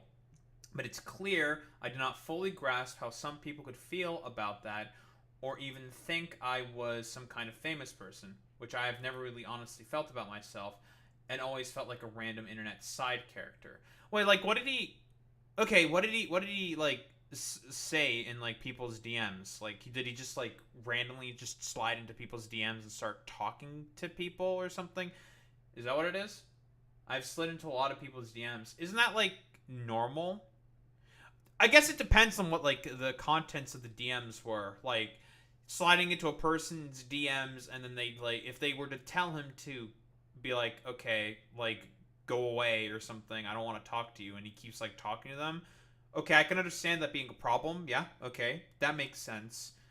But if they're, like, talking back with him, I maybe if he's, like, being, like, uncomfortable or weird in those fucking DMs, I'm not, like, trying to throw doubt in the wind. Like, I'm just trying to understand exactly here. Like, what the fuck is going on? Like, well, like, what did he say? right? Because that matters significantly, right? Like, if it was sort of DMs that he sent unprompted and he's like pestering people constantly, then okay, yeah, that makes sense to me, right? Understandable that people would be pissed about that and there'd be a big scandal about it. Okay, totally understandable. I get that for sure, absolutely. If he's just like sliding people's DMs and he's talking with people, then I think that's like okay. But if he's doing like other sussy shit about it, then oh, absolutely, that's a problem. Absolutely, I don't think that's not ridiculous to say. So no, I did not send photos unsolicited. It may have been the case in some instances that I genuinely misread the conversation we were having, but no, I didn't just randomly send something. Oh, okay. We got a quirked up fucking white boy sending. Okay, I'm being a little hyperbolic when I say this. Hyperbole alert! Hyperbole alert!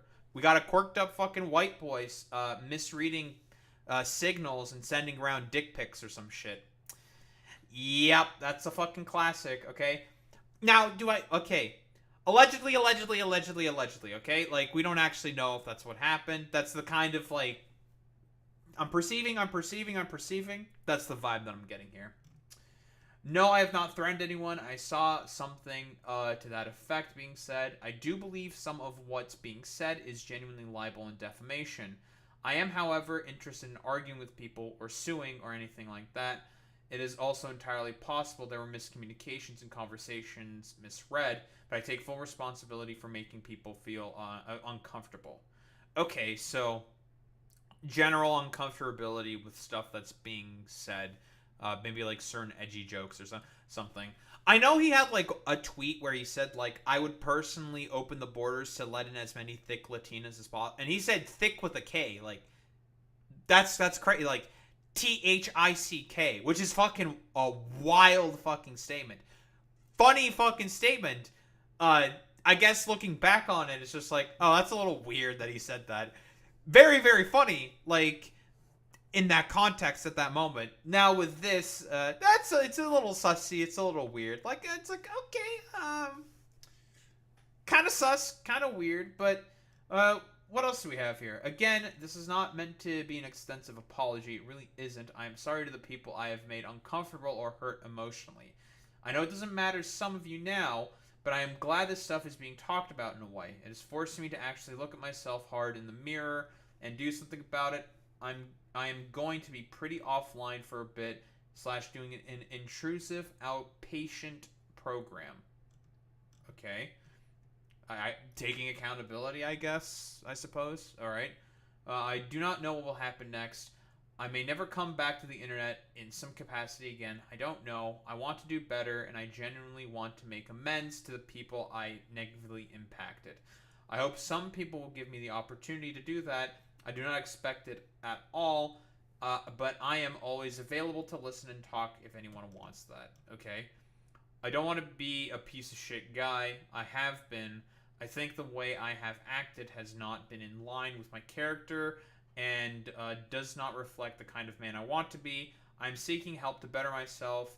I'm sorry it took so long.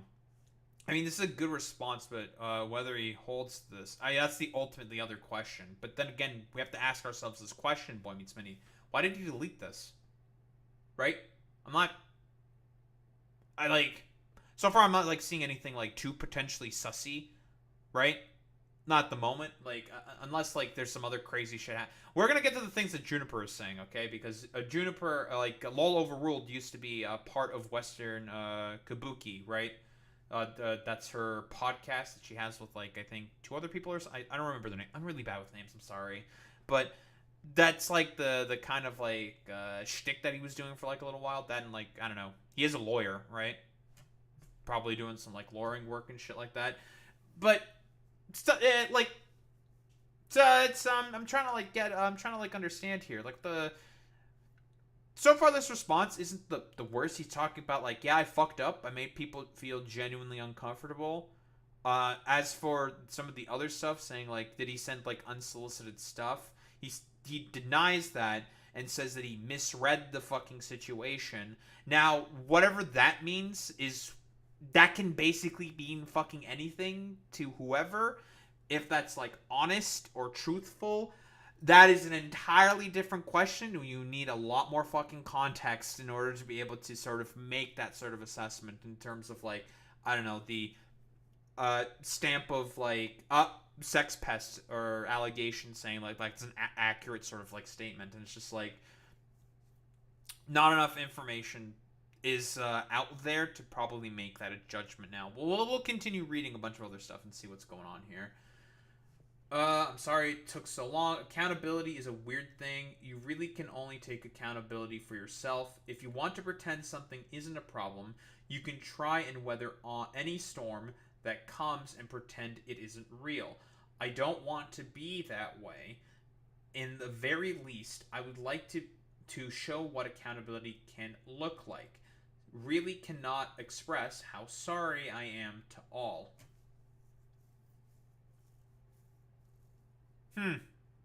What do we think of this? Because I'm not hardcore reading anything, right? Like, it is a well-crafted, careful fucking statement. He admitted to wrongdoing, saying he wants to take accountability for what he has done.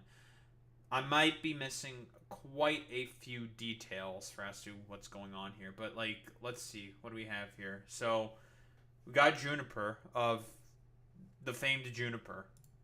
What is this? What do we have here? People have begun to discuss things lol overruled / Alex, my former co-host on Western Kabuki, is alleged to have done. We believe them. Okay, so a bunch of people came out with allegations. Okay, like, you know, Me Too situation. People are well, specifically Juniper and her cohort of podcast hosts believe them. Okay. Prior to all this, a few women unrelated to the discussions we've seen online, but who were nonetheless impacted by his actions, reached out to us about their experiences. After those conversations, we immediately parted ways with them. I don't know if we're necessarily going to have, like, I don't know, details on that. I'm not really going to ask for any of those fucking details, right? Like, we just have to kind of go off of what's going on here, because very often when it comes to situations like this, it coming to public light, a lot of people don't want to talk about that. Super, super hardcore. It's,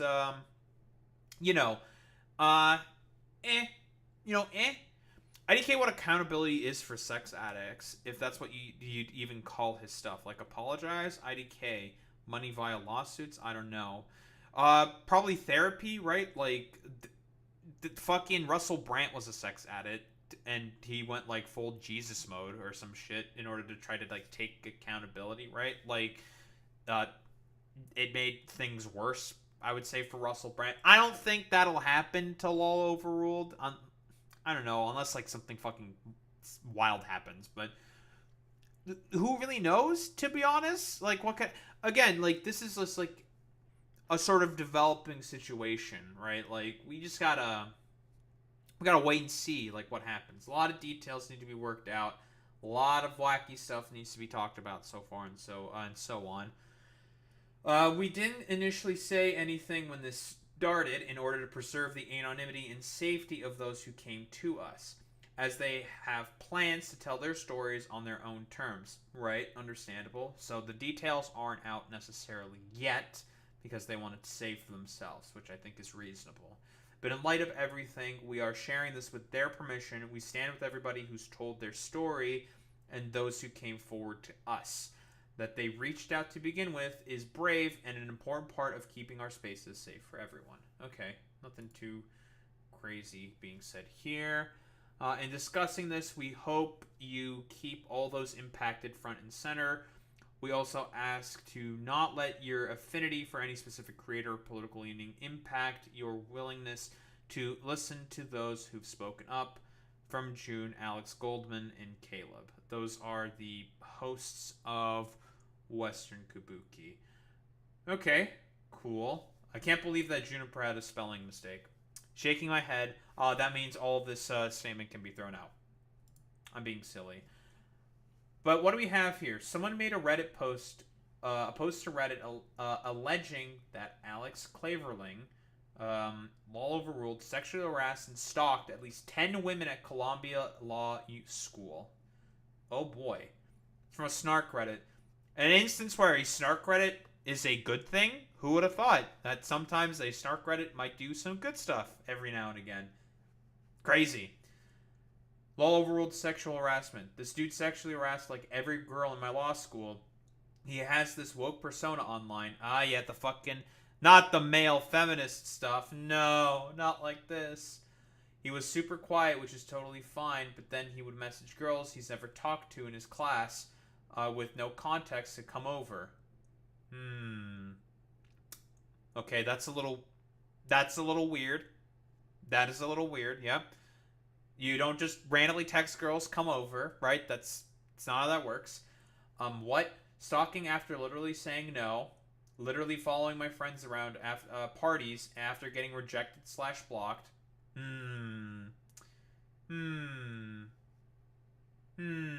Little sus. Making new accounts when blocked. The works. Yeah, that's some fucking stalking behavior. Okay. Now I'm starting to get a better idea for as to what LOL overruled may have done here. That's some really fucking bad fucking behavior. That's like classic stalker shit. Classic, like, yeah, I'm starting to understand the very strange, uncomfortable messages kind of a deal here. And I'm like, yeah, okay, that would be uncomfortable, sure. This is at least 10 girls I've spoken to personally. We were all worried to go forward to the school because we thought he was dangerous, could bring a weapon, etc. I know he's not one of the NYC girlies, but not to be sanctimonious, we nitpick girls for much less, and this NYC dude has almost 1 million followers on TikTok and is like a creep. Team call out the boys too. So stalking, this is what's being alleged here. Stalking, still pursuing girls even though he's been blocked by them, making multiple accounts to continue to stalk them after they're saying no. So okay, yep, that's bad. Without saying too much because their stories are still yet to be told and will be at some point, but I know for a fact that Alex himself, either through a threat or harassment, made the subreddit mods delete this post, which is why I believe it is no longer on Reddit, but it's real. That's incredibly fucking damning. That's super, super fucking damning. I know there's like more to this. I'm curious. I believe this. I also think I believe this as well. With alt text. Yeah, very yikes. Very yikes. Every single woman in our law school class has an Alex story. Wait, how many women is that? I can only assume it's probably dozens. Maybe hundreds? Definitely dozens. Every fucking woman in the law school class? I'm curious. How many people are in Columbia University law school? Maybe like I don't know. Columbia Law School has approximately 10 students enrolled. Let's say about 60% of that is women. That'd be hundreds. And hundreds of women have a story about him? We're very, very rough numbers, okay? I'm like super, super rough numbers that I'm working with here. But hundreds of women have stories about him? Yeah, yikes. Super fucking yikes, dude. Post is real. If you search the name of the user who posted this, nothing shows up, but that's because they deleted their account. And yeah, and Juniper also fucking confirms it. Yep, that's a fucking yikes. Yeah, I think that more or less, more or less confirms the behavior. Like, certainly is a big signal saying like, yeah, there's some really bad fucking sussy shit. So like what? Stalking girls, non-consensual, like still trying to like non-consensually like force people to like come over for what reason? Or no, telling people to come over unsolicited. My mistake. Is very, very weird. That's very sus. Not good. Very, very bad. And it's for potentially like what? Hundreds of fucking girls at Columbia Law School? Yikes! That's some fucking yikes. But the big man himself, Hassan, because Hassan is associated with LOL Overruled. He's had them on his stream multiple times before. So, what's the big man got to say for them? Say for, not for himself. Say about this. Jesus. How does that kid have so much emotion? For the record, it's insane for Chad to say this stuff on Twitter is drama. If it's related to Alex Lolo, then that's not drama. That's like straightforward creep shit.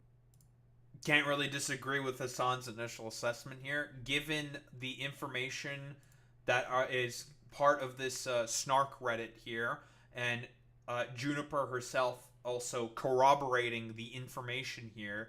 I don't think it's ridiculous or hyperbolic to say that, yeah, there's some genuine fucking creep shit that's going on here, right? Like, and he did this to not dozens, not tens of girls, but potentially hundreds?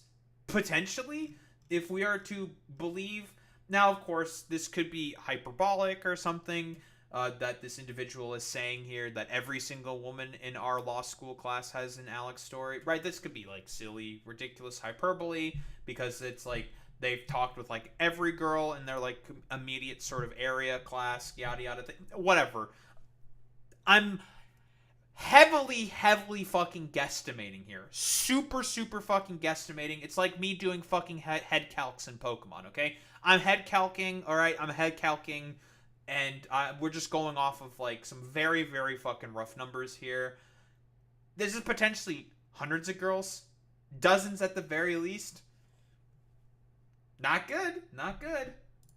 Okay, if that's what you guys are referencing as drama, you're a psycho. That's not drama at all.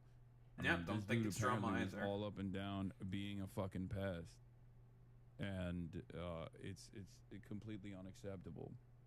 Mm-hmm. Yeah, and you guys are being fucking ridiculous if you think that this is just drama. That's not just drama, dude. That's like, that is, yeah. Yep. It's incredibly disappointing. It's not something that I was obviously privy to. Man, the Trump Halud vid will doesn't really hit the same after this. Oh god, dude, Jesus. Man, why does this always fucking... Guys, listen. Is it so difficult to fucking keep it in your... You get 1 million plus viewers on some social media platform, and then you go fucking megalomaniacal with power. Okay, I'm being super fucking facetious when I say that, okay? This happens all the fucking time with a lot of men who tend to get, like, a taste, a morsel of fucking power, right? Like, that's not fucking silly or hyperbolic to say, right? Like, you know, I'm doing a little bit of trolling, trying to, I don't know, make light of the situation, I suppose. It's just how I operate. I apologize for that, but, like, this ain't some fucking drama shit. I think this is more than likely very genuine, which is why, I find it very strange that he fucking decided to delete his apology for this. I don't know, like, maybe because he was, like, getting too much harassment for it or something. I don't know. Like, we can guess as to why, but, like, I mean, first step for fucking accountability is to apologize. I don't think that's, like, ridiculous to say, to be quite honest, right? Like, yeah, you should apologize for the fact that you were, well, a fucking pest. Because I don't think that's, like, ridiculous to fucking say. It's like, I was completely oblivious to whatever the fuck was going on, and it's a betrayal of my trust. And yeah, I don't know what else to say. Apparently, and I don't know the full details of what's going on, but I heard like bits and pieces about him, like potentially being abusive, and I didn't know. Yeah, we can corroborate this based off of this this snark Reddit post, which I do think is more than likely genuine at this point, right? Like Juniper is fucking corroborating off of this with a lot of the fucking victims. Well, not full, like, not trying to like do the full throated corroboration, right? But like giving a lot of credence to what is being said here. I don't think it's like ridiculous to say like yeah, there is some like potentially there is abusive behavior that's going on here, like stalking people after they've said no multiple times to you and have blocked you and your accounts that you tried in order to like further the fucking stalking of their people. Yeah, that's pretty fucking abusive. It's not ridiculous to say. Know enough about what was going on, but it was enough for me to like, you know, sever ties. And then past that point, now there's apparently a bunch of people that he was literally in the DMs of all over, all up and down Twitter, like leftist Twitter accounts, public defenders, and even women in this community. Luckily, we have a pretty awesome community of adult women who can take care of themselves. But women, am I right, fellas? Just, sending unsolicited DMs and being creepy and pushy and a pest overall. Yeah, it's obviously completely unacceptable.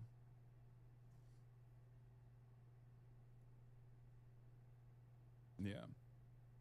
I think he said that he's going to outpatient therapy now, but I don't know the extent of what's going on, like I said.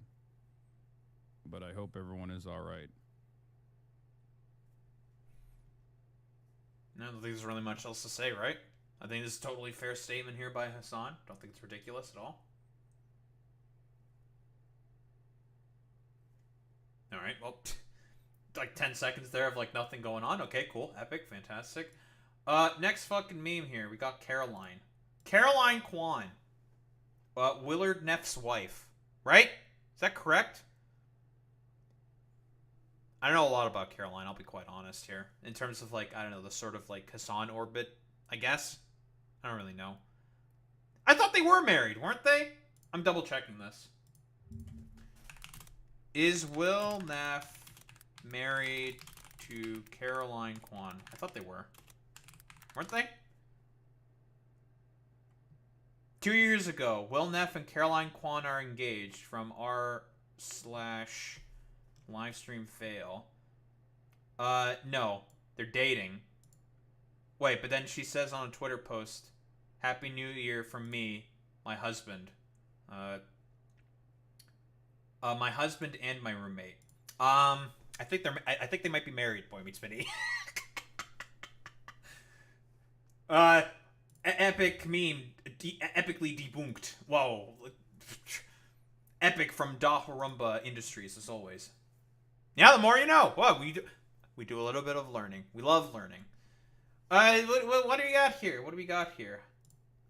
A lot of you who think that you are principled leftists are just parasocialists, okay? You are just... Real! Holy fucking shit. She is so fucking real for this.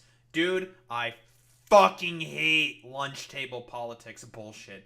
Ooh, that shit makes me so fucking mad. Like, the fact that literally some, like, dumb fuck, dip idiot, stupid, dumb fucking loser online can just be like, you engage with this particular person's content, so therefore I don't have to disregard anything that you say. I don't need to engage with anything that you say, and I can just completely disregard anything you have to say, because fuck you, you engage with this person's content. Go fuck yourself. Holy shit. She is fucking spitting. God, she is spitting with that shit, dude. I fucking hate that behavior, and lefties do that shit all the fucking time. It's what I got fucking canceled from my fucking friend groups for, which really fucking pissed me off. Just like chronically online. Real? And you're going with whatever man that you're a fan of says. Real? And you wait until, and I know, I'm going to call your asses out. I know that there were those of you who waited to hear Hassan condemn. And that was only then when you would condemn, because you were not actually She is so fucking real. Fucking voice crack. Jesus Christ. So fucking real for saying this.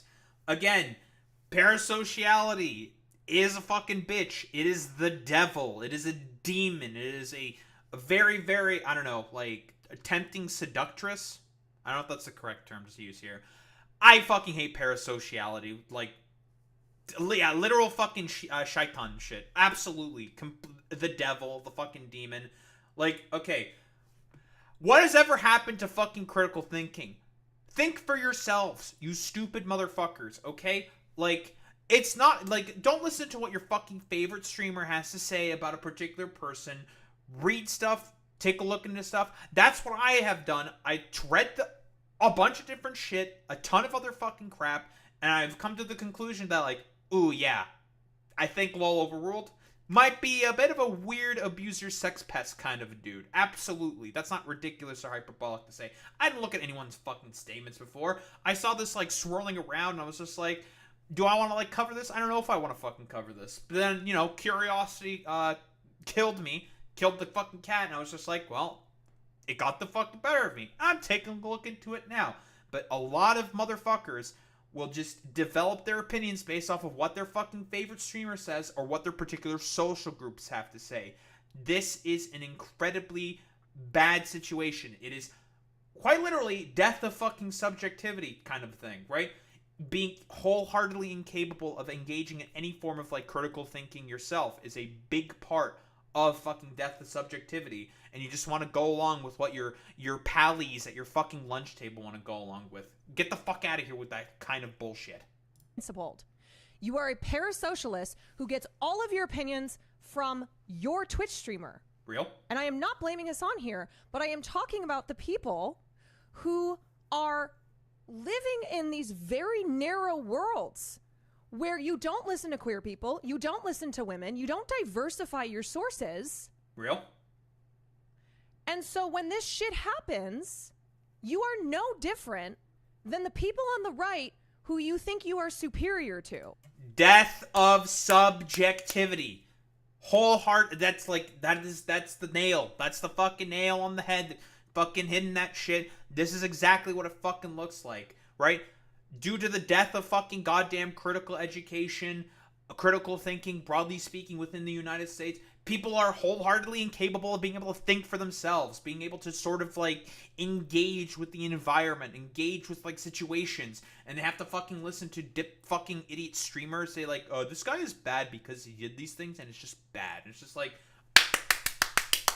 oh, I have to now think with, like, what my fucking streamer thinks. And it's just like, that's not how that works. You shouldn't do that. Like, what the fuck are you doing? Think for yourselves. Think! Think, lefties! Think! Okay, I think that's it about that part. Speaking of, like, incredible fucking shut-ins, Ethan Klein! Hi, Ethan! You fucking shit! What do we have to say here? Hassan's best friend just outed as a freak. Lolo? More like, uh-oh. Is there any fucking goddamn evidence to say that LOL Overruled was, like, one of Hassan's best friends? Of course, as expected from this schizophrenic fucking freak, Ethan Klein, in order to be able to do anything possible to get a dig at fucking Hassan, he has to, like, I don't know, try to do this whole, like, stupid fucking conflationary bit like he does with, like, Zionism and Judaism, which seems to be one of his favorite fucking rhetorical tactics. Ooh, I wonder why he does that all the time. Well, anywho, what? This is someone saying, I guess their particular story here, saying, I posted a picture in his merch, and he sent me dick pics and asked for my STD results to make sure I'm clean enough. Fuck that dude. So, I guess my initial prediction about, unsolicited dick pics was correct. Ding, ding, ding, ding, ding, ding, ding. Daho getting it correct once again. Round of applause, everyone. Round of applause. Daho making the easiest calls, easiest predictions of life. It's almost as if I played way too much fucking Pokemon or some shit.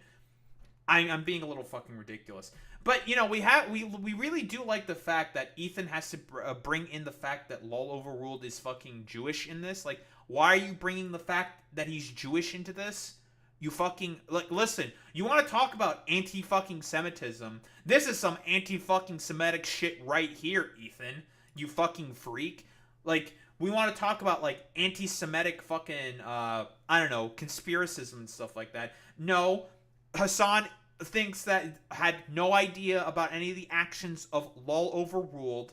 He didn't know about any of that shit in his fucking goddamn statement, which was a good fucking statement, unlike like what you fucking constantly put out, you schizophrenic fucking freak. Remember, you had to put out a little statement for defaming Ryan Kavanaugh. I wonder how that felt for you, buddy. I'm being a little facetious. So we're being a little, we're doing a little bit of trolling. We're being a little silly. But bringing up the fact that Lol Overruled is a token Jew has no relevance to any of the fucking shit that's going on here. Did Hassan know about any of this stuff? No. No, he fucking didn't know about any of this stuff. So why are you trying to rake him over the coals about the fact that he was used as like a token Jew or some shit? Like, what the fuck are you talking about? Ethan, do we have to like go into the approval ratings that people have of Israel? From what I understand, people have only the approval rating for Israel amongst the Democratic Party is very, very low, and I think it's about 8% of people now approve of the actions that Israel is doing. Ethan, don't fucking do this like I don't know, wielding the fact that Lol Overruled was fucking Jewish in order to try to like go after Hassan. Get the fuck out of here with this stupid bullshit. The real fucking anti-Semites are fucking dumbasses like Ethan that love to do all this like stupid, dumb fucking bullshit and weaponizing fucking weird, creepy sex pest behavior in order to just weaponize it on fucking Hassan. And also weaponize, I don't know, the fact that he's Jewish to be like, well, this is why, like, all the Jews that fucking Hassan agrees with are, like, freaky weirdos, is incredibly fucking anti-Semitic. But then again, this is the same motherfucker who participated in one of the biggest snark subreddits, despite the fact that he loves deriding snark subreddits, that being fucking Trishyland, and that being that snark subreddit in particular doing way more fucking abusive shit in comparison to whatever Ethan's fucking snark subreddit may have fucking done. Like, get the fuck out of here with this bullshit, Ethan. But yeah, anywho. Conclusion. I think that more than likely, Lol Overruled is a pest. He's a sex pest. Some form of abuser. I think, judged off of what we have taken a look at and what we have read, he more than likely sent a bunch of unsolicited dick pics to women, and also did a bunch of weird, abusive, stalky behavior bullshit on a bunch of different women. And, yeah, he's a fucking piece of shit. I don't think there's really much else to say besides, yeah, he's a piece of shit. He did weird sexual abuse behavior, sexual harassment stuff as well, like sending more than likely unsolicited fucking dick pics under the guise of, I kind of misread the situation, guys. It's just like, he sent unsolicited stuff to fucking women that he was in the DMs with, 1,000 fucking %. You know, I guess, like, easiest call of life. Like, whoa, crazy, I know. And, yeah, more than likely, he's probably guilty of a lot of that stuff, which is why he put out this fucking statement and then deleted it. I still don't know really why he decided to fucking delete it. A little fucking strange. So, you know, good to see that, I don't know, is it accountability? I don't know if this is accountability. This is, like, going to be a fucking developing situation. We're going to see what else gets put out, I suppose. I do believe that the sort of stuff that's being told here in this Reddit post, I think, is certainly believable. Very, very believable. Probably true, I would say. And, I mean, the fact that Juniper is fucking corroborating this specific post right here certainly gives a lot of fucking credence to the stuff that's being alleged within this specific Snark Reddit post. So, yeah. I think basically in conclusion, Lol Overruled more than likely did that shit. We have to wait and see for the stories of the fucking victims. Anything can fucking happen, of course, theoretically fucking speaking. So, still an alleged sex pest. But, you know, I think he more than likely fucking did that shit. And he's probably guilty of some very pesty, sort of abusive behavior. Don't think there's really much else to say besides that.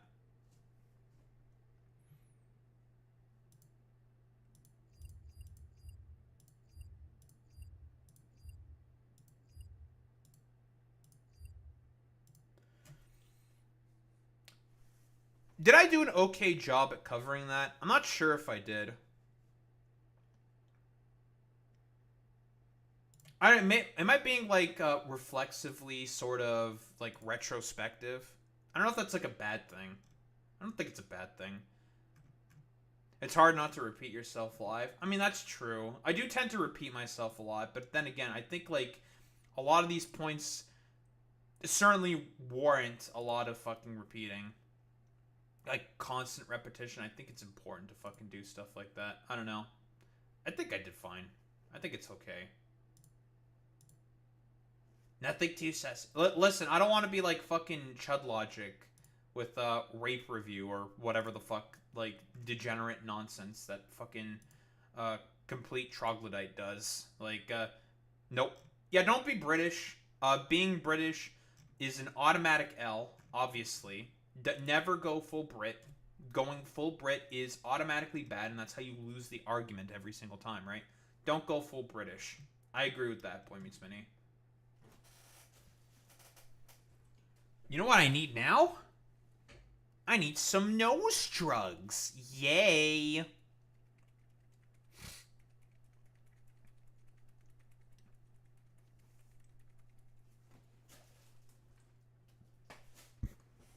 And then we'll get into this Alyssa Slotkin thing. I've seen this making the rounds, and I was just, like, curious. Seen this making the rounds, folks, so I'm gonna take a look at it. We're gonna take a look at it, folks, let me tell you.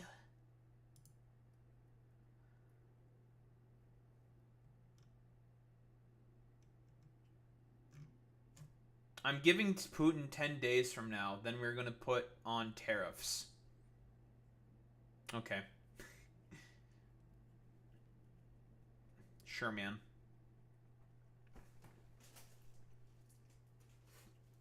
Oy.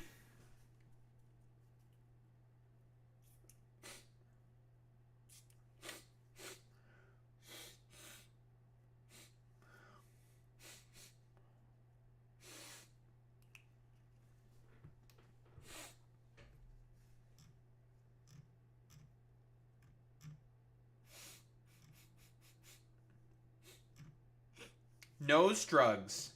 Drugs.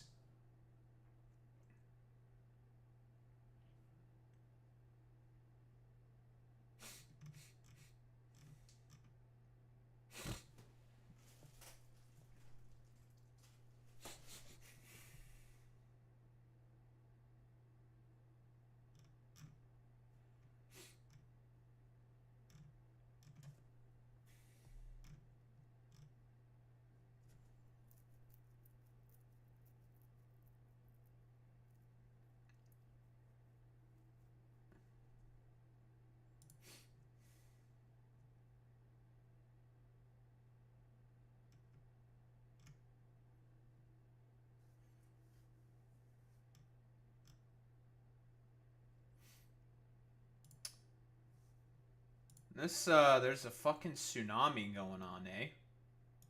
Japan's East Coast, powerful fucking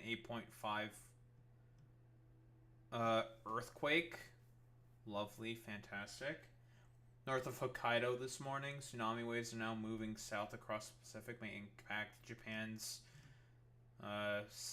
fucking eastern coastline. Nice. Yep. It's not 8.5, 8.7. 8.7 earthquake. That's a biggin. That's a fucking biggin.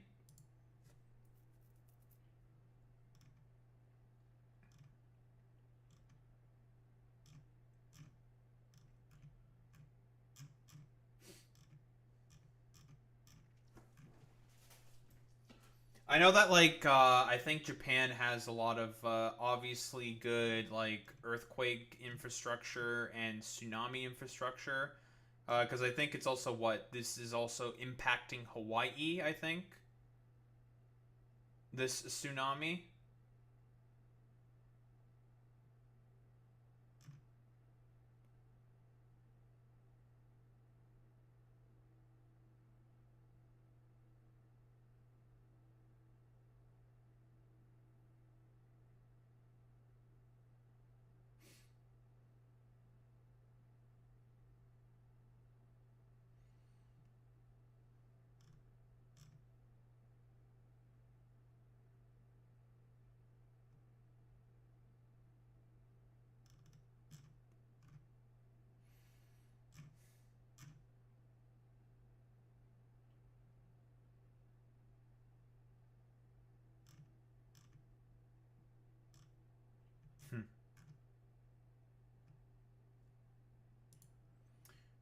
Nothing too crazy here. Alright. Not seeing anything quite yet. Just talking about the earthquake and the associated tsunami. So that's fun. That's cool. Well, anywho. Let's get on with this.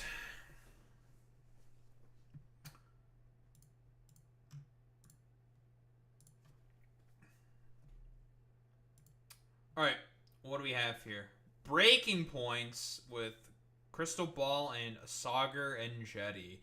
Boy Meets Mini, it's one of your favorite Brahmins. It's Sagar. You love this guy. He's one of your favorite guys, right?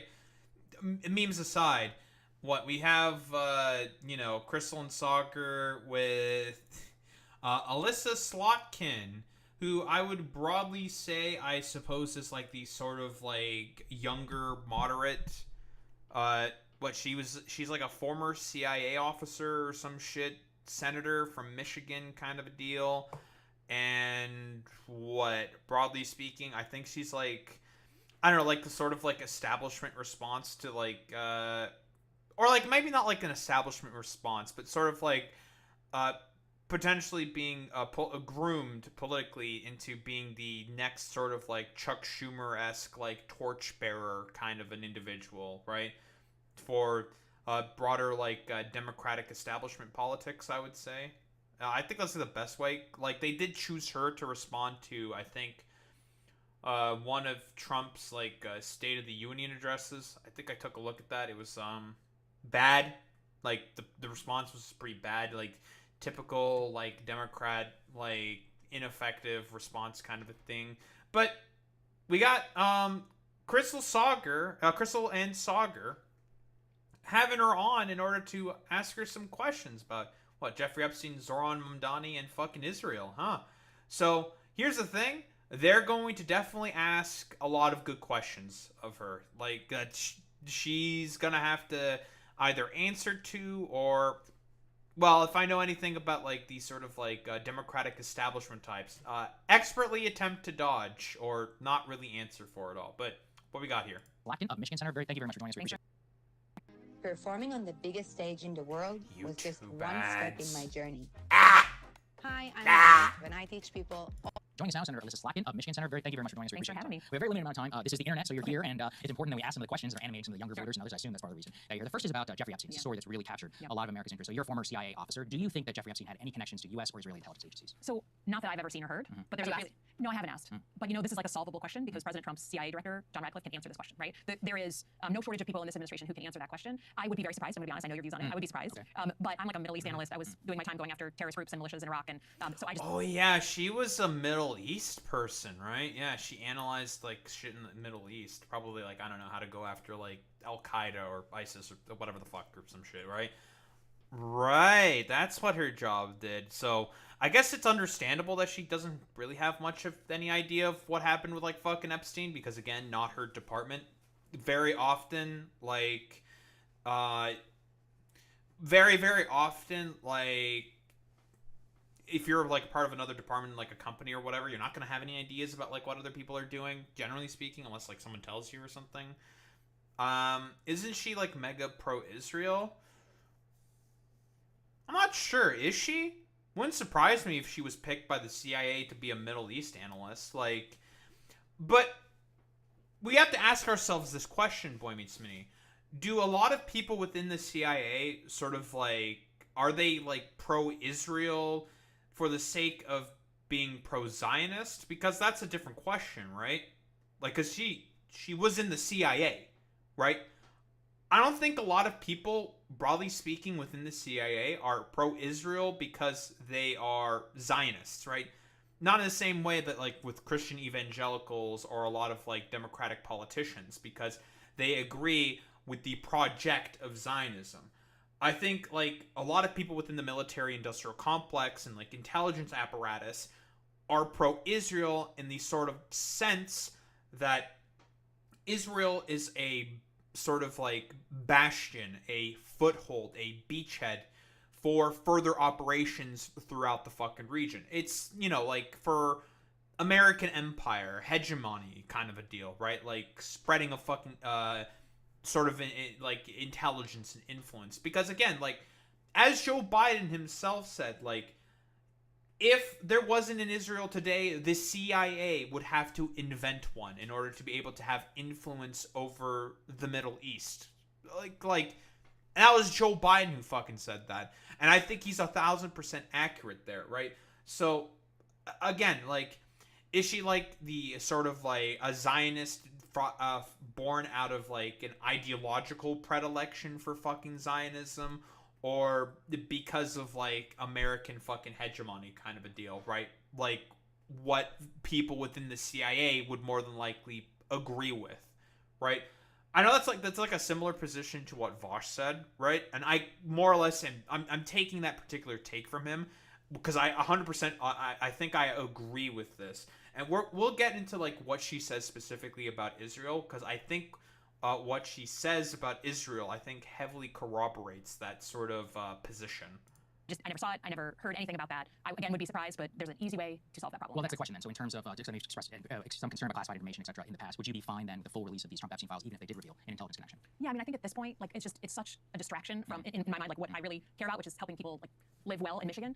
Just get it over with and get it out. And this wasn't, like, my issue. It's still not the thing that wakes me up in the morning I want to work on. But I think it's okay to say it's a full distraction now in Washington. Everyone's talking about it. So just unveil it, do whatever you need to do, answer the questions, and move past it. Well, that's the last question then. So just I don't really agree with that answer, to be honest. Like, again, I think it's pretty important to know if the current president of the United States may have had some relationships and some fucking pretty deep ties with the king of pedophiles. I don't think that's, like, really ridiculous or hyperbolic to say that. I think it might be a very, very good thing to have some information about that.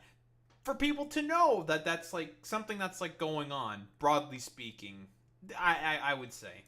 There's some accusations here from the Republicans on Epstein here, just about, why didn't you care for 4 years? I know you asked the question in 2020, so I don't care particularly about Bill Clinton, etc. I mean, that's somewhat understandable, but we do have, like, a person, there's circumstances, let alone, the sex trafficking organization, and others. So, why don't you answer that question? Like, why is this now is the time that you do? Yeah, I mean, obviously, it's horrible when you have a pedophile and someone who had a literal pyramid scheme of recruiting 14 and 15-year-old girls for illegal sex. I mean, it's horrible. At the time, I mean, I sort of saw it as, like, one of these horrible stories that comes out every 5 months, about somebody. I think the Weinstein thing had happened.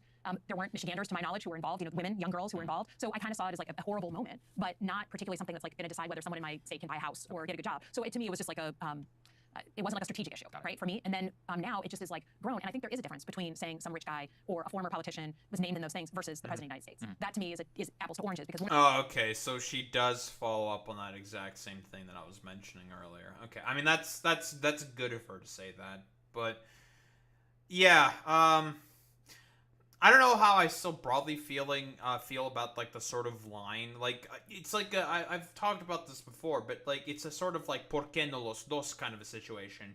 You can talk about, like, issues that are affecting your constituents while sort of, like, raking the fucking president of the United States over the coals about the fact that he's in the Epstein files, right? Like, I don't think that's, like, a sort of, like, incongruent position. I don't think that's an incongruent position. I think that's, like, a sort of, like, thing that you can just do that. I think it's a good thing to sort of do that, right? One of them is leading the free world, and one of them's not. So if his name is in there as it appears it is, just, like, deal with it, and let's get on with it at this point. And, my 10-year-old nephew understands that the president is trying to dodge, trying to distract, trying to talk about other things. He hates answering this question. Like, we get it. So it feels off to the average person, right? To a 10-year-old, they're like, did he do something, right? So just get through it, get it out, and let's move on to real economic issues. So then if piece of legislation comes forward, you would vote for it to release the files. Okay, all right. So then let's talk about the future of the Democratic Party, and that's something. No, she would vote for Democratic it. approval hit an all-time low from the Wall Street Journal. At the same time, we've seen the rise more recently of anti-establishment candidates, people like Zoran Mamdani. Give us some of your thoughts there about the future of the Democratic Party. Zoran by. Well, I guess as a good Midwesterner and Michigander, I'm never going to say that what happens in New York City represents all of America. Sorry, we're a big country, and I would never pretend to totally understand New York City politics. I didn't particularly understand Eric Adams. I didn't particularly understand, like, I genuinely, right? But I think the message and the hot take out of that election is actually not terribly dissimilar from what we heard in the November election when Trump won, right? Which is people are still focused on cost of living and not being able to achieve what they thought they could achieve, right? And then number two, people are looking for a new generation of leadership. I don't think it's hard to miss those hot takes. I can have plenty of disagreements with what I've heard Mr. Mamdani propose, and I do. But that message coming out of that election, what do you disagree with? Just my family was a 4th generation hot dog business. Like, I am here because we live the American dream through capitalism, and so like a lot of free stuff to me. Yeah, but, like, Zoran Mamdani is not going to go after your fucking small businesses by being a fucking socialist and trying to seize away the means of production under the fucking state. Like, what are you fucking talking about? What, like that's like the stupid propagandistic, like, media line that she's, like, broadly sort of going with here. It's like that's not what's happening. Also, like the program that he is going to do with the the city owned groceries, I think is only it's like a pilot program to test out how it would work, and it's only being done with I think like 4 or 5 different locations, and it's just a pilot program to see like, okay, well let's test to see how this would work. If it's successful, highly successful, and it brings down prices, makes it more affordable for the people that are buying from that particular grocery store, then you can go forward with that. You're gonna need a lot of fucking data in order to collect, in order to be able to ascertain that information, in order to go further forward with that. And then you have to buy out the fucking goddamn stores, you know, make them all city owned, blah blah blah blah blah, publicly funded, yada yada yada. There's like a whole like this is something that's going to take years to make manifest, right? And that's how you start, right? You test it with a couple places, be like, okay, well, what if we do it with these locations? See what happens. Test it out. If it's popular, it's popular. We can keep going forward with it, expand the fucking program, and then just kind of go from there, right? Like, he's also trying to make it easier for like food truck sort of like businesses in order to get their necessary permits. It's like one of his first videos about that he had like on the campaign trail, where he talked about like how it's really difficult for halal like food truck people to get their necessary permits, like all the like sort of like rank bureaucracy and red tape that people have to go through, and all these like permits that they have to fucking pay for and stuff, right? Like, he would do stuff necessary in order to help like small businesses within, like small local businesses within the city, be able to start up and even thrive. He would help facilitate that kind of stuff. You know, we've done the fucking like lefty cuck meme or like whatever about like the petite bourgeoisie, they're demons, they're all demons. And I do agree with that, okay? Like, I agree with the fucking meme of like a lot of like small business owners tend to be very fucking Hitlerite. Okay, I don't disagree with that meme, but like the city, the state being able to sort of like help facilitate stuff like that, I don't think is like really like, I don't think it's a bad thing. I think it's just like a general sort of good thing, because again, a lot of the liveliness of like a town or a city very often comes from a lot of like small mom and pop fucking stores and stuff like that. Like a lot of personality, especially in a big city like New York. That's where a ton of fucking personality from the city itself, broadly speaking, emerges. Then like, you know, the bodegas and stuff like that. It's all like cultural icon kind of thing. I hope like what I'm saying here, broadly speaking, makes sense, right? Is not the answer. I don't think it's sustainable. I don't think that it actually fixes the underlying problem. But I can have those disagreements. I think this is like, I would be thrilled to have that conversation with him or anyone else about like, hey, we agree that there's an economic problem here. What we do to solve it, let's have that debate, and adults can debate and not like want to kill each other's children. Well, let's talk then about leadership. You just talked about that. We see a lot of that from our show, some of the Democratic side of our audience, furious with Democratic leadership. I mean, do you still support Chuck Schumer's leadership? He doesn't get an interview in about a month. I didn't know that. Yeah. I mean, for me, I've now served in the Senate for 6 months and the House before that. She probably knew that. There's no fucking way that she doesn't know. Like, Chuck Schumer is, again, approval rating's about 17%. It's an all-time low. People fucking hate the Democrats and these sort of, like, decrepit, like, nonsense leadership that's, like, going on here. People fucking hate Chuck Schumer, like, with a passion. And they should, because, again, like, he's, like, one of the fucking broader reasons for as to why the I don't know, it's as bad as it fucking is getting. Like, at one time with, like, the vote on the continuing resolution, the vote on culture, like, he could have fucking stopped the bill dead in its tracks, and he didn't do it because, I don't know, he didn't want to risk, like, a shutdown or something. It was really fucking stupid. But she's not probably going to talk much ill will in terms of what Chuck Schumer, because, again, she's, like, broadly speaking, being kind of positioned as, like, a replacement to Chuck Schumer. I wonder, like, who are the votes that Chuck Schumer whipped up to vote for culture, right? Who were the Democrats that Chuck Schumer got to vote on culture for the CR? I'm curious. Chuck Schumer, Cortez Masto. First the Democrats. Dick Durbin. Brian Schatz. Gary Peters, Maggie Hassan, Kirsten Gillibrand, Jean Shaheen, and Angus King. Well, she wasn't amongst one of them. She voted against that shit for culture. Okay. Interesting. Okay. So I guess she was just, like, willing to risk that and, like, it didn't really matter or something. Because, I mean, broadly speaking, the entirety of the Democratic fucking establishment was saying, like, don't do this, don't do this, don't do this, just vote against this. And, yeah, Cuck Schumer over here decided to be like, the Baileys are telling me to vote for culture. That to let the continuing resolution get through. That's what the Baileys are telling me, so I gotta do it. It's just like, oh my god, like, what do you... This is the one time you people can express power and do something, and you're just willingly deciding to just let it go? Like, what the fuck are you people doing? Yeah, hot take? What is it, Boy Meets Mini? What's the hot take? Fuck the Baileys. All my homies hate the Baileys. Now, listen, it's a Majority Report bit, okay? We don't know if they're actual people. It's a fucking bit, okay? Disclosure. It's a bit. It's a funny bit. I keep doing the bit because I thought the bit was really, really funny. Chuck Schumer and Hakeem Jeffries have hard jobs. Like, herding cats, it's not fun. I've said for a very long time, long before I got into the Senate, and long before President Biden dropped out, that we need a new generation of leadership. You can feel it in, and I think at this point, I mean, especially New York, right? You're looking at New York, it's like, I'd rather roll the dice with someone new than have, like, the warmed over leftovers that I've already known. So I think we have a problem with that across the board. And I think one of the things I can do as the youngest Democratic woman in the Senate, and, you know, I'm not young, I'm just young for the Senate. To be clear. You're young for us. Yeah. I mean, is... Oh, how old is she? I'm curious. Alyssa Slotkin age. Oh, it's Alyssa. How old is she? 49? Really? She doesn't look 49, I'll be honest. I was thinking, like, low 40s, maybe high 30s. 49? That's fucking crazy. Push on that and try to give younger leaders... It's the hair.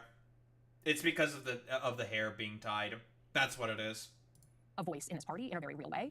And to me, that upward pressure, that pressure that you're talking about from the people, is good. So then, shouldn't they endorse him? I mean, what kind of a message, Schumer and Jeffries, shouldn't they endorse? They're both from New York. Johnny, both New Yorkers. Yeah. And what kind of message does it send if, like, I mean, this guy won the Democratic primary. Yeah. He's the Democratic nominee. It was overwhelming. Good follow-up question here by Crystal, right? Like, it's like, okay, like, why don't they want to sort of, like, talk about that, right? Like, why don't they want to endorse Zohran Mamdani? Well, it's because of Israel. It's because of Israel. Like, again, Chuck Schumer, Hakeem Jeffries, some of the biggest recipients of AIPAC money. So, yeah. If then the centrist leadership of the parties, we can't get behind. Yeah, I mean, you just asked me before we started the exact same question about the Michigan Senate primary, and I'm like, Michigan Democrats don't get involved in primaries. We all are friends. So I can't speak to what they're doing. I think, I hope that they're meeting. I mean, if this person is... They did. Yeah, and Hakeem Jeffries still refused to endorse him. I mean, think about it from this context. Like, let's say in 2028, a more moderate figure wins the Democratic primary, and a bunch of progressives, AOC or whoever says, we're not backing, we don't agree with you. I feel like you would have a problem with that. Yeah, I mean, I think, I will say this, the way that this party works is when there's a coalition that sticks together. That's like a numbers issue. That's a data issue. And so I'm always going to be someone who's trying to find unity. That doesn't mean we all agree with each other. And I think, I wasn't in the conversations where they met privately, what they debated, what they talked about. She's dodging the question here. She's not going to answer this question. Like, no fucking shot. Like, because she knows she will come at odds here. Like, 1,000 fucking %. She's not going to answer this question. Don't know, but to me, we got to figure out what's common among all Democrats right now, and that's why I focus on the economy, because that is, to me, the cost of living and people not being able to achieve what their parents achieve is the existential issue of our time, is the unifying issue of, like... Yeah, but the Democrats don't really do a good job at sort of, like, messaging that, because they don't actually really care about that in particular. Like, that's like, the main issue that a lot of people have with the Democratic Party. The reason why they lost is because no one thinks that the Democrats believe in anything, and I think that's an accurate fucking assessment, because a lot of these, like, centrist do-nothing dipshits are exactly that. They're a bunch of do-nothing dipshits who don't want to do anything because, again, similar to that of the Republicans, they want to court a lot of the exact same sort of, like, billionaire corporate cash like the Republicans are courting. That is why, broadly speaking, they're not going to really address economic issues or affordability issues, and, well, they're going to keep losing politically as a result. All the right-wing, left-wing, like Americans. I don't even think it's a Democratic Party thing. And to me, that's where I spend my time because I think 80% of my constituents in Michigan, that's where they live. Is like, I just want to be able to go to Disneyland and take my kids the way my dad took me. So that's where I focus on. I'm happy to sit down with any leader. I can't speak to their particular decision to endorse or not. I'm not endorsing in my own. Right, but just primary. yes, but he won the primary. Right, that's my question. That's what's different. They have another election though, yeah? A general election. Yeah, He's the Democratic nominee. I see, I'm sorry. This is why I'm saying I don't follow New York politics. And I think you'd have to ask them. I don't know. I know that for me, whoever wins the She might not just be following any of this stuff, right? Like, maybe she's just like, you know, it's not really for me to say. Again, I don't know why they're doing this particular... I mean, we know why broadly speaking, like Chuck Schumer and Hakeem Jeffries aren't fucking endorsing Zohran Mamdani, it's because, well, they are afraid of what he overall represents. Like, that's not ridiculous or hyperbolic to say. Again, like, kind of hard to, like, I don't know, put any blame on her for this, saying, like, oh, why don't you know, Alyssa? You're supposed to know this kind of stuff. Because, again, it's just, like, I don't know, like, I'm from fucking Michigan, bro. Like, I'm focusing on that, which, I mean, is fair enough, I suppose. Like, yeah, she's probably more focused on that shit instead, because just, like, again, like, not really for me to say, like, I got my own fucking things to worry about as, like, you know, taking care of, like, issues within Michigan politics, which, fair enough, I suppose, but, like, we know why. Like, Zohran Mamdani is a representation of a new path forward for the Democratic Party, and the Democratic establishment does not want that fucking vibe shift. It comes off ignorant, TBH. I mean, sure, but it can also come off as just like, well, oh, she's way more focused on trying to help, like, Michiganders or whatever, right? Like, I think that's the strategy that she's sort of, like, trying to play into, talking about, like, I think it's way more important for me to focus on my people, my constituents, blah, blah, blah, blah, blah, blah, blah, kind of a deal, right? Like, and it's just like, whatever happens in New York, whatever happens in New York, right? Because I think we'll probably play pretty decently in, like, a Midwestern state, right? Like, I don't think that's, like, ridiculous to say. Because, technically speaking, it's not really her place to really say. She can't do anything. She's going to be more concerned about issues with Michigan or something, right? Like, I don't think it's, like, necessarily comes off ignorant. Democratic primary in the state of Michigan for the Senate seat that's up, that's who I will endorse, regardless of who it is. That was my last question. So I'm Yeah, so I mean, I guess I'm actually a little curious, and forgive me if this is impolite, like, I'm curious why you wanted to talk to us. What do you mean? Well, like, we don't have actually a lot of senators, especially ones who have very different ideology than us, reach out. So I'm curious what your goal was and why you thought to come here. Well, first of all, I think you have a good audience. I mean, right? If you appeal to like 4 friends on YouTube. Good audience, breaking points. Yeah.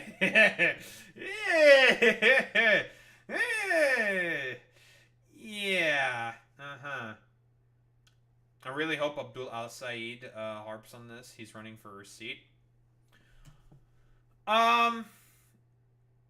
Again, like I said before, I don't know how, like, effective, because she's being quite slick with the rhetoric right here. Like, the position that she's, like, trying to, again, more hardcore focus on, like, issues with, like, Michiganders, right? Like, I think the more effective strategy for Abdul would be there for him to sort of, like, constantly harp on her fucking record here, right? Because, again, I have no doubt, without a shadow of a doubt in my mind, that she more than likely went along with, like, every fucking Israel funding bill, right? I don't think that's the best, like, I think that's probably the best way to go after, talking about, like, you know, she's like, oh, she's all for fucking Michiganders, but she's willing to give all these arms to fucking Israel and shit like that, right? Right, but does she really focus on Michigan, or is it just a talking point?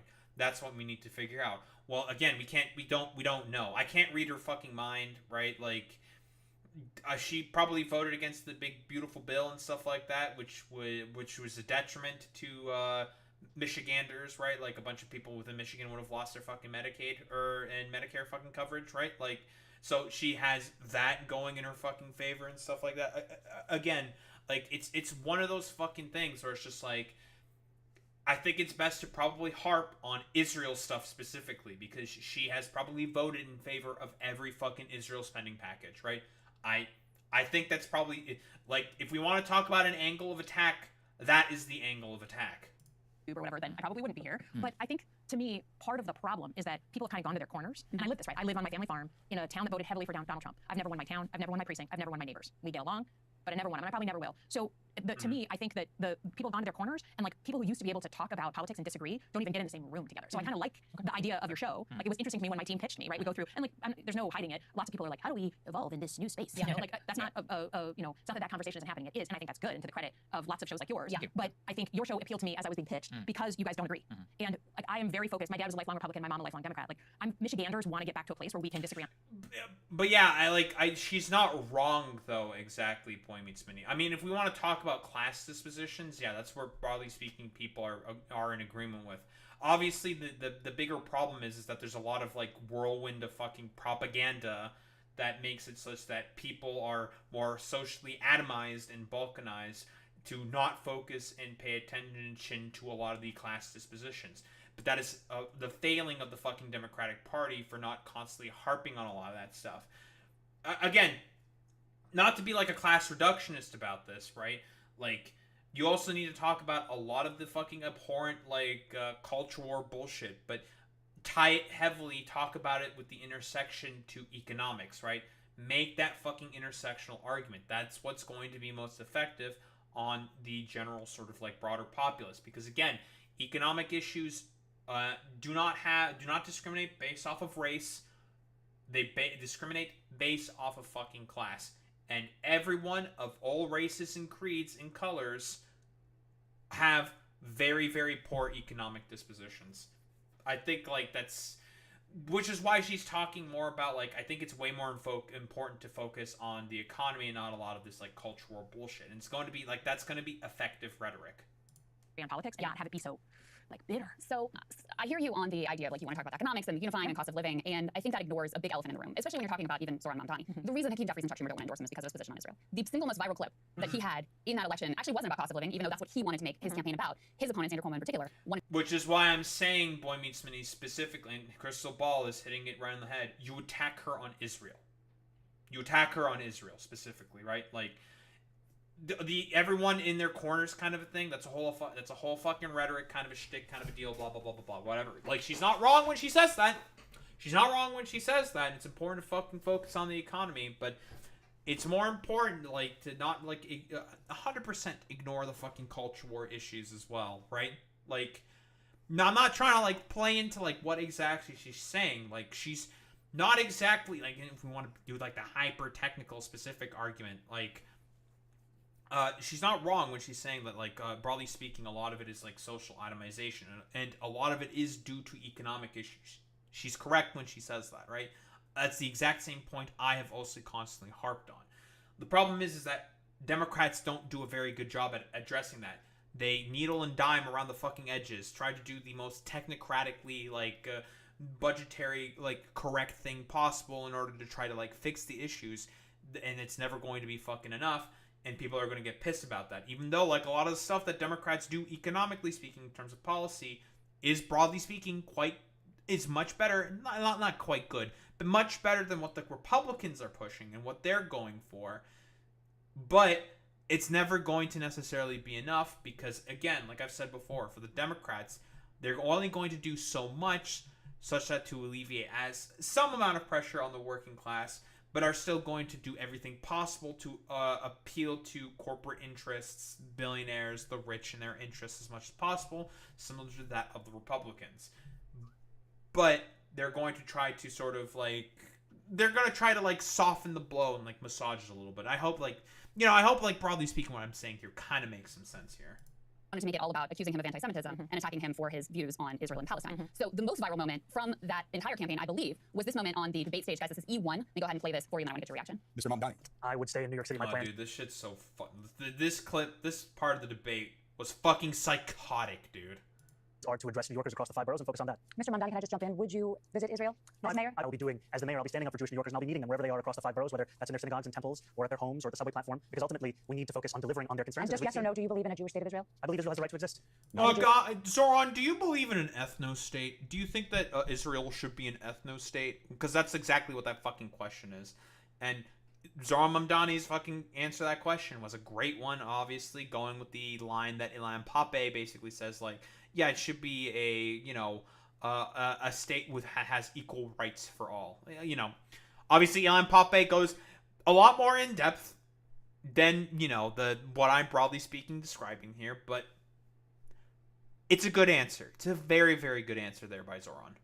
As a state with equal rights. Now, this was considered very controversial when he said it, and I think the results are in at this point that he didn't win in spite of his position there. He won in part because of it, including if you listen to Andrew Cuomo's numbers, he won a majority of Jewish voters inside of New York City. And so, what I'm curious for your view on. Oh, yeah, that's also a thing that recently came out where Andrew Cuomo was literally talking about, like, his numbers with Jewish voters, and he fucking, like, lost quite heavily with Jewish voters. And I've talked about this before, but I'm just like, dude, like, if you keep trying to talk about and appeal to Israel, like, I'm telling you, Zionists in New York, they are a fucking significantly loud minority, okay?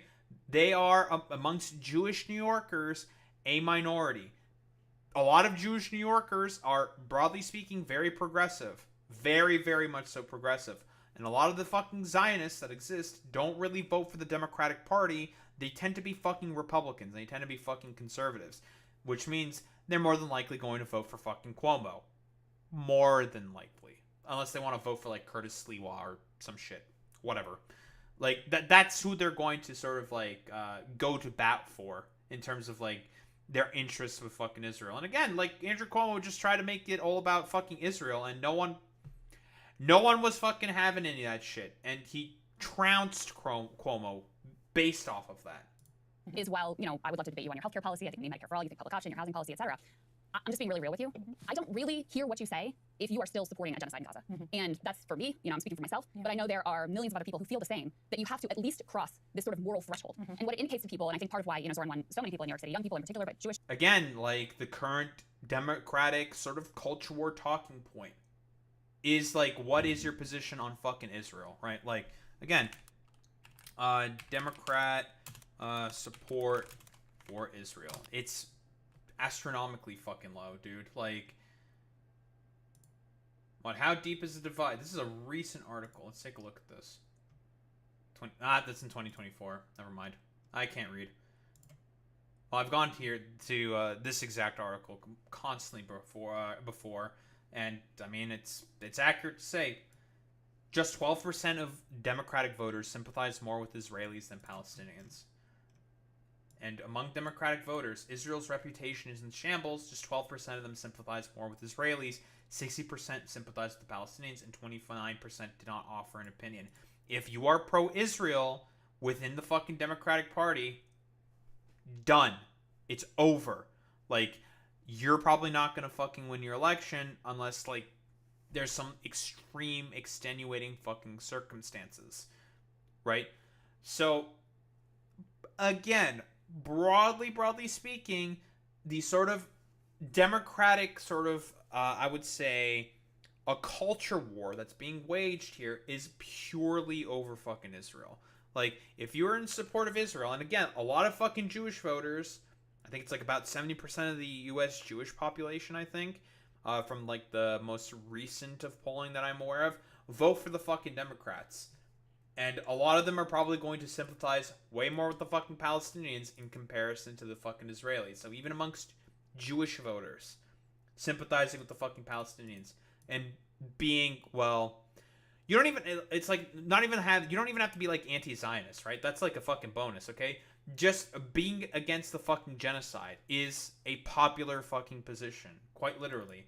Like, I don't know, you can even say, like, you want to, like, facilitate everything possible in order to get aid into, like, Gaza or whatever. Like, there's a whole, like, different myriad of things you could say. But again, the Democrats, and this is broadly speaking, establishment fucking Democrats, a lot of them have those fucking deep state fucking ties, and a lot of them are genuinely fucking Zionists, right? Like, Chuck Schumer doing the whole, like, the Baileys told me I have to keep the left pro-Israel kind of a deal, right? Like, and that's like Chuck Schumer's sort of whole shtick, and it's failing fucking miserably. More and more people sympathize with the fucking goddamn Palestinians. You know, Holy Toledo from Harry Enton was withstanding. Like, the shift has been incredible to fucking see in terms of this issue in particular. Like, 56 points in about 8 years, and I will guarantee you that significant shift more than likely happened throughout the, I would say, past 2 years, I would say.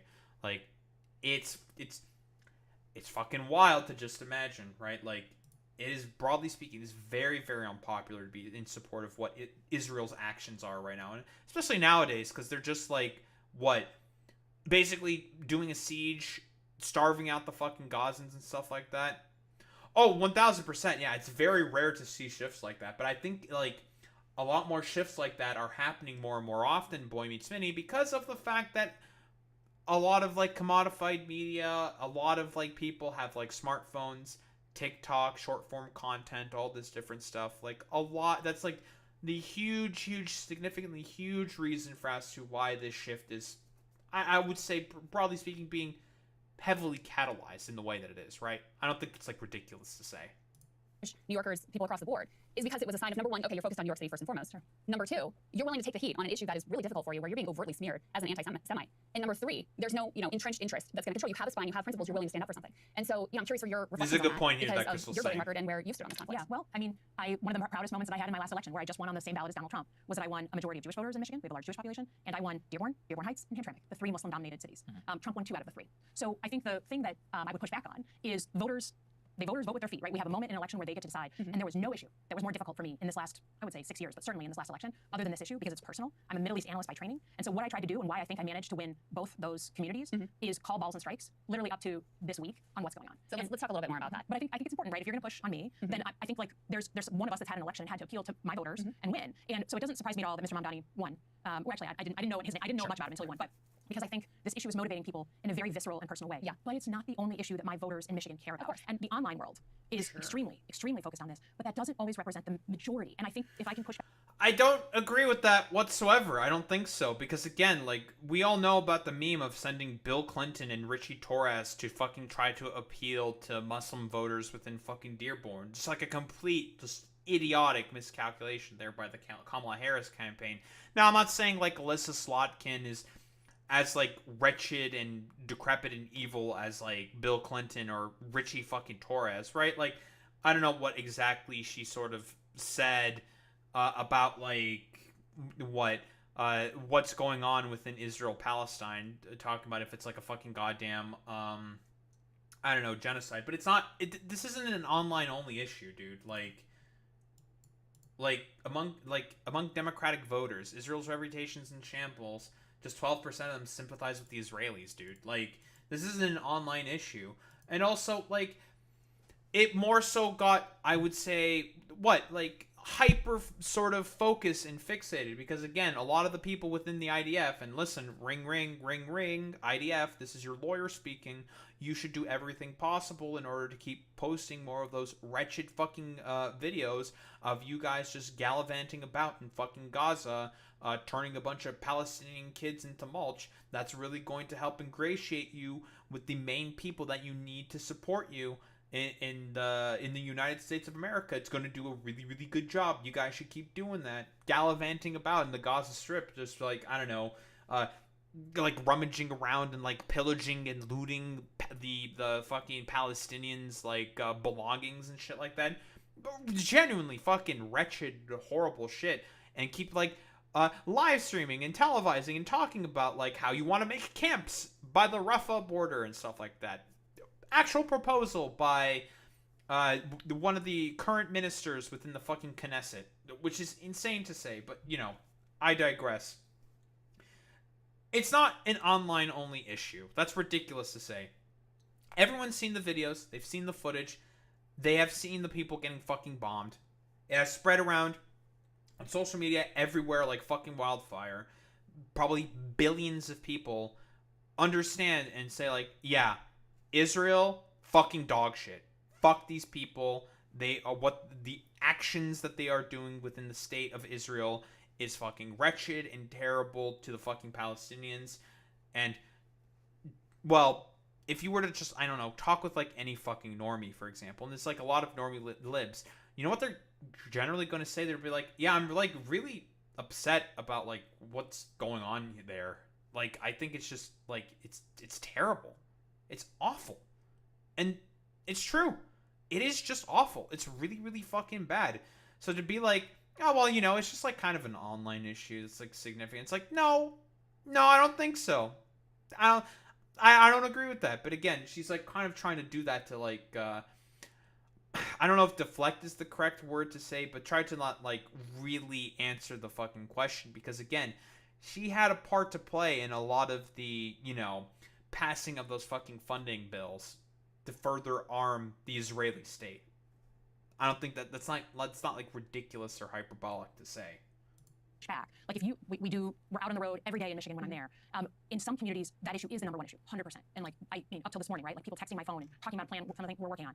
But I go outside the Detroit area, it's not in the top 40. But Senator, it's not just a political issue, it's also a moral issue, is what I'm trying to get to. So let's talk about those, calling the balls and strikes, if you will. So first of all, do you accept that Israel has a policy of enforced famine and starvation in the Gaza Strip? I think I literally put my name on a letter yesterday or last night that says like a policy of starvation, people are starting to starve. And in general, I mean, I served in places like Ramadi and Fallujah. I watched in 2004 and 2005, Al-Qaeda terrorists drag American citizens behind a vehicle until they died, right? Like horrible, and then string them up like a lynching. Okay. We still had a responsibility to get aid into Fallujah, despite the fact that we were fighting Al-Qaeda cells in Fallujah, and I have been clear about that. So this is a crime against humanity. Forced starvation is a crime against humanity. The occupying power has a responsibility to get aid into the war zone, period. So by the law of war. So in addition, do you... Okay, it's a good thing that she's saying that, right? Like, I suppose, like, the better than, I would say, a lot of people. But again, like, the main people you need to look at is the state of Israel itself, because they're the ones who are not letting the aid in. Like, Netanyahu is explicitly not letting any fucking aid in. He wants to starve out the Palestinians. Like, that's what he wants to do.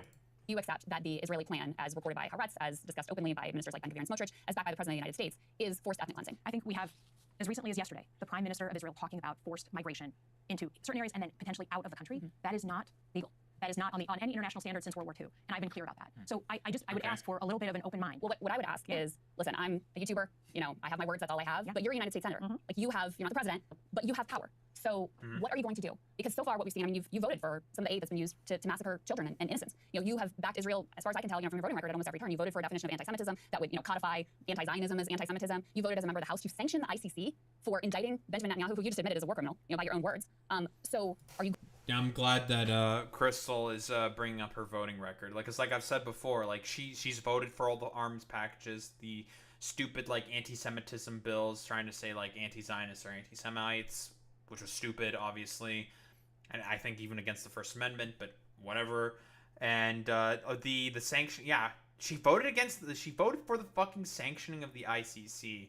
That's particularly fucking egregious because again, they're the ones who are doing the fucking goddamn criminal probe into fucking goddamn Benjamin, or rather, not the criminal probe, right? Like, they called for his arrest because I don't think there's really any need to do a fucking criminal probe into Benjamin Netanyahu. He's obviously, like, facilitating the fucking genocide within Gaza.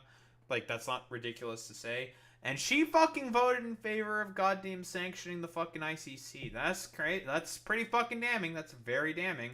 Going to join Senator Angus King, Senator Bernie Sanders, in saying no more aid to this country that is committing war crimes against innocent civilians? I think the first thing, if you're asking about what to do with power, and I would offer that right now Democrats own nothing in Washington. So don't play powerless with me. You're a United States Senator. There are things I can do. In terms of who runs our foreign policy, I just think it's interesting, right, that there was a ton of protests when Democrats were in charge. There was a protest in Manhattan yesterday. Okay. I think it's fair to say, just to be honest, that back and forth, like the number of protests that go on now versus before. Well, they were part of your political coalition. Well, that's fair. That's fair. Obviously, I'm here. Yeah, it's not honest to say that we're talking about number of fucking protests. It's kind of difficult for a lot of protesters to want to go out there if they know that they're going to get profiled by like Gestapo and potentially fucking harmed, and may get their fucking faces like beaten in by like random masked fucking officers and stuff like that. It's going to be kind of difficult to be able to do something about that. People are not going to want to go out and protest. So meh.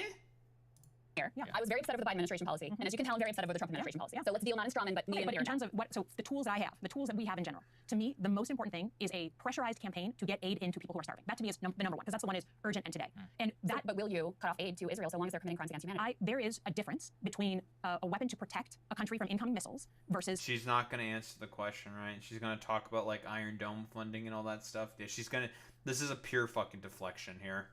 Other offensive and defensive weapons are different. So would you support offensive weapons ban? Like, would you stop any offensive aid to Israel? That certainly, to me, would be a place to look, but I'm not going to cut off a blanket next sale on a defensive weapon. I also reject that because, for example, if Senator Slotkin, if you were asked to support defensive weapons for Iran, defensive weapons for Russia, you wouldn't back that. No, but this is a very good point. Exactly, like even the point that I've brought before, like to have a good defense is a good offense, right?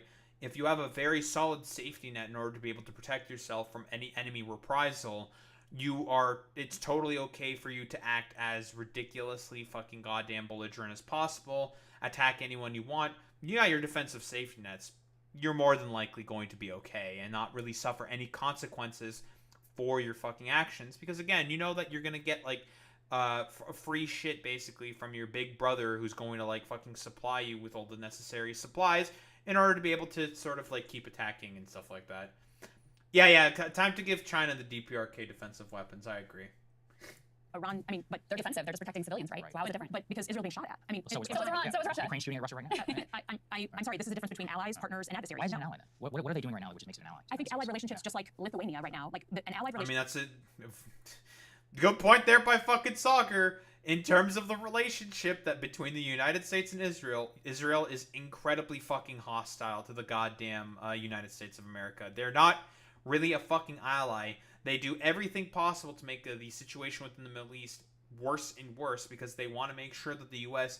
permanently has a presence within the Middle East so they can just continue to keep being like little asshole fucking unrepentant little shit asshole like belligerents and just be as like ridiculously fucking annoying as possible. Like that's the point of this. So it's just like fuck Israel, like fuck these people. Like why the fuck do they keep doing this? Why does Israel keep behaving in the way that it behaves?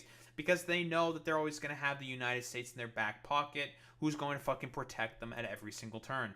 Relationship or a partner relationship is a long-standing relationship of information sharing and diplomacy. And that is, to me, it's not a like every day we decide Lithuania is our ally or not. We're allied or not. And sometimes we have big breaks with allies, right? Sometimes we have difficult moments with allies. Sometimes it goes the wrong way with allies. But an allied relationship is... but you have like difficult moments with Israel all the fucking time. You constantly don't agree with like a lot of their fucking actions they're doing, but they still fucking go ahead with a bunch of their actions. Like what do you mean? Every fucking US president, and including now even Donald Trump, has expressed dislike of Benjamin Netanyahu and what he is doing. Like, so are they really a fucking ally? I don't know. I don't think so.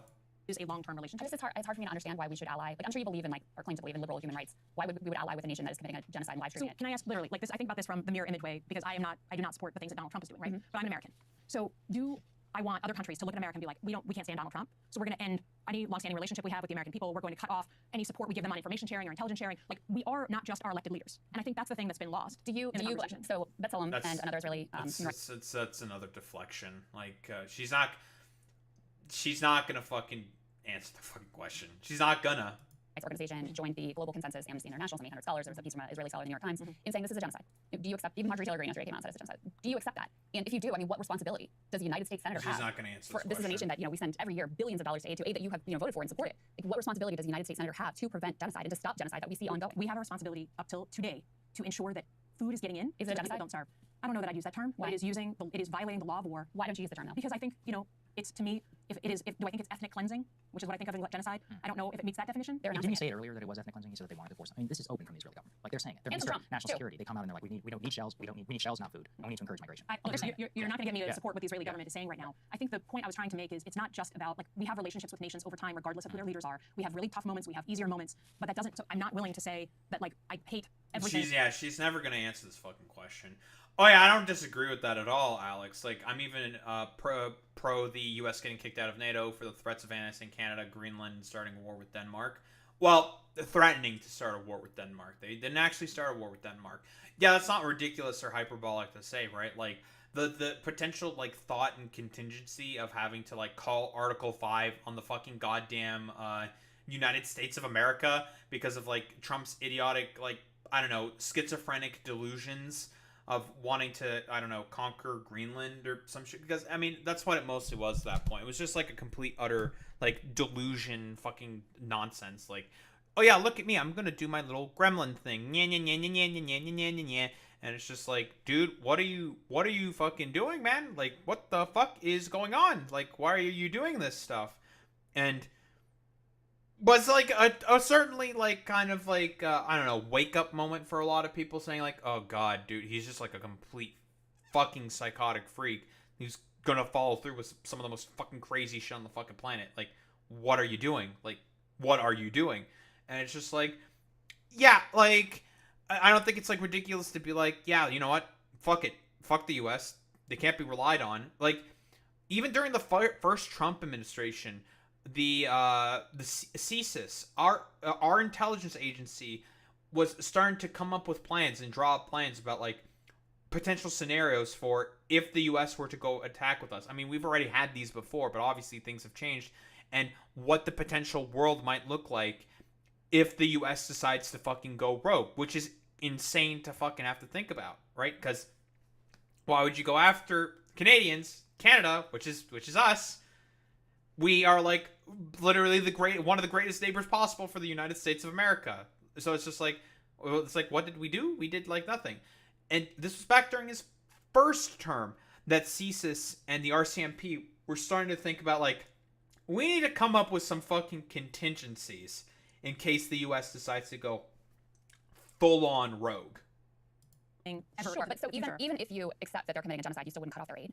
I think that defensive aid and offensive aid are different things, and I think at this point, so if it's Nazi Germany, if Nazi Germany said we want defensive aid, I mean, it's just you have to see where they're all weapons that are being shipped. The weapons that they're using right now. I mean, to be honest, if you look at what's happening on the ground, the military part of this conflict is for the most part over. What they are doing every single day is around aid. They are hurting people around over 1,000 people who were starving people just trying to get aid. That is that's not high intensity bombs. That's not the weapons that we were talking about 2 years ago. It's just not. I'm sorry. Yeah, but they're still shooting people, emaciated Palestinians. There's also American contractors who have shot at fucking starving Palestinians just trying to get some fucking food, man. They've poisoned flour supplies with oxy, for fuck's sake. Like, this is crazy. Like, we know what the fucking intention here, but again, like, she's never going to fucking goddamn answer any of these fucking goddamn questions. She's not gonna answer any of that shit. No way, because again, they're trying to pitch her as like the replacement of Chuck Schumer, right? That's like her whole purpose. Like, there's a reason why they chose her to do like the response to like Donald Trump's whatever complete nonsense like statements he said before. Like that's like the meme. Like it's fucking wild and crazy. Oh, listen, AJ, it's gonna be like Fallout when the United States of America invaded Canada and everyone started like rioting on the streets and you guys could not control us at all. So you'll try to get the maple fused adrenochrome and you will fail miserably. Every single day, the military reports that I read, they are traditional, like, this is a military that has a bad strategy. It is not the bombs that we were seeing 2 years ago. It's not a military that has a bad strategy. The strategy is forced starvation. That's their strategy. And they're accomplishing it very effectively with the full backing of the United States government, including, sadly, Democrats. And so a couple more questions I know you have to run. I'm curious why you condemned Rashida Tlaib for using the rally chant, from the river to the sea, something she said for her evokes equal rights. And you have not condemned Randy Fine, who said that Gazans should, quote, starve away, who floated that the Gaza Strip should be nuked, who called Ilhan Omar and Rashida Tlaib and Soran as well, called them Muslim terrorists. Where is the concern over him? I have no problem condemning Randy Fine, who I don't know. I don't know who that person is. I have no problem condemning someone who talks like that. Senator, we have to ask you last question because your staff is telling us. Do you think APAC should register as a foreign lobby? I don't know the answer to that. I think that I know plenty of people who think they should. I don't.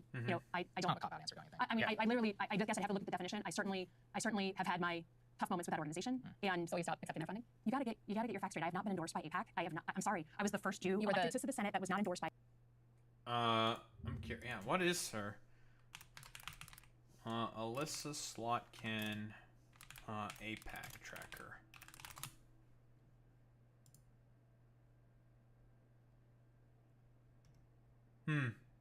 Not accepted, not endorsed by APAC, but she's gotten money from APAC, about $500,000. First Jew who has not gotten an endorsement by fucking APAC. But you've gotten a bunch of funding from them, so sussy. By any Jewish group, APAC, J Street. You've been the recipient of their funds. In 2018, when I first ran, people who were members, yes, but I've not been endorsed since then, and I just gotta be honest, like, I think that this is where facts She's not been endorsed since then. I mean, you still receive their fucking funding, right? Like, that's, like, still more or less a fucking endorsement. It's not like an explicit endorsement, it's tacit, right? Like, oh, yeah, 1000%, Alex. Like, oh, the thing with the APAC is that they'll endorse pro-Israel Democrats, then endorse their Republican challengers. Because, again, for APAC, the whole purpose that they want to do is to just always maintain that Israel and the Zionist project within Israel always remains the third wheel within American politics. That's always a guaranteed sort of safe issue that will never sort of like see any political fucking challenge. And this is the first time, I would say, in probably ever since the existence of Israel as a fucking state, that there's been a huge fucking challenge to that. Or probably honestly since Reagan, to be honest, that there's been a huge challenge to the sort of like political third wheel of the status that Israel always had as like a very solid, safe issue. Because of just how much of a significant shift in terms of the Overton window that has happened in terms of, well, the genocide that's going on within fucking Gaza, within Palestine. So, to Palestinians. So, it's a, like, again, it's perfectly reasonable. It's just like, yeah, sure, you may not have gotten fucking endorsed by them, but AIPAC is a Republican group. They're more than likely going to endorse Republicans because they themselves are a Republican organization. But they'll give money to fucking Democrats to make sure that they stay fucking pro-Israel in comparison with, along with fucking Republicans who are always going to be fucking pro-Israel, because again, for them, it's just like, oh yeah, obviously, like, might makes right, and Israel is always correct to support because it's a settler colonial project that we fully fucking back and everything, even though there's, like, I don't know if more debate within the Democratic Party is, like, correct to say, but more people are going to be apprehensive of fucking AIPAC. Like, there's a lot of people who have never received any AIPAC money at all that are mostly coming from the Democratic Party. There's a bunch of them. Matter. I've had very, very difficult conversations with my colleagues in that organization and made a choice back in 2021. 2021, so that was the first time I was up for re-election. So I understand that there's a sort of, like, again, cornered position, but to me, like, I call balls and strikes as someone who served in the Middle East. I have one more question I have to ask you. You know, we do the show. I really do my best to try to uphold, like, you know, basic human rights, Palestinian humanity, oppose the killing of innocent civilians wherever that happens. And I have to tell you, like, I feel really guilty that I'm not doing enough. I think all the time about, I'm a mom, I think all the time about those moms who can't feed their babies. Those babies are starving to death. And I just want to know, like, you're a United States Senator, you did vote for some of the bombs that were dropped on refugee camps. When kids have been sniped in the head, tents firebombed, people set on fire. The entire Gaza Strip turned into rubble. And now we're seeing these emaciated bodies of babies starving to death every day. And like, does it eat you up? Does it eat you up? Do you think, like, what more could I do? Do you regret any of your votes? I will tell you what I heard this morning. A group of Jewish rabbis and Muslim community leaders came together with a proposal that we are working on just getting, like, if we can't get other aid in, at least get baby formula and nutritional supplements for children. And let that be kind of a green light, never has a problem. No one's trying to eat baby formula other than a baby, right? That is the proposal that I've been working on all night and this morning. So in terms of what we're trying to do, there's not a moment that goes by that this isn't something that I'm working on and something that my own community, not online, but my own community has practical things that they want to do. They're willing to raise them. Yeah, but you still voted for, like, that stupid, like, anti-Semitism equals anti-Zionism fucking thing. You've, like, voted for a bunch of, like, aid packages of weapons to Israel. Like, a lot of this, like, sort of, like, righteous indignation is, I think, going to ring rather hollow because of your previous sort of voting record. And you're still going to fucking vote for all those goddamn military aid packages to Israel. Like, I don't think that's, like, ridiculous to say.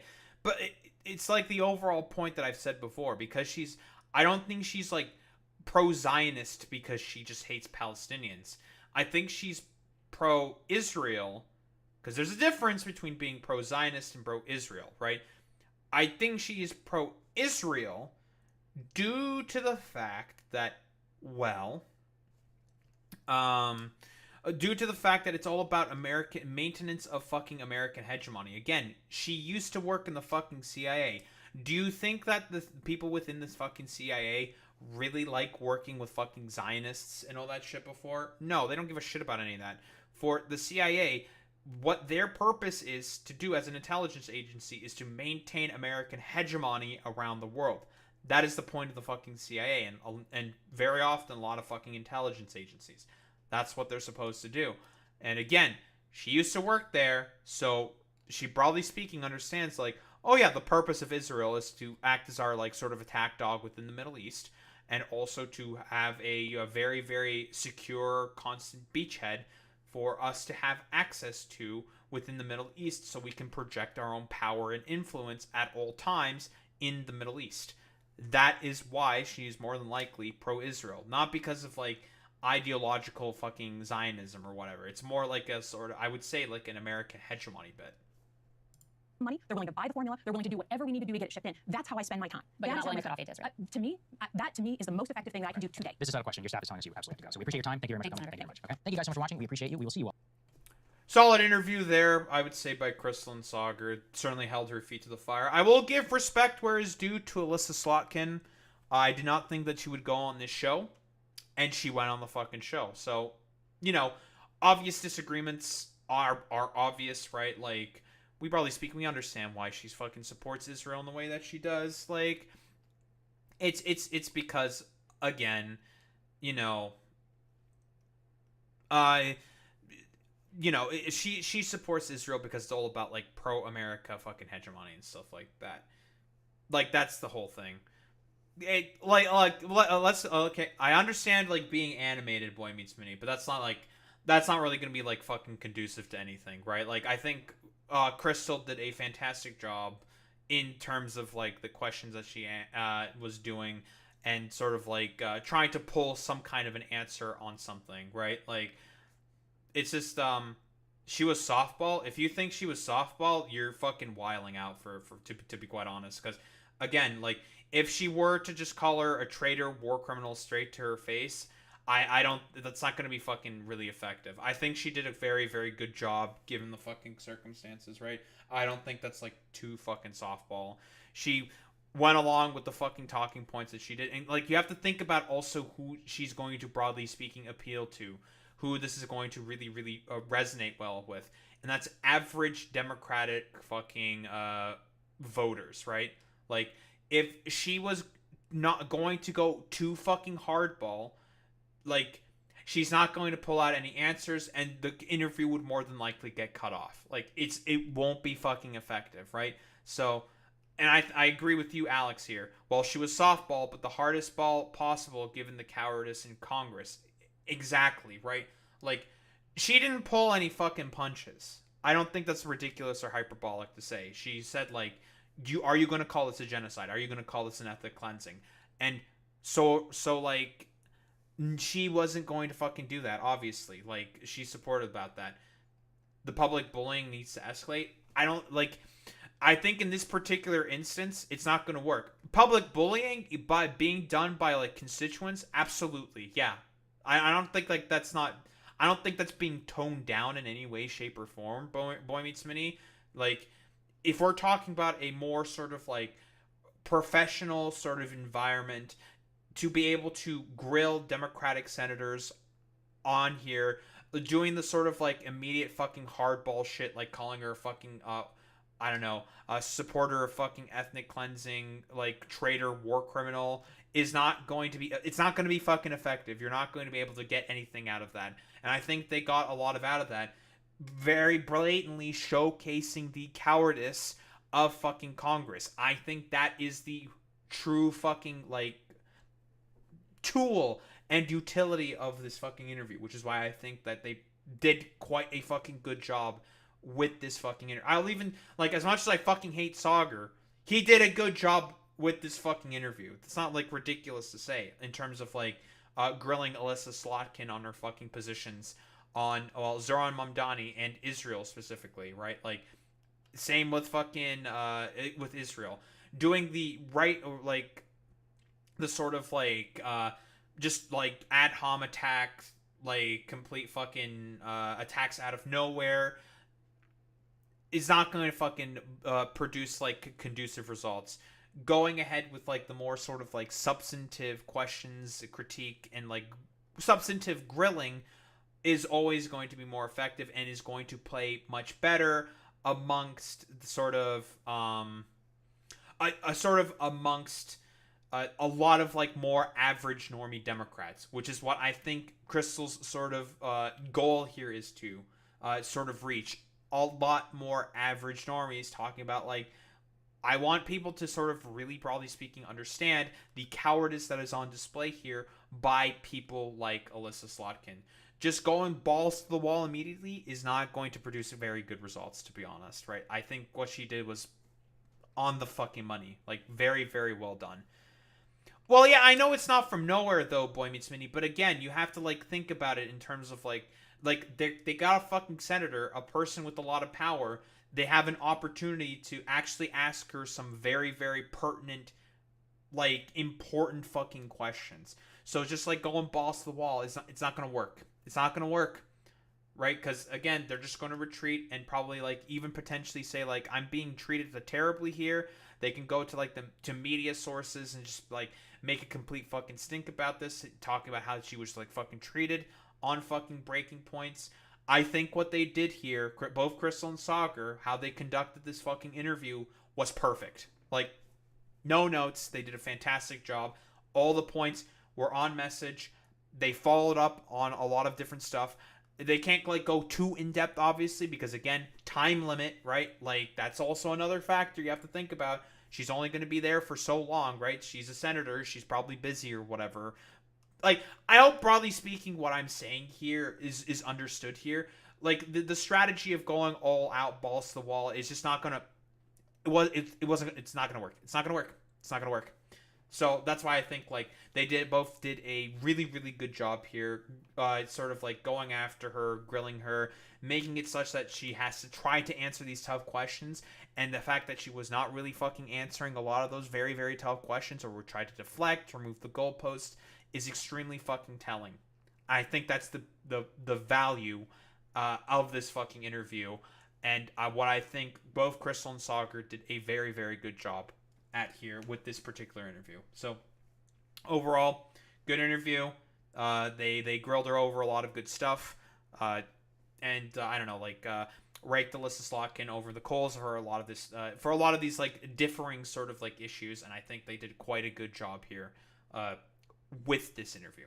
Don't think there's really much else to say besides that. Like, I hope, like, broadly speaking, what I'm saying here, Boy Meets Mini, makes a lot of sense. Going complete balls to the wall, stupid, aggressive, crazy, I can understand very often, right? But, like, you know when, like, dumb fucks on, when, like, they come into chat to be, like, stupid, dumb, and fucking annoying, broadly speaking, I try not to go stupid, aggressive, balls to the wall, because there has to be, like, an assessment of what that person potentially believes.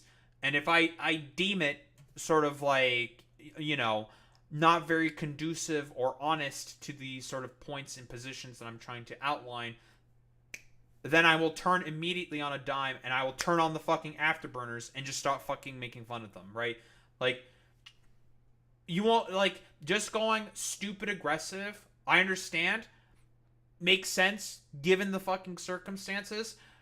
You can't always just fucking do that. It's not going to be conducive to very, like, effective results in terms of being able to pull out certain things from people in terms of, like, thoughts and fucking beliefs, right? That can actually be, like, grilled over. Especially with, like, a lot of, like, dishonest dipshits, like fucking Jerry Mungus, who is a fucking dishonest dipshit, or, like, the other fucking dumbass who would come into, like, YouTube chat, who was a dishonest fucking dipshit, who I came away at the conclusion at that point, you know, that's like, yeah, this person's just like a dishonest dipshit, and I fucking don't like them at all. And then, you know, you just, like, go after them and shit on them, kind of a deal, right? There's measures, there's calculations to this kind of stuff. Exactly, Boy Meets Mini, like, I don't know. Like, I'm not fucking media trained, but I can key into that stuff. And if you're talking about these kinds of people and talking with these people, it's very, very important to key into that stuff. Incredibly important.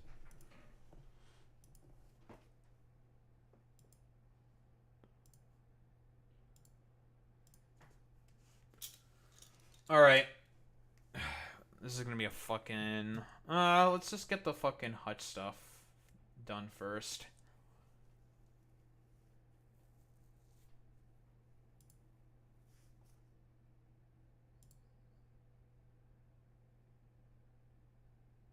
Obviously, we gotta...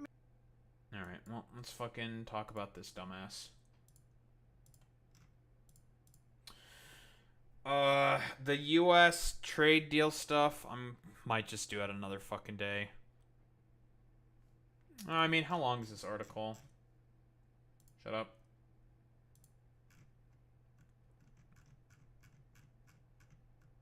No, it's not that long.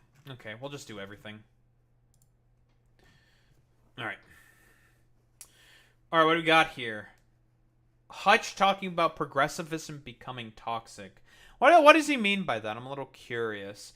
Because Hutch, broadly speaking, is a person who will very often go after, and I think, like, safe to say, can be, broadly speaking, fairly dishonestly, will go after a lot of, like, progressive advocates who are trying to more aggressively push for a lot of differing sort of I guess for like lack of a better term, like a progressive policy, and he will very often be like one of the like I don't know, like protest referees kind of in the room, talk about like, well, you know, that's not going to be effective because of me, and just like kind of like do that kind of a thing, and just like get in the way of what could be like very, very good like sort of progressive sort of like advocacy. So I'm very curious as to what he means here by how progressivism becomes toxic. Like, is it like a fucking Bernie bro kind of a shtick? Is that like the argument that we're gonna go with? Like, can we agree that there are a lot of like very annoying like Puritans, broadly speaking, amongst the left? You can make that argument, sure, but like, I don't really fucking agree with like many of like the Puritanism that like a lot of lefties sort of have, but like that's like a completely like different sort of story. The idea here that like, I don't know, like progressivism is like being like sort of like broadly sort of toxic here, because again, there tends to be more aggressive sort of advocates for particular positions, I think is very, very silly, because I think that's like the sort of position that he takes. But what do we have here? Perhaps we will see what he has to say here about like how progressivism becomes toxic. Make space for stuff like white privilege. We should talk about that stuff, but we should make space for the possibility that like being a white guy doesn't mean that the problems just go away. And so like some people, and again, these are outliers. I'm not saying most people think this, but like there are outliers, sort of like toxic progressives, that there's like no space for that. Okay, bro. So whoever said Latinx, now that is.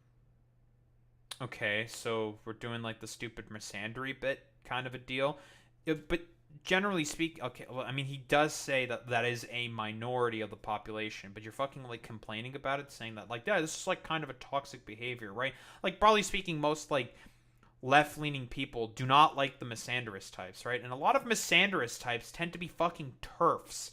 Like, the vast majority of them tend to be like second-wave liberal feminists, right? And I would even say like conservative fucking feminists, to be honest. I think you can also throw into that group as well. I don't give a fuck about the Latinx stuff, okay? I just say Hispanic because I don't like calling people who are, I don't know, Spanish people from like Latin America, sort of Latin, because I am Latin, technically speaking. That's like my argument that I have against it. So I don't even know why it's even called like Latin America, because it was colonized by like Latin countries, so it was called Latin America kind of a deal. I prefer the term Central America because it's in the center of the American continent. That's what makes most sense to me, broadly speaking. I don't really like the term Latin in honestly, or Latine or Latinx, Latino or Latina, purely due to the fact that technically speaking, I can also be broadly described as Latino because I'm Romanian. That is a Latin-based language. You can even say the same thing for French people, like Italian people, Portuguese, like all the fucking Latin-based Romance languages. Does it kind of make sense why I'm like kind of saying here? Like, that's kind of the reason why I don't really like the term Latin, to be honest, because I think it's like too broad of a term. I don't think it's specific enough, right? Like that's my sort of problem here. I guess like a fair substitute would be like Romance language speakers, right? Like if we want to talk about like the more like Romanized like Latin speakers that exist throughout Europe, you know, your Italians, Romanians, French people, Spanish people, Portuguese people, or you could just be like specific to the exact like nationality. That's like what I sort of like prefer, but that's more like a very nitpicky thing, to be honest. Like, I'm not gonna like shed a tear over people who use the terms like Latina or Latino or something, like, to be quite honest. Latin American, when first made, was popularized by French Canadians as a way to be like Hispanic America. We're in this together. That is an argument that I think makes a lot of sense to me because, again, yeah, I would throw in French Canadians as being Latin Americans because, again, France, Latin-based language, French, Latin-based language. I would also throw French Canadians into that umbrella. I think that makes a lot more sense. Like, in that particular instance, if I'm describing French Canadians or Mexicans or Salvadorans or whoever the fuck, like Hispanic people that live within America, I would probably describe that group as Latin American. That makes a ton of sense to me. So, it's mostly like a language nitpicky kind of a deal that I have specifically because I also fall under that category of Latin American. I am a Canadian citizen. I am a Romanian citizen. By all technicalities, I am a Latin American. That's not like hyperbolic to say, right? That is the perfect example that I could give for toxic progressivism. Spanish is a gendered language. It's baked into the language. Are we just going to add an X to everything that ends in O or A? You're going to ungender a language that's thousands of years old, however old Spanish is? Good luck with that. Who the fuck cares about that, dude? Like, what the fuck do you mean? Yeah, like, no, that's fucking stupid. Again, the only people who complain about that, it's such a fucking vocal minority. I don't even know if they're a vocal minority. Like, I don't give a fuck about any of that shit, right? Like, that's what we're complaining about? Really? Be like a stupid, annoying. Is this going to be the whole video? It's just going to be complaining about fucking woke scolds. All right, let's just keep going then. What? Hutch doesn't identify as a moderate? No, I self-describe as a progressive. I'm still hanging on to that label. I won't let those motherfuckers take it away from me. I won't do it. They're not going to take it from me. I'm still hanging on to that one. I think the Democratic Party should be defined by progress. It should be defined by progressivism. It should be defined by moving forward. Whether that be at a slow pace at sometimes or a rapid pace at other times, we should be moving forward, not trying to protect and preserve our traditions at the expense of progress, which is like the whole reactionary philosophy. Prog. Wait, is that I love that. Okay. Pragmatic progress. Of course he likes the fucking prod fucking thing. I know it's like the thing that Vosh used to say, but like I think like Vosh's pragmatism mostly comes out of sort of what is most efficacious politically at the time. Otherwise, like he's a full-bloated leftist, but he understands that like a lot of the goals of leftism are not going to be realized while he's alive. So it's more about like, and this is like the sort of position that I also hold as well. I agree with this fucking position ultimately, that he or not he, but like that I think like it is way more important to sort of focus on the oncoming tide of fucking fascism and to do everything possible in order to stop that. Because again, if the fascists end up being the ones who win out in the end, good luck having any more fucking progressive politics or liberal politics or any of that stuff. That shit's not gonna fucking fly anymore when the fucking fascist dictatorship happens. Like that's not gonna fucking happen, right? Like a lot of people who tend to sort of like identify with like prog or like progressivism, especially with like the arguments here, talk about how progressivism becomes toxic. Like, first off, that's just like a lot of like fucking propaganda that's like pushed out by people to make progressivism look as bad as possible.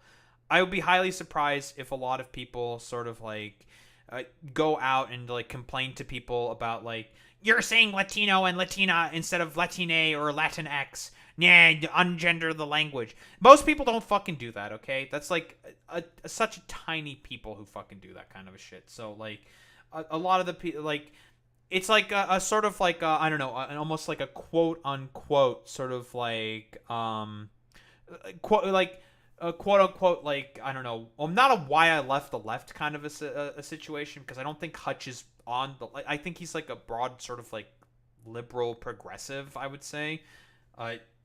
Very very fucking lib for sure. And yeah, you're correct, Boy Meets Minnie. Yeah, it's always white leftists who say that, or annoying lib Karens. 1000 fucking %. Those are the motherfuckers that kind of tend to do that shit. Because again, I've had this take before, and I wholeheartedly agree with this fucking take. Stop fucking apologizing for a lot of shit that's happened in the past. You can't fucking do anything about it. Just like move on, recognize and understand that that your ancestors, your people before, may have had a part to play in that, but don't fucking like hyperfixate and specifically like pander to like, I don't know, like racialized minorities about that shit. They're gonna see that as like very very preachy, not authentic, and just incredibly fucking annoying. And like people are just gonna be like, like you're just like you don't actually like believe in any of this stuff. Like that, don't fucking like come on, bro. Like don't do any of that bullshit. So like complaining about this stuff, I always find to be like particularly strange. It's just like it's such a like nah of an issue, to be honest, where it's just like the only people who like make such a big fucking stink about that stuff are either like what are just fucking annoying ass white people online, or like fucking Karens, and like fuck those people. They're dumb and annoying. That's a good one. Is that a thing? That's that felt like home. Pragmatic progressive. That feels like home to me. I'm a radical pragmatist. That's what I would say. Look, I think about feasibility and possibility more than I think about. I don't like radical pragmatism. What the fuck does that mean? That's inherently oxymoronic, right? Like, radical pragmatist. To be radical is to be a person that fucking pushes the envelope significantly fucking forward. And to be pragmatic is to have like a sort of like basic understanding to be able to compromise. Radicals, broadly speaking, very often are not willing to compromise on like a lot of different stuff. Like, I just don't agree with this. Like, it's really, really fucking strange. By the way, also be wary too of Hispanics that are too against gender neutrality in language. I've heard transphobes and racists be like, Latinx is white people colonizing our language. So be careful you're not playing into the hands of Hispanic right-wingers. Oh, that's a very, very good point there, Alex. 1,000 fucking percent. Yeah, like you also have to think about a lot of like right-wingers who will adopt that fucking language very, very often, right? This honestly sounds like the toxic empathy shit conservatives like Ally Beth Stuckey push. Oh yeah, for sure. Individual policies, I guess. A radical, anti-radical? I'm not even against radicalism. It just depends on the moment, depends on the issue. Random hero with $2 progressives. Again, like radical, these are oxymoronic sort of takes. Like, again, to be a pragmatist is sort of like I was saying before, to be radical is to be someone who inherently pushes the envelope. To be a pragmatist is to not be someone who pushes that fucking envelope, right? Like, to have like a sort of like base understanding within like reality and say like, oh yeah, I have to sort of like go along with like certain political wins on these issues because it's not going to be effective like otherwise or something, right? Like shit like that. There are dozens of us. Dozens. Now, I think it's like a full third or maybe 40% of the party self-identifies as progressive, so I'm certainly not the only one. It's just that progressivism has taken a shot to the gut in the last like 5 years, and a lot of people associate progressivism with what they call wokeism, and so there's like a bit of a brand reputational hit. Yeah, but that's like shit that conservatives are doing, right? Like what? What? That's what conservatives are doing. They do that fucking conflation all the fucking time. This is dishonest. In the last like 5 years, but I refuse to shed the label. Classical progressive. I like that. That's a good. Yeah, I mean, I think that's fairly accurate. I would say. Like the classical progressive. Like, when you hear okay. Like, it's literally impossible to be racist against a white person. I think most people hear that and they're like, well, that doesn't seem right. Obviously, there's a difference in anti-white racism versus anti-black racism. We should have a conversation about institutional hurdles and systemic problems. All that's valid, but the idea that you can never be racist against a white person just seems pretty counterintuitive when you think about it. I never experienced so many racial slurs in my life before I started sparring with lefties on Twitter. I got called white boy one time in my youth. One time, okay? This kid named Wesley, forgot his last name. He was a real asshole. We were playing basketball. He was picking on me, and he called me white boy. And I was like, huh. Like, I wasn't even offended. I was just confused. I mean, it wasn't a slur. I can't believe that Hutch got called a white boy. But it was, I mean, what else do you call that, right? Like, I was just confused. And that was the only time I never got called, like, the C word that I can't say on Twitter or Twitch. Never experienced any of that. And then wait, is that like, are we talking about, like, with the like, sort of, like, vitriol in the tone or something? Like, I'm a little confused here by what's being said here. I started sparring with like Hassan and Mike, and I have never, and it was a deluge of people hitting me with the slur. I was like, what the I don't know, what are some of the other progressive positions that have been adopted? I mean, to be honest, like, okay, if we're talking about people like Mike from fucking PA, in terms of like annoying fucking, I don't know, Cracker Barrel ass motherfuckers who, want to do the stupid like lib Karen bit, that's a motherfucker who will do the lib Karen bit all the fucking time. And is very fucking annoying about that shit, 1,000 fucking percent. But then again, we know like Mike from PA's fucking shtick in particular, and he's throwing in Hassan here because I don't know if like Hassan really does. Hassan's fans will do that for sure. Hassan himself, not so much. Like I don't think he really engages in that behavior all that much because I think Hassan, broadly speaking, understands like that's not really going to be conducive to like a broader political project, which I think Hassan is more interested in building a broader sort of political project. Mike from PA just wants to fucking clout shark off of Hassan and just like signal to people that he's a part of the fucking good boy club. Like that's Mike from PA. Mike from PA is not honest and is a complete fucking grifter and a charlatan, right? Like he'll just say and do anything to make sure that he's like within the good graces of the Hassan fan base when like Hassan is not fucking streaming, so he can like I don't know, be a Hassanabi fucking waiting room like effectively. Like that's Mike from PA's whole modus operandi. Fringe wokeism. Erudite came onto the podcast like 3 weeks ago, and we were talking about like the challenges that young men face, and that got me thinking. That got me thinking about things a little bit differently. I thought she was making some pretty compelling points. When I look back on my life, there are certainly things about being a man who was raised in the era that I was raised in. There are certainly things that were really difficult for me, and I never really thought about it in that way until recently. Now, there's a different level. I want everyone to keep in mind that Not So Erudite was like trying to offer It's like a bunch of President Sunday videos, and I think he like went too far with them to like a certain extent. But what is true is that she would offer like fucking therapy sessions for like $50 an hour, despite the fact that she was not like an accredited sort of like therapist whatsoever. Hey, it's some of the fucking goofiest shit possible. And she like worked with like a bunch of like weirdo like Christian fucking organizations in the past to do like fucking therapy and shit like that. So it's just like, yeah, little sussy, just a little sussy. Of problems, it's obvious that women face like so many hurdles still to this day. A lot of progress has been made. There are issues, political issues right now that are directly affecting women in a very profound way. Like if I want to get a vasectomy, I can just make an appointment, go to the doctor, and they'll do that shit. I think it might even be covered by insurance. Hang on, do I want a vasectomy? Am I still gonna?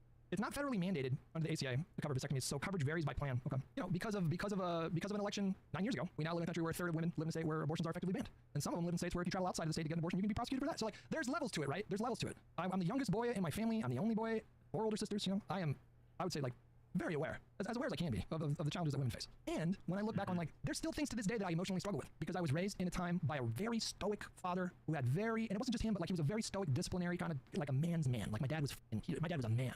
Like my dad would walk in the room and he's just scanning, scanning for perps, looking at the exit strategy if he has to. Like he's just Vietnam veteran. He's just wired differently, like he is a man, like a Clint Eastwood man. He was enormous. My dad shrunk a little bit in his elderly years, but he's like 6'5". He had a voice that could make the whole house rumble, And there was just a set of expectations. I don't know about you guys, but like crying was discouraged for young men. And I think it's getting better. I think we're starting to see more people that are like open to stuff like therapy. And I think it is getting better for men. And then it's also getting worse in some areas because you have like the rise of super. Is therapy getting like, are men sort of like becoming like going more and more to therapy to sort of like talk about that? I don't really know about that. I mean, maybe, right? Like, I think the conversation around getting therapy, I do agree with Hutch here that the sort of attitude around that is getting better. I don't really disagree with that whatsoever. Because I do think that a lot of motherfuckers just need some fucking I probably need some fucking therapy or some shit, okay? I need a motherfucker to fucking talk to, okay?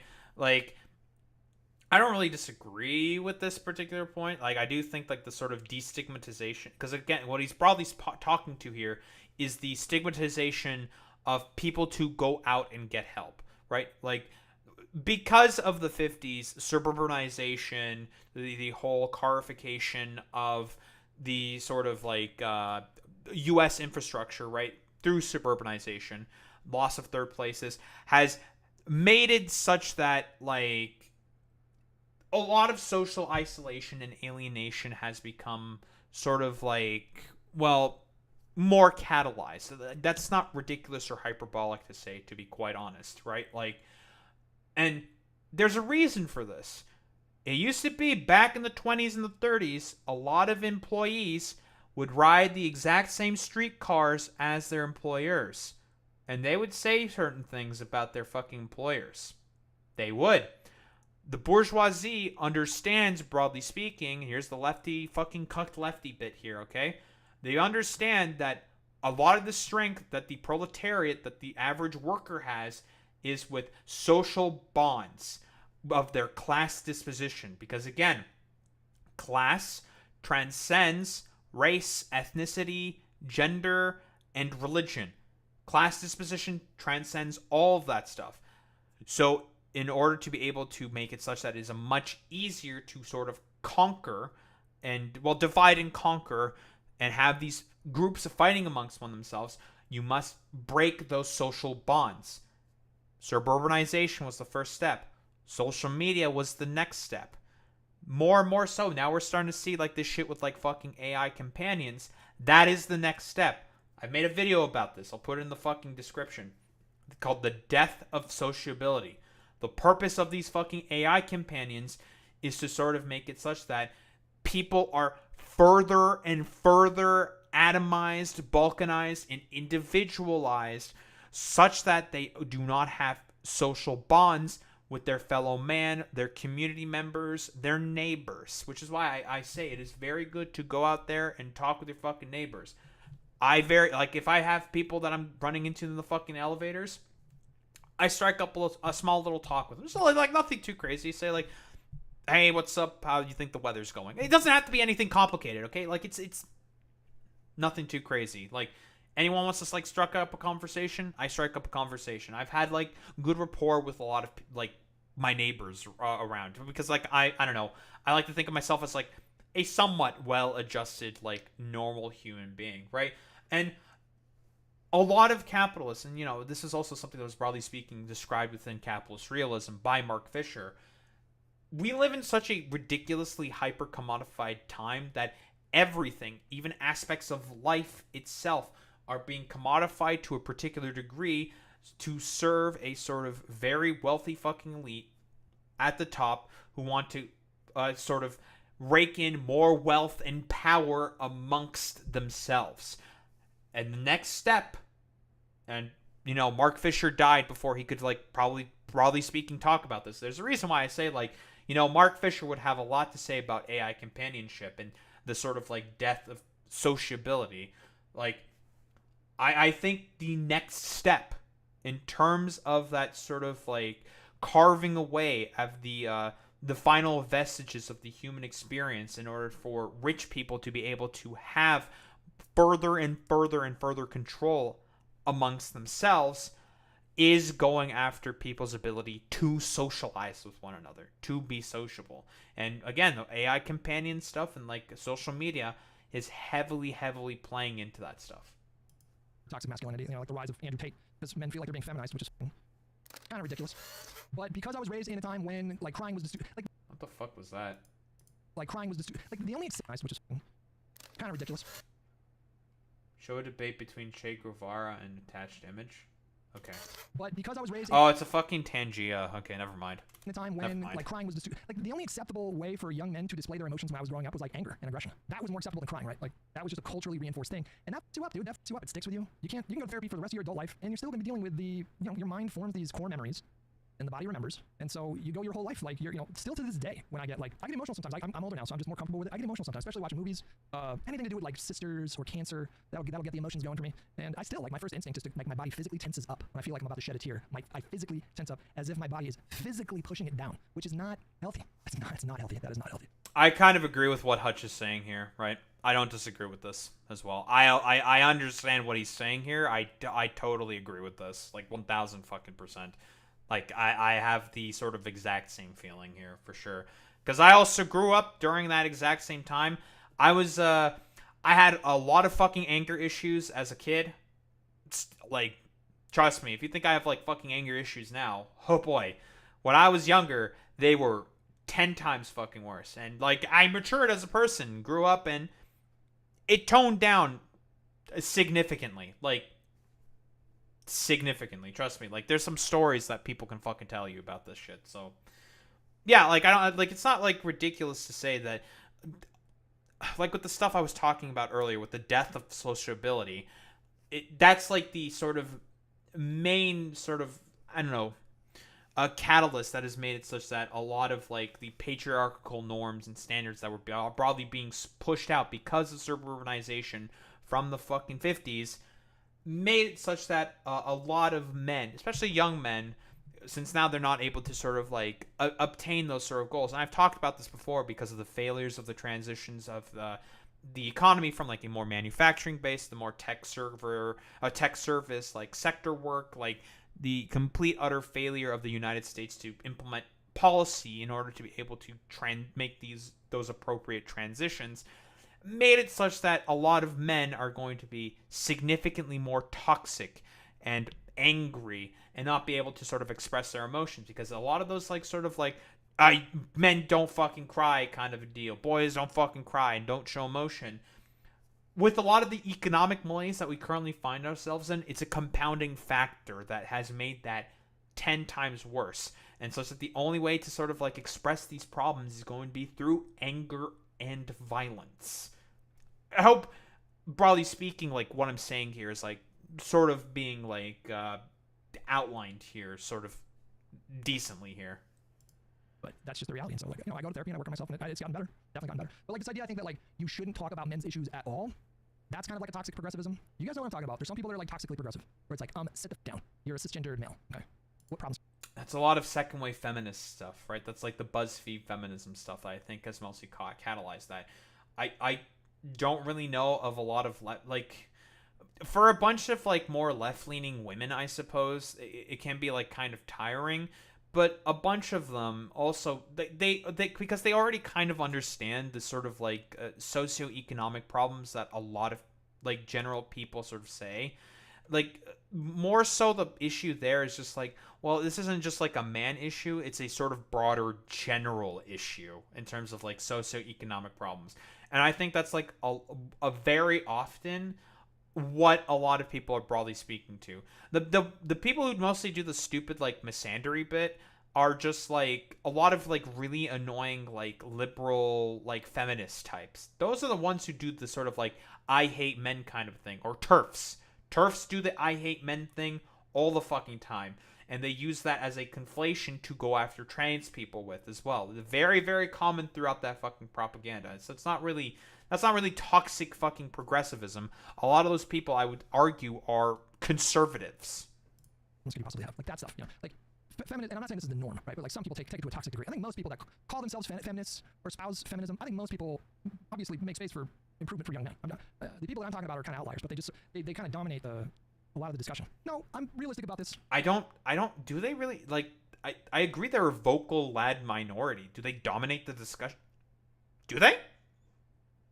I've not come across like any like these like the man hate fucking threads in like a long time. Like they were more prominent, like think like 2 years ago, I think. Like 2-3 years ago, I'd say. Nowadays, not really. Like I hardly see like are they out there? I don't disagree with that, right? Like they're definitely out there, but prominent? I don't think so. Yeah, I would also say no as well, Alex. Don't tell me this is a horribly online take. I have no illusions that this is the norm, but enough people have this view that it became kind of an issue. Like Eardite was talking about how young boys we're just more prone to aggression. That's just reality. We're more prone to anger and aggression, and there are biological reasons for this. You can have some people that break the mold on both ends of the spectrum, but that's just the reality. We're more predisposed to aggression. And she was saying that society is not doing a good enough job like making space for that aggression in kind of like a healthy way. Like there's a way to let out your aggression and express anger in a way that like doesn't hurt other people. Or theoretically there should be ways, and so we should explore that instead of like being like, no, don't do the thing, you know? But it's like this is like the exact same stuff that like fucking conservatives say, right? Like I fail to sort of see where like society does not do a good job in letting out fucking aggression. Like I don't like in what way exactly, right? I asked this in like what's the evidence of this, right? Like okay, let's go with like a potential hypothetical. Let's say people are playing a game or something, and one kid is being rougher with the other kids and like is pushing people around, is being like a general sort of like belligerent sort of asshole. Should the teacher not step in to sort of like stop that, or like sort of like allow that to continue to happen, despite the fact that she knows or he knows that there will be complaints from parents about that when their kids talk to their parents about that particular issue? Like, right, like should that like, but that could be a sort of like genuine expression and letting out of that one kid's fucking aggression, right? Like there's a line to this, right? And maybe like Hutch would say like, well, obviously at that point, yeah, sure, but well, that's the fucking problem here, right? Which is why I don't really like that talking point in particular, because it's dishonest, right? Like when conservatives bring that stuff up, because it's mostly conservatives who say that stuff, they are doing that as like a sort of way of like, men, you used to be a fucking asshole. It's time for you to continue to be an asshole and keep buying my fucking sort of like, I don't know, like LARP university course or some shit. Like, that's like the sort of like broader problem that I have with that sort of position. It's like, so she got me thinking about that a little bit, which I thought was interesting. Alex, for $10, unfortunately, it seems to be the norm. White men have it so easy, so leftists feel like they can't complain about anything because everyone else has it worse. White men have it so easy. That's another thing too. It's like I think we can acknowledge institutional advantages that white men maybe have. Well, at the same time, like my life, I don't know about you guys, but when I look back on my life, I don't look at it like that was easy. I don't. Like there's a lot of pain, a lot of confusion, a lot of bad decisions, a lot of anger and incredible sadness. Like I don't feel. Yeah, but every fucking lefty also agrees with that position as well. Again, like I'm failing to see how this is like being like progressives and like lefties being fucking toxic, right? Like I don't think so. I'm failing to see the argument here. Like a lot of lefties, broadly speaking, understand and sort of like talk about institutional advantages that a lot of like men have, broadly speaking. But do they say like it's all like a kind of thing there or something. No, not really. Like, a lot of like more intersectional the people who do intersectional analysis also understand like yeah, men also have like a lot of problems here. Like I'm failing to see this. Feel like my life was easy. You surely have benefited from white privilege? Of course. Oh, of course I have. I got pulled over. I don't know how much detail I can get into it because I'm on Twitch. This was years ago, at a low point in my life. I mean, very low, okay? I was making all kinds of bad decisions, and those bad decisions were cascading. Like, it was getting worse. And the volume of bad decisions and the seriousness of those bad decisions were commensurately getting worse. And I got pulled over in a situation where I should have gone to jail because of my bad decision that night. And miraculously, I didn't even know how I was. What year was this? 29? 99 times out of 100, I am going to jail on that particular night. And I got let off miraculously. I mean, my life would have changed after that. My actual life would have. Like what? Was it like a DUI or something? Was he drunk driving? Under the influence or something? Crazy. I mean, that is white privilege right there for sure. Changed. Now, would that same decision have been made by that police officer if the color of my skin was a different shade? I don't know. Maybe not though. Probably not. I don't reject the concept of white privilege, but I don't feel like my life was easy. You know, a lot of that was my own bad decisions. I'm not blaming the world or whatever, but I mean, I'm just saying, it's hard to be a human being. It's hard. This is the predicate for every major religion in the world. Why do you think religion exists? It's because to live is to suffer. Pain is unavoidable. Difficulties are unavoidable. I don't care who you are. It's hard to be a human being. Consciousness is what's that line in True Detective about? I mean, unless you're rich and you have a lot of like power, like a lot of concerns seemingly get more curtailed. I would say significantly, but consciousness. I'm gonna go full Russ Cole on you guys here. I think human consciousness is a tragic misstep in evolution. We became too self-aware. That is a slogan that applies to my life various times. I'm bipolar. Okay, I'm bipolar. That shit is real. I'm bipolar type 2. I was born with the unbelievable luck to have a mental illness that has the highest rate of unaliving. We are just depressed, constantly depressed, catastrophically depressed. So when I look back on that shit was not easy. It got a lot easier after I got a diagnosis and actually got on medication. Life changed. But pre-medicated hutch was just bad decision after bad decision after bad decision. And I used substances to self-medicate because that was the only thing that gave me relief was drinking a bunch of whiskey. Made me feel a little bit less, that shit was not easy, So, obviously we gotta make space for stuff like white privilege. We should talk about that stuff. But we should make space for the possibility that like being a white guy doesn't mean that your problems just go away. And so like some people, and again, these are outliers. I'm not saying most people think this, but like there are outliers sort of like toxic progressives that there's like no space for that. Latinx. Okay, bro. So whoever said Latinx, now that is the perfect example that I could give for. I'm still failing to see like again how this is like monikers of like toxic progressivism, right? Like I don't think I really agree with this, right? Like, can some people be annoying about this?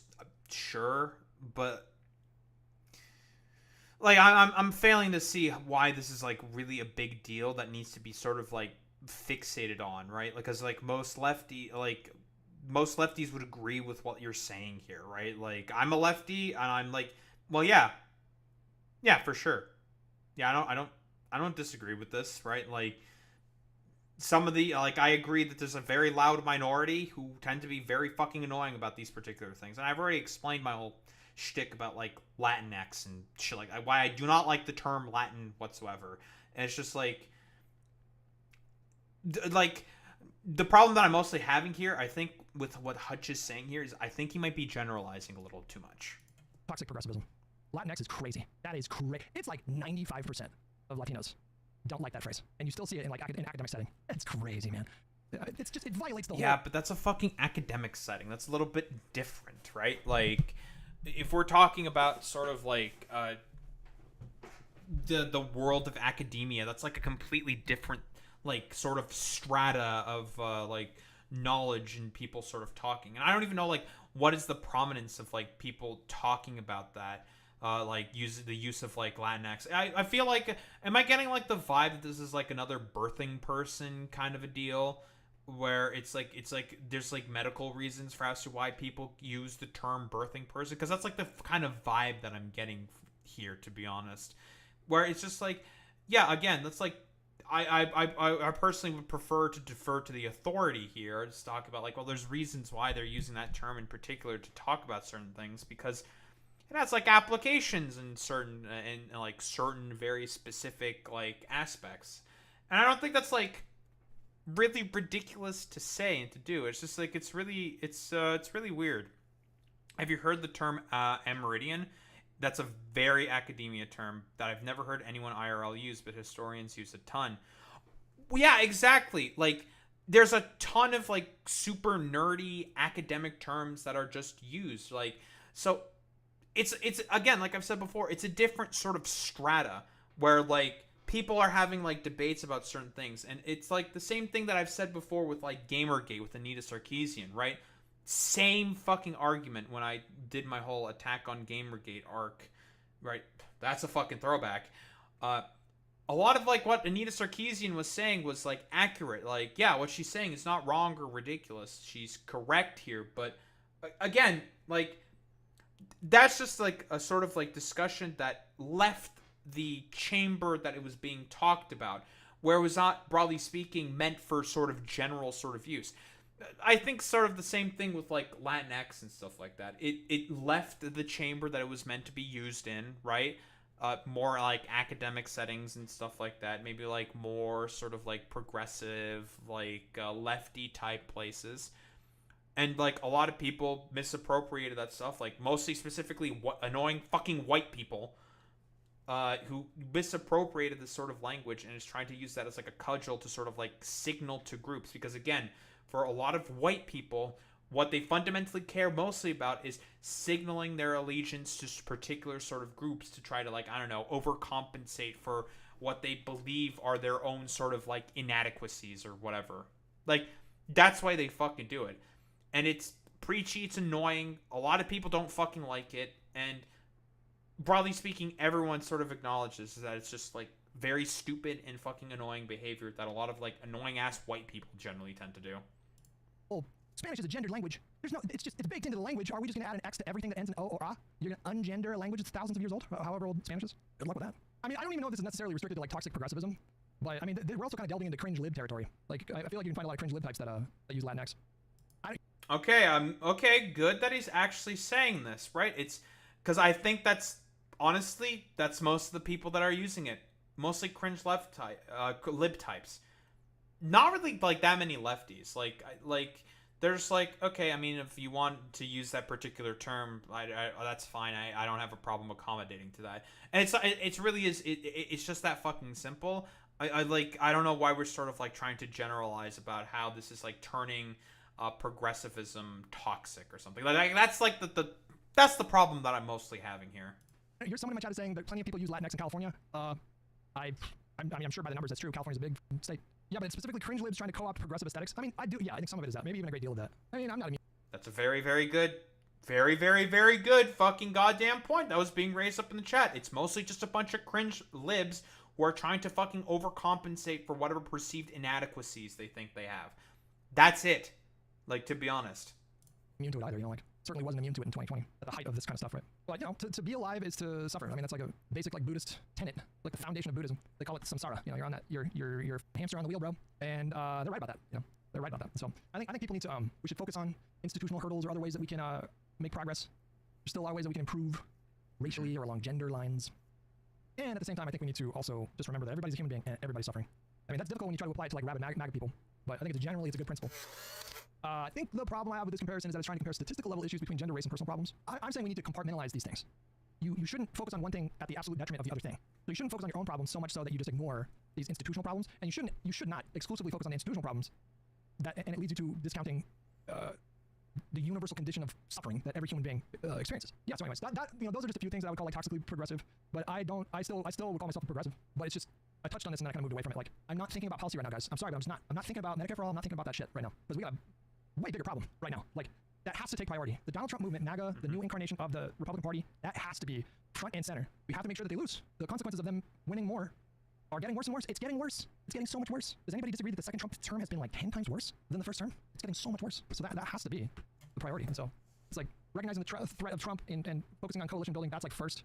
And then after that, it's like we can think about these other policies, which I want to do, but those have to kind of take a backseat for a second.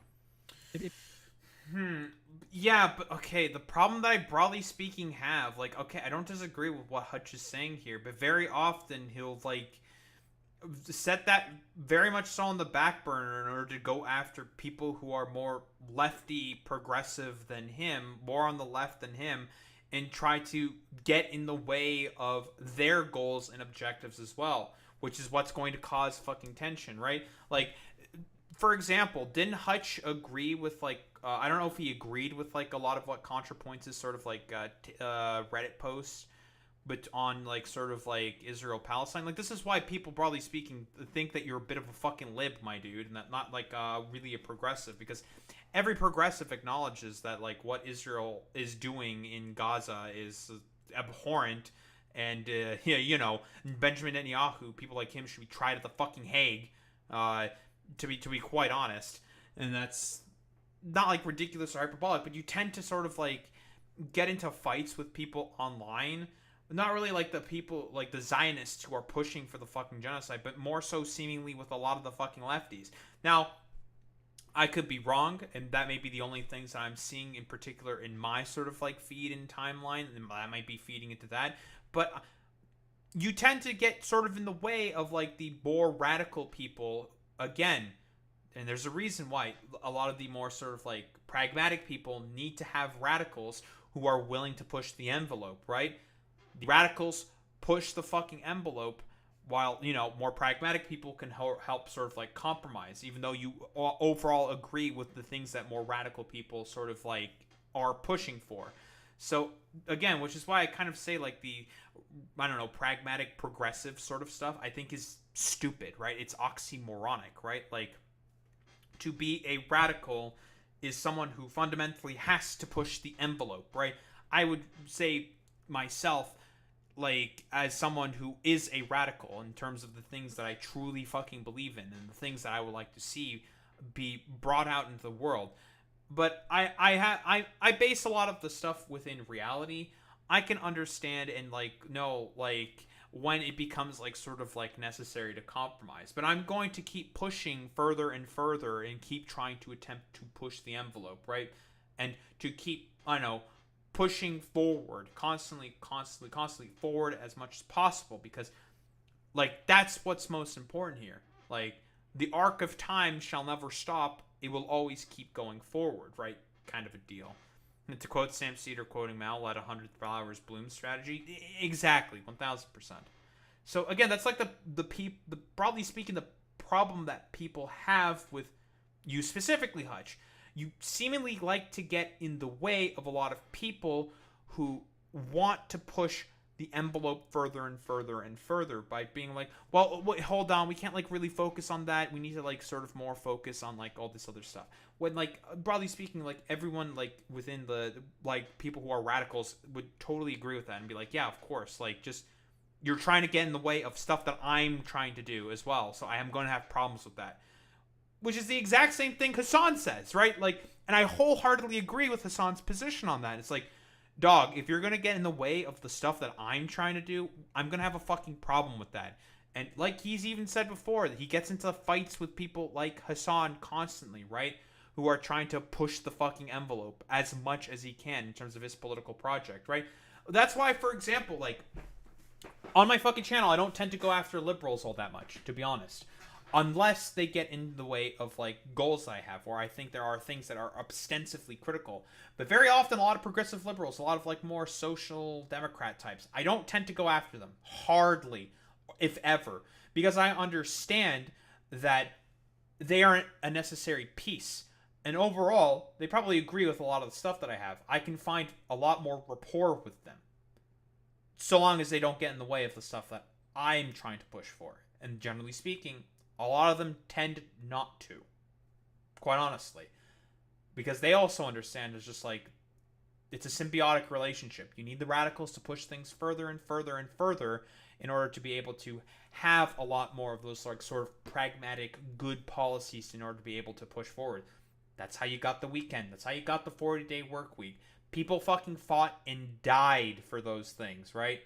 Back during the fucking late 1800s, early 1900s, right? Like, that's how it works. You need the fucking radicals if you want to be even able to think about pushing for those more sort of like comfortable positions. If you can do them, if there's an opportunity to do them at the local level, state level, or national level at some point, pounce on the opportunity and actually do something with the power that you have. But we have to make sure that they stop getting power. We have to. It's so bad. It's so goddamn bad. Because we are down bad as a country right now. It's so fucking bad. Vote blue no matter who. You're using that as a pejorative, or you're using that as like a negative thing. But what if we reframed that entirely? Okay. What if we framed it as, let's team up. We can't lose if we work together. That's how I'm gonna reframe it. Instead of blue no matter who, I'm going to say we can't lose if we work together. That's what it means. So if somebody way to my left gets nominated to represent my district in Congress, I'm going to vote for that person. That's the blue guy. That's the blue guy. And if you live in a district where someone to your right is nominated to be your nominee. Yeah, but the problem is that if, like, the more radicals are trying to, like, it's like the same thing I've been pushing for before. Like, a lot more radical sort of advocates are going to push for the person who is further to the left, and people like you are going to get in the way with that. So there's going to be tensions there, right? That's the main problem. Hutch, the main sort of thing here is that, like, you're the guy who keeps getting in the way of the radicals trying to do their thing, right? Dems need to stop throwing anyone progressive or left under the bus. Establishment is the problem to begin with. That's a very good point as well, Boy Meets Mini, right? Like, the establishment Democrats, we all know what they're trying to do with Zoran Mamdani. They're trying to snub him as much as possible. Like, that's not, like, ridiculous or hyperbolic to say, to be honest. Like that's why, generally speaking, a lot of people have problems with, like, establishment fucking liberals. Then you vote for that blue guy. Vote blue no matter who's unironically the best prescriptive solution available right now. But the lefties don't like it because it's like they feel like they have to shit on their own principles to do that, and it just pisses them off. So why don't we... Oh, see, so I was correct in saying that Hutch did agree with ContraPoints' fucking post on Israel-Palestine. Again, this is perfectly emblematic of the fucking stuff that I was saying. He's just getting in the way of stuff that more progressive, radical people are trying to push for, and that's why people have problems with him. So yeah, a lot of this, I think, is going to, broadly speaking, I think, ring very, very hollow coming from Hutch. So yeah, like, Hutch, I don't disagree with this, right? If you want to be the more pragmatic person in the room, do not get in the way of the radical stuff that I would prefer to push for, the pushing of the envelope that a lot of radical people are sort of pushing for, and stop trying to say that that's how progressivism becomes toxic, because this is the reason why people think you're like a fucking centrist lib, because you, generally speaking, want to sort of get in the way of a lot of what more radical people want to push for and want to do. That is the fucking problem here. That's the fucking through line. But yeah, broadly speaking, with a lot of the concepts I've been speaking about before, it's the sort of idea that a lot of, like, more moderate types and, like, liberal types, broadly speaking, want to get in the way as much as possible of the people who are trying to push for more radical sort of things, right? Like, you push the envelope as much as possible. You keep pushing. You have to keep pushing. That way, eventually, you are forced to drag people over. In perfect example just for you, Hutch, okay, buddy? I know you're probably never going to see this, but, you know, if you do see this, perfect fucking example. Why was everyone talking about Medicare for all during the Democratic primary debates? Because the radicals and Bernie Sanders were pushing that throughout the media so much, forcing people to have to talk about it. That is the point. Force people to have to talk about these more sort of, like, radical positions. And so it sort of, like, brings the overall conversation more and more to the left. That is the point. So just being the guy who says, like, well, you know, I'm just gonna, like, actively shit on this stuff and try to get in the way of the work of the fucking radicals is what's going to fucking cause tension there, right? Like, broadly speaking, there's a reason why it is accurate from, I don't know, a lot of lefties when they just call you, like, you know, an annoying, like, fucking white moderate for as to how sort of, like, a Martin Luther King would fucking goddamn describe it. Because I do think, again, this is some, like, real white moderate behavior type stuff. Oh yeah, 1000% Boy Meets Mini. Like, you know, I don't mind radical positions, but they're wrong kind of a deal. But I think it's kind of worse with Hutch because you'll actively fight with people who are holding those fucking radical positions, right? Who are trying to push further and that envelope further and further and further, right? That is the problem that a lot of people have with people like Hutch. Martin Luther King Jr. himself perfectly described it within the letter to from Birmingham jail. The consequence of the problem of the white moderate, because what Hutch is describing here, this is some real fucking white moderate fucking shit. Don't think there's really much else to say besides that.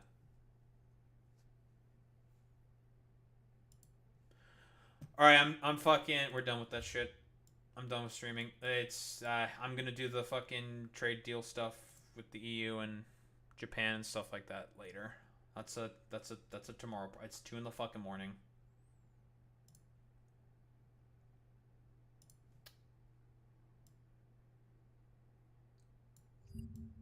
I covered a lot of shit today. There was a lot to cover. Oh, man.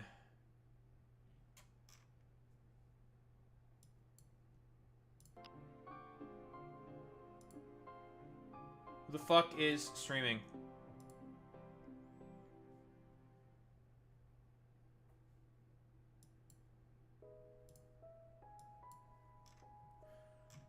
Oh, yeah, bro.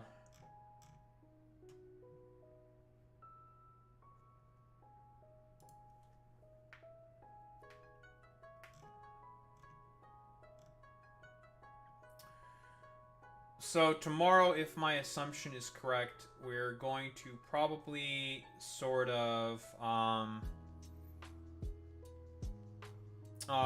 stream probably just a game stream tomorrow then, more than likely. I'm gonna raid out into, or let's raid out to Jason Society. So it's just gonna be probably just a game stream tomorrow, I think. We just gaming. Yeah, we're just gonna play Factorio. We're just gonna be gaming. I'm gonna have to do a lot of fucking work and editing, stuff like that. Fun, stuff like that.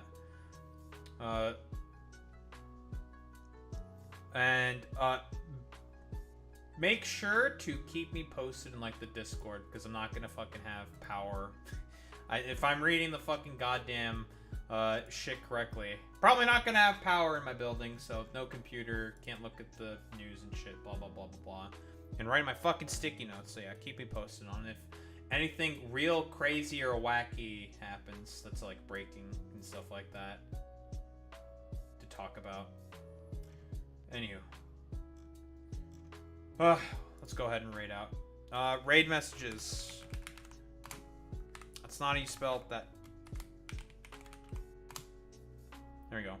Transcribe with the Daho raid bot if you're a sub. If you're a non-sub, you do the WoW with the Daho raid bot. So you show appreciation. Those who are into 20K's gamers. I will be back tomorrow. Same time, same place, same face. Peace out, gamers.